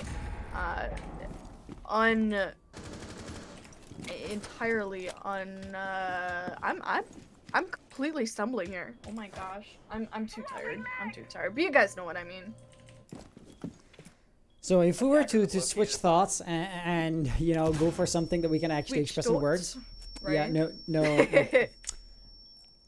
Yeah, but I mean, look at this. Linux, the client DAL operator, is pretty low on health. Jello is making heavy use of his utility. It looks like Sarah's is gonna go for a plant pretty quickly. Hardbreach being dead, yes, that's a problem. This one right here is soft, and that could be used, but of course the bar itself has been destroyed pretty much entirely, so you can, you know, sneak a plant in there, plus Echo, right? So really, Sarah's is in a killing ground. He has nowhere to hide except behind the bomb, and, you know, Roberts from Freezer is likely to get that kill. Jello actually is the one behind Freezer, but, oh, well, the Echo drones are just as useful as ever, and right here, Amara doesn't exactly know where he is. He gets one kill. 0 seconds on the clock. That was not gonna go. That wasn't gonna go. Nice try, though. Jesus, that was chaotic if you've ever seen it before. Oh, yeah, definitely. Well, another round for Impact to win that. It's actually their first defense round that they have won, and good on them. Maybe they'll be able to have some successive defense rounds, but realistically, I mean, they only need to win out one more defense round in order to win out the entire game, the entire series, and be crowned champions. Isn't that something? Yeah, I'm at a loss for words, but what's like so surprising is that this map is extremely one-sided, unlike the ones before. Like, the matchup was so fair, the matchup was so balanced. After all, both teams were the best of the best. And what's happening here? Match point 2-6. Like, OnlyFans, they're not the team that, you know, we saw performing just half an hour ago. And I truly can only guess that this is due to the fatigue that is currently setting in. I have no other way of expressing that. Because why else? Why else would you be struggling so bad? It's setting in for all of us. It's hitting some harder than others, right? I mean, if you're used to going to bed, you know, say at 11 o'clock, well, then you are going to be quite tired. But if you're, you know, usually kicking around for another half an hour, well then, yeah, you know, it's getting late, but it's not unreasonably late, you know? 5 seconds remaining. Like, we've all been just playing ranked at 11:30 without, you know, feeling burdened by that. It comes down to a few factors. First and foremost, they've been playing for over 3 hours at this point. Remember, those previous matches were won 8-7 overtime. They're not just 2 regular ranked matches, right? We've all had those 3 ranked plus gaming sessions. This is not the same ballpark at all. Furthermore, it's a weeknight night, so you have to wake up early, you have to go to bed early, and you have other, you know, priorities in your day. So this is also something that's going to be having a major impact on that map. However, Pinos looked like he wanted to put an early end to the map. You know, Impact being match point, or, you know, season point, if I can put it that way. But his, I want to say, greed got the best of him, and that ended up costing the team as a whole. Now, if he rotates poorly, that Roberts could be caught off guard pretty quickly. Amani's going to get a nasty kill. Yeah, he is well and truly isolated now. I don't see a way out of there for him. He is probably going to die there in washrooms. At best, he can get a kill or 2, which would still be a good contribution to his team, considering the numerical disadvantage at which they are at right now. Amara right there is going to probably... No, Amara! What? Did you misdrone that? And now was that going to be Max? He has to turn around no matter what he was doing. He gets the refrag, luckily. But still, if he was to be pushing, for example, somebody else, that would have relented the pressure. And, you know, if the roamers were working together, suppose there were 2, yeah, Max would probably have been shot at from behind. Still, OnlyFans, numerical advantage, they are going to be clinging onto this championship by the skin of their teeth. It is going to come down to the wire. But Jello, last player alive, still has 3 toxic babes. And, you know, of course, he is smoke, so he can just, you know, smoke out one of those doorways for temporary, I want to say, peace of mind, and then turn around. But no! Oh no, Amani above! Top floor control really is everything on some bomb sites. League is down so bad right now. Good one. Really. Great one. Love that. Looking at that round, simply put, the roam clear was too strong. Definitely. You say shrug, but then I see Roberts who gets a free kill on the Mara. I know. The droning there was just. You know, I know it was a fluke on the Mara side. It was not representative of the team as a whole, but it still was kind of the highlights of the round. So. See, you're being professional about this. I'm just going off on them because why? Why would that? Oh god. Hey, so here's the thing. Every single match, misstep. every single round, or every single map has been even more one-sided than the one before. By the time Impact hits, or by the time OnlyFans hit 6 points on the very first map, is that OnlyFans hitting 6 points? No, that was Impact. By the time Impact hit 6 points on the first map, OnlyFans were trailing 2 points behind with 4 points. On the second map, OnlyFans got 6, Impact were down to 3. And now Impact got to 6, and OnlyFans only had 2. They won the last round. Now it's, the gap has shrunk a little bit. So, yeah, the further it increases, the further the night goes along, the harder it gets for the losing team to gain the points and to delay that, that gap between the two teams points-wise. So, hey, I asked you, 6-4, is it a point of no return? Are they going to clutch or come this back? You said no, they are still going to clutch this. It happened. I asked you, 6-3, is it the point of no return? Are they going to be able to come back out of that? You said no, they're going to clutch this, and here we are. So now, 6-2, I'm a round late for that question, admittedly, but 6-2, is it something OnlyFans can clutch? See, I said Impact would be able to clutch it, not necessarily OnlyFans. I mean, Impact on their defense rounds have been shaky at best. So I would definitely say that maybe, I don't know, maybe OnlyFans are able to win this out. It's just, they have to be very structured, and they also have to keep up the pace, because this is a 3-tier, I knew that was going to happen, this is a 3-tier map, which means that it is very easy to roam, and it is soft. He could have shot right through it. Oh my lord, this is absolutely chaotic. So yeah, 5v3, they're already falling apart at this point, and mind you, it only takes one round for Impact to win this out, so this could be the round very much easily. 5v3 situation, Amara, Kozak, and Sayers are going to have to pull it back. I mean, we've seen them all pull it back before in that 4v2 very fatal situation on Consulate, so it's very much possible. But question is, will it happen? Maybe, maybe not. 2v5, Roberts on the double kill, he finds the triple, oh my lord, it's Amara in a 1v5.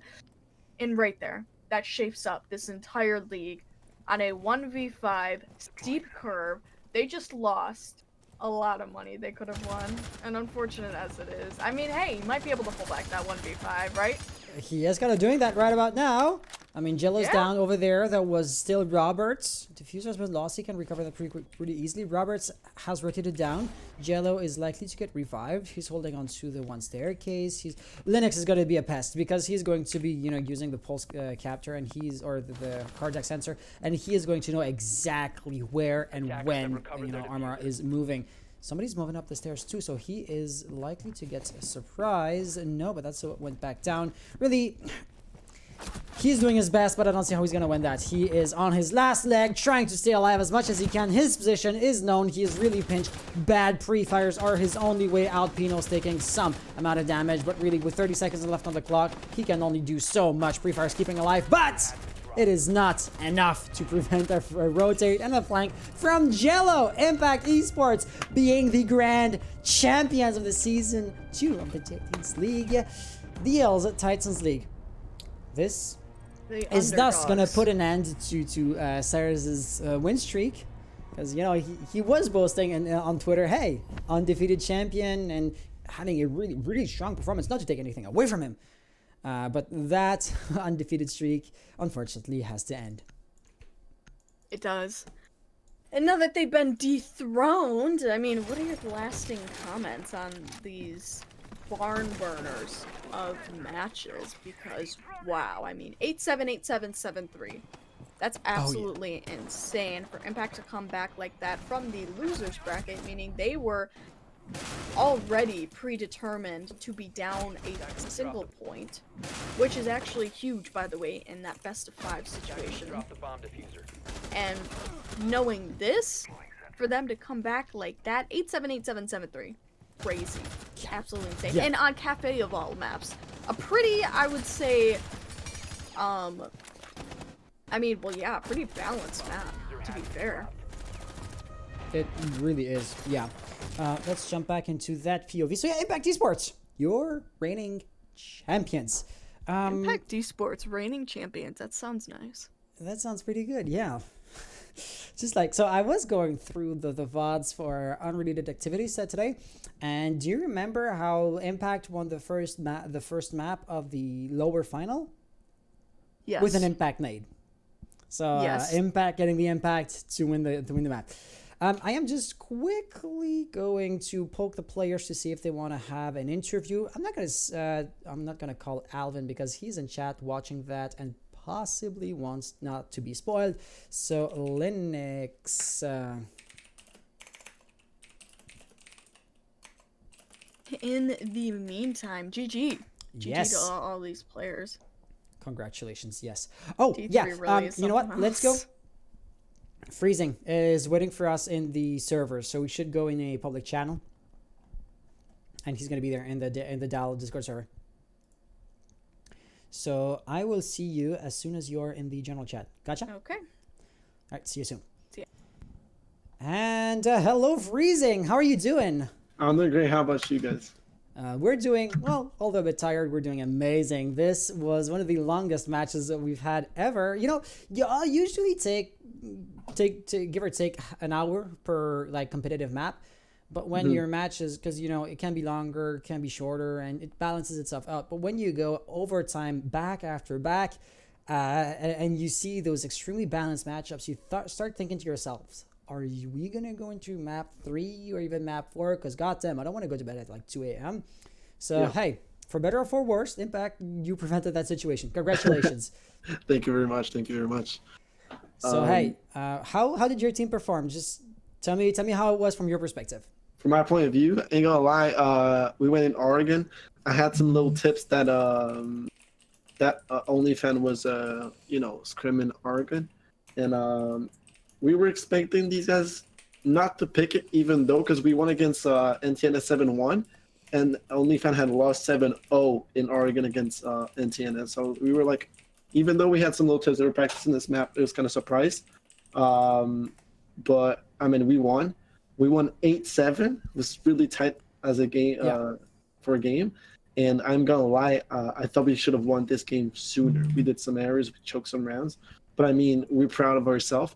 But mostly what surprised me was probably Consulate. Should have never been that close. We because I believe it's an attacking map for my side, and we perform really well. Both teams perform really well in attack, and we kind of choked 2 rounds in attack because we were in a 4v2 and we didn't drone those last guys. We didn't take our time. We had enough time those 2 rounds, and we were too much. How could I say it? But I mean, too stressed. We were trying too much to go for the plant instead of just droning these guys out. But I mean, 2 great games. We won those 2 games, and when we were in Cafe, we were like, we were not stressed anymore. We were like, we were in a good mood. We had the advantage for this first time in the series because they were starting with 1 round. So putting 2-1 was like a lot less stressful. We knew we had if we lose that round, that map was fine. We had one more map, and we just went in there confident, and we saw the difference. In I think we were maybe too stressed in those 2 last games, 2 first maps, and on 3rd map we were just a lot more relaxed, and communication was really on point. We had some difficulties on Cafe on attack, and we went 5-1, I believe so, or 4-2, I'm not sure, in attack, and it's it just surprised me. We went so we were expecting maybe a 3-3 in attack. We were like, let's do 3-3 in attack and put this 7-4, 7-5. This was kind of our mindset, and we just went crazy in attack. So I mean, ain't gonna lie, I'm just happy with how it finished. I'm happy. I'm proud of my teammates, and yeah, that's pretty much it. And I mean, at the end of the day, you and your teammates, you can say, hey, you get $375 out of the 600 of the prize pool, so you can use that to find anything that's gonna help you guys relax and take a breath. Because at the end of the day, it seems like just taking a chill pill was what you guys needed to win. So maybe you can preemptively, I don't know, like buy a comfortable hoodie or a comfortable seat cushion. And I'm grasping for straws, but yeah, you get the idea. Yeah, I get the idea. So yes, you're saying that it was stress. We felt like near the end, both teams, but unfortunately, OnlyFans more than you guys, were affected by the fatigue, because you had been playing for like 3 hours, right? Mm-hmm. How much of an impact had that on your gameplay? I mean, it's obvious that when you go 8-7, 8-7, 2 first map, like these are really struggling. These guys, like we had some people on our team, and I'm the one behind. Like I'm not even calling out. I'm just talking between. And I was missing some voice sometimes. Like my throat was hurting because I was talking so much. And these guys were like, we all screaming when we were running around or clutching around. So at the end of those 2 maps, already we saw a couple of guys like their voice changed because they were talking too much. So, and fatigue was in there for obviously, but I believe, like I said, we were just really confident on third map because we won those 2 first maps. So we were smooth. We talked about our areas. We knew that it was our.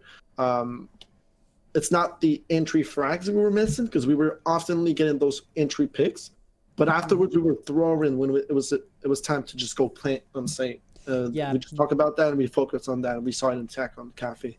Our pushes were really good. So. You did have difficulty, in the late round to get the diffuser down. The 20 seconds meta is something that you guys seem to be struggling with a little bit. So I take that you're the coach. You're analyzing the team day in day out. We're just analyzing whenever you're playing. So you probably have way more data than we do. But at the end of the day, something that's like quite interesting was also the fact that it was an extremely even matchup, especially if we talk only about the 2 first maps, right? It's 8-7 twice. It's as fair as it gets. And yet it feels like you were the team that was standing out the most because, for example, clutches is, well, maybe not on console because you had like those 2v4 situations that you got clutched back to back. But, let's just ignore that for half a second so I can make my points. Flawless rounds.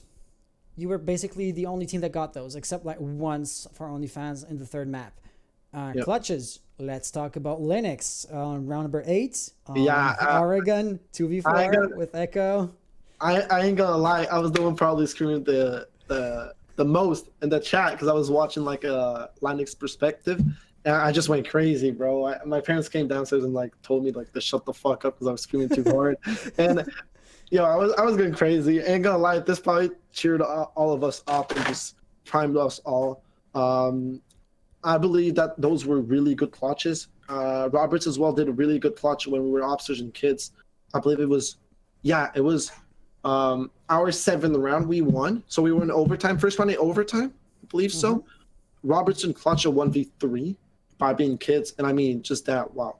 So we were, Oregon, I believe, we did some really good clutches on this side of OnlyFans, I believe, maybe Troz. But I mean, ain't gonna lie, even though we won 8-7, we were not as much satisfied as because we knew it was 6-4 for us. We knew we could have won that earlier, but at the same time, we were happy because we won the round.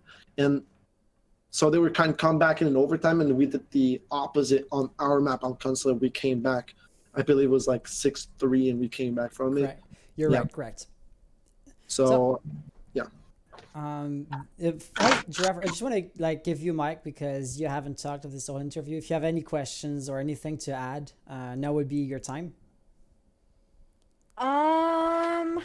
Yeah, I mean, nothing really else other than those two those 2 4v2s on consulate that were dropped.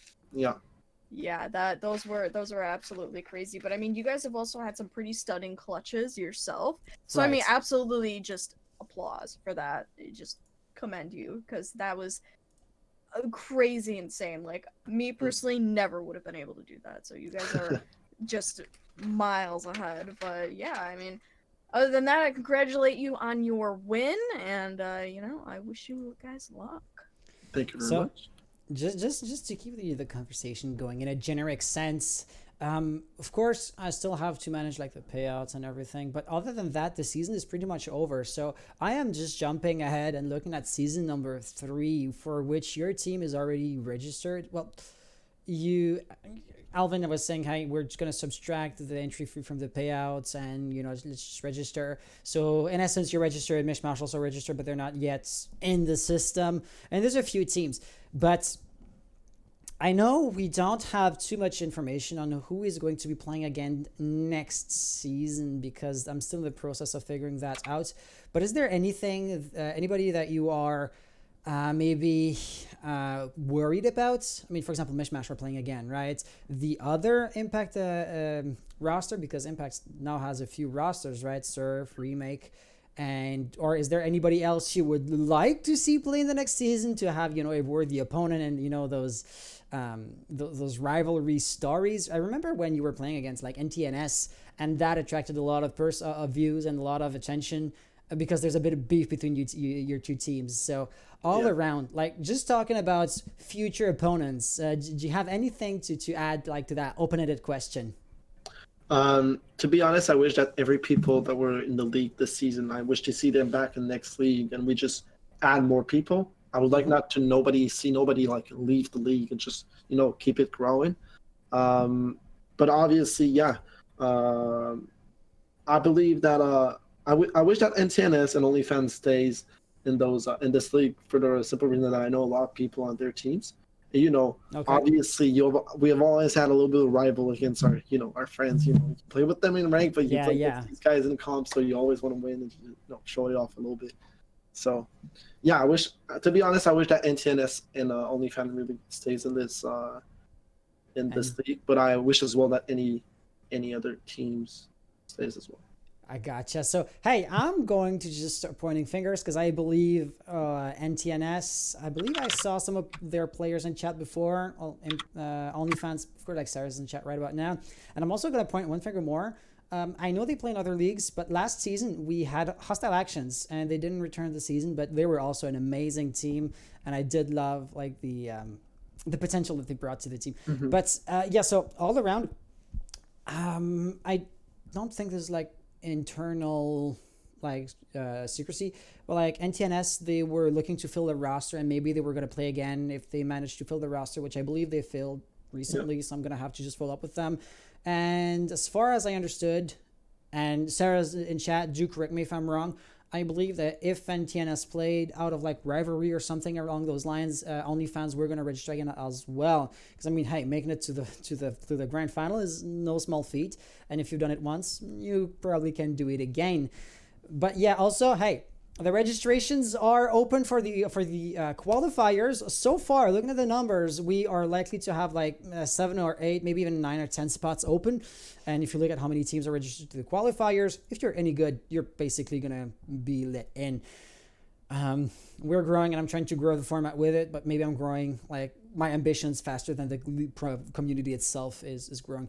But with that being said, also the other thing I wanted to mention, I've said this once or twice, so you probably already know about that, but I just want to like remind you guys.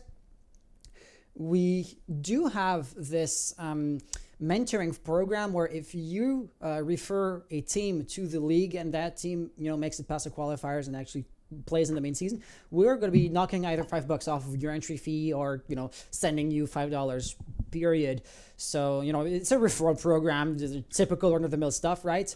And the players are actually asked when they register to the qualifiers if they've been referred by anybody, so they cannot like miss that. So I'm talking to anybody in chat, right? Teams, or hey, Giraffe, if you know any people that might be registering, I mean, I could send you the $5. The referral program works in either direction. But aside of me chilling, also like a difference between last season, this season should I say, and the next one is that I'm going to be splitting basically in 2 seasons the concepts. I wanted to do this originally, and once again the community wasn't big enough to support that. Just like CL and PL, if you get what I mean. Because the common criticism that we got was that there's a bit of a mixed bag as far as skill level is concerned. I don't want to be pointing fingers, but like some teams won like 2 games out of the entire season, so that's not fun for them. And I mean, you guys, for example, playing against a team that just loses everything that you do, you're not really getting a challenge or a kick out of that either. So the point there, is that lower skilled teams are going to play in the lower league, and higher skilled teams are going to play in the higher league. Combine that with the double GSL format, so similar to what the North America League is doing right now, and all of that put together should make it so that basically you're going to be playing with other teams of your skill level to make it even more interesting to play, be it for the perspective of a better team or of a lower skilled team. So hey, that was just me shilling because I guess I'm allowed to do that. But you know what? You just won. So I guess as the interviewee, I can also allow you to shill a little bit. Do you want to like just say thank you to your mom and dad, or do you want to like tell people to go follow you on like Twitter or anything? You won the entire season, so I guess you're at the very, very least entitled to that. Obviously, I'm going to shout out a couple people. I'm going to shout out, obviously, our CEO, Alpine. I'm going to shout out my team. I mean, these are the players. I'm the coach, but these are the players who won those 3 maps. And yeah, I'm proud of these guys as well. I'm as well proud of OnlyFans for giving us like some those big games. I mean, obviously it's stressful, but at the end of the day, it's just more fun when it's hard to win. Oh, absolutely. And I want to say GG these guys. I want to say thank you to all people supporting us in the chat, and that's pretty much it. Perfect. Drefru, do you want to like shield yourself a little bit, because once again you like gave me 4 hours at this point of your time tonight, so this is the least I can do for you.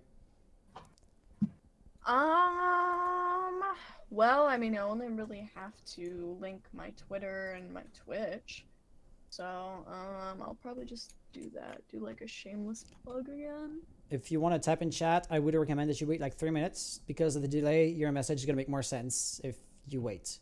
True. But hey, your gamer tag or your handle is like right next to your face, so, or right beneath you, so people can just read that and look that handle up on Discord, on Twitter, or on Twitch, and they're gonna find you. Awesome. Sarah's saying, well, we're gonna see, because we're gonna force we're gonna be forced to do some roster changes, so we can't really talk about the future yet. You know what? I love that attitude, because as unfortunate as it is, you lost tonight, right?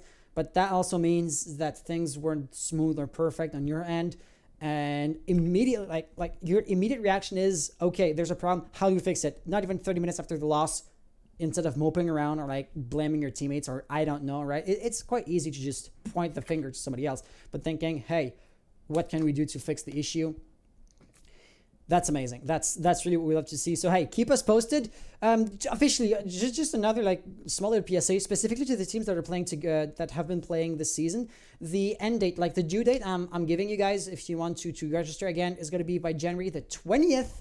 Because the quals are going to be on the 23rd, right? So I want to be able to know at some point how many spots are going to be open through the qualifiers. So that leaves you exactly a week remaining to tell us if you want to play again or not in the latter case, which we hope not.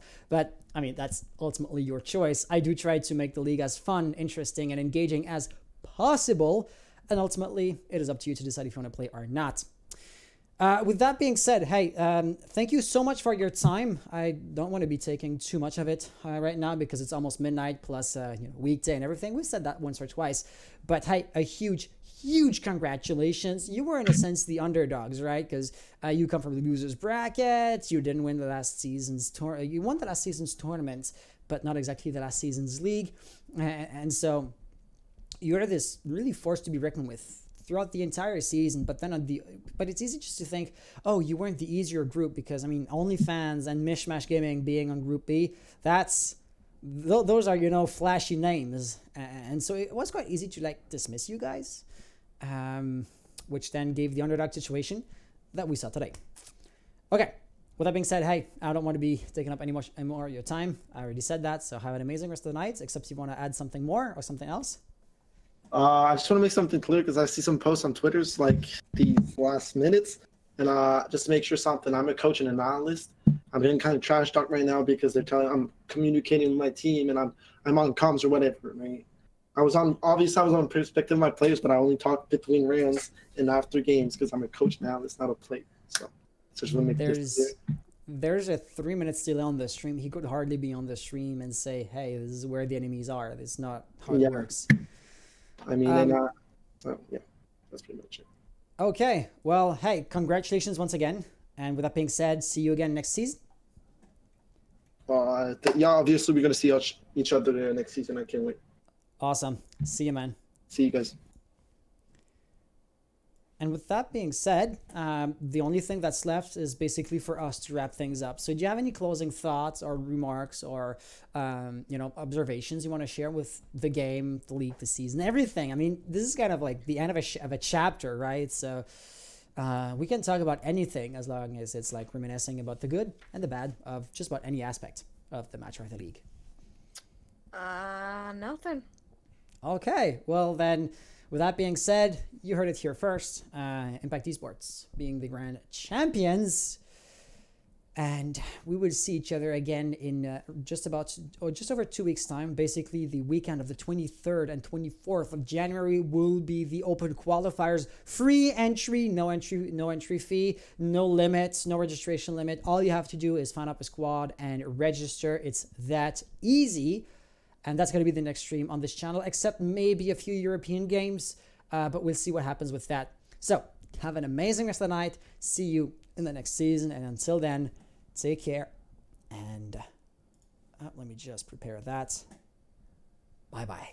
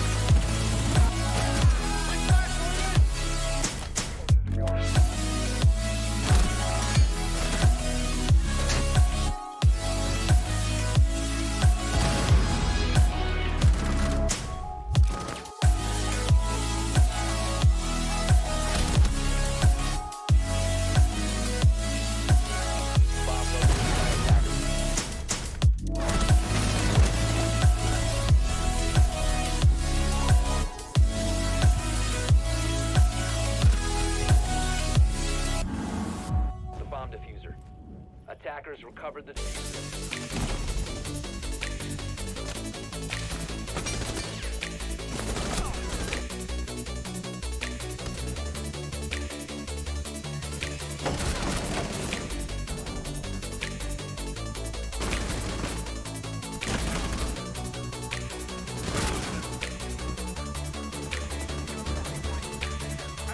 Attackers have located a bomb.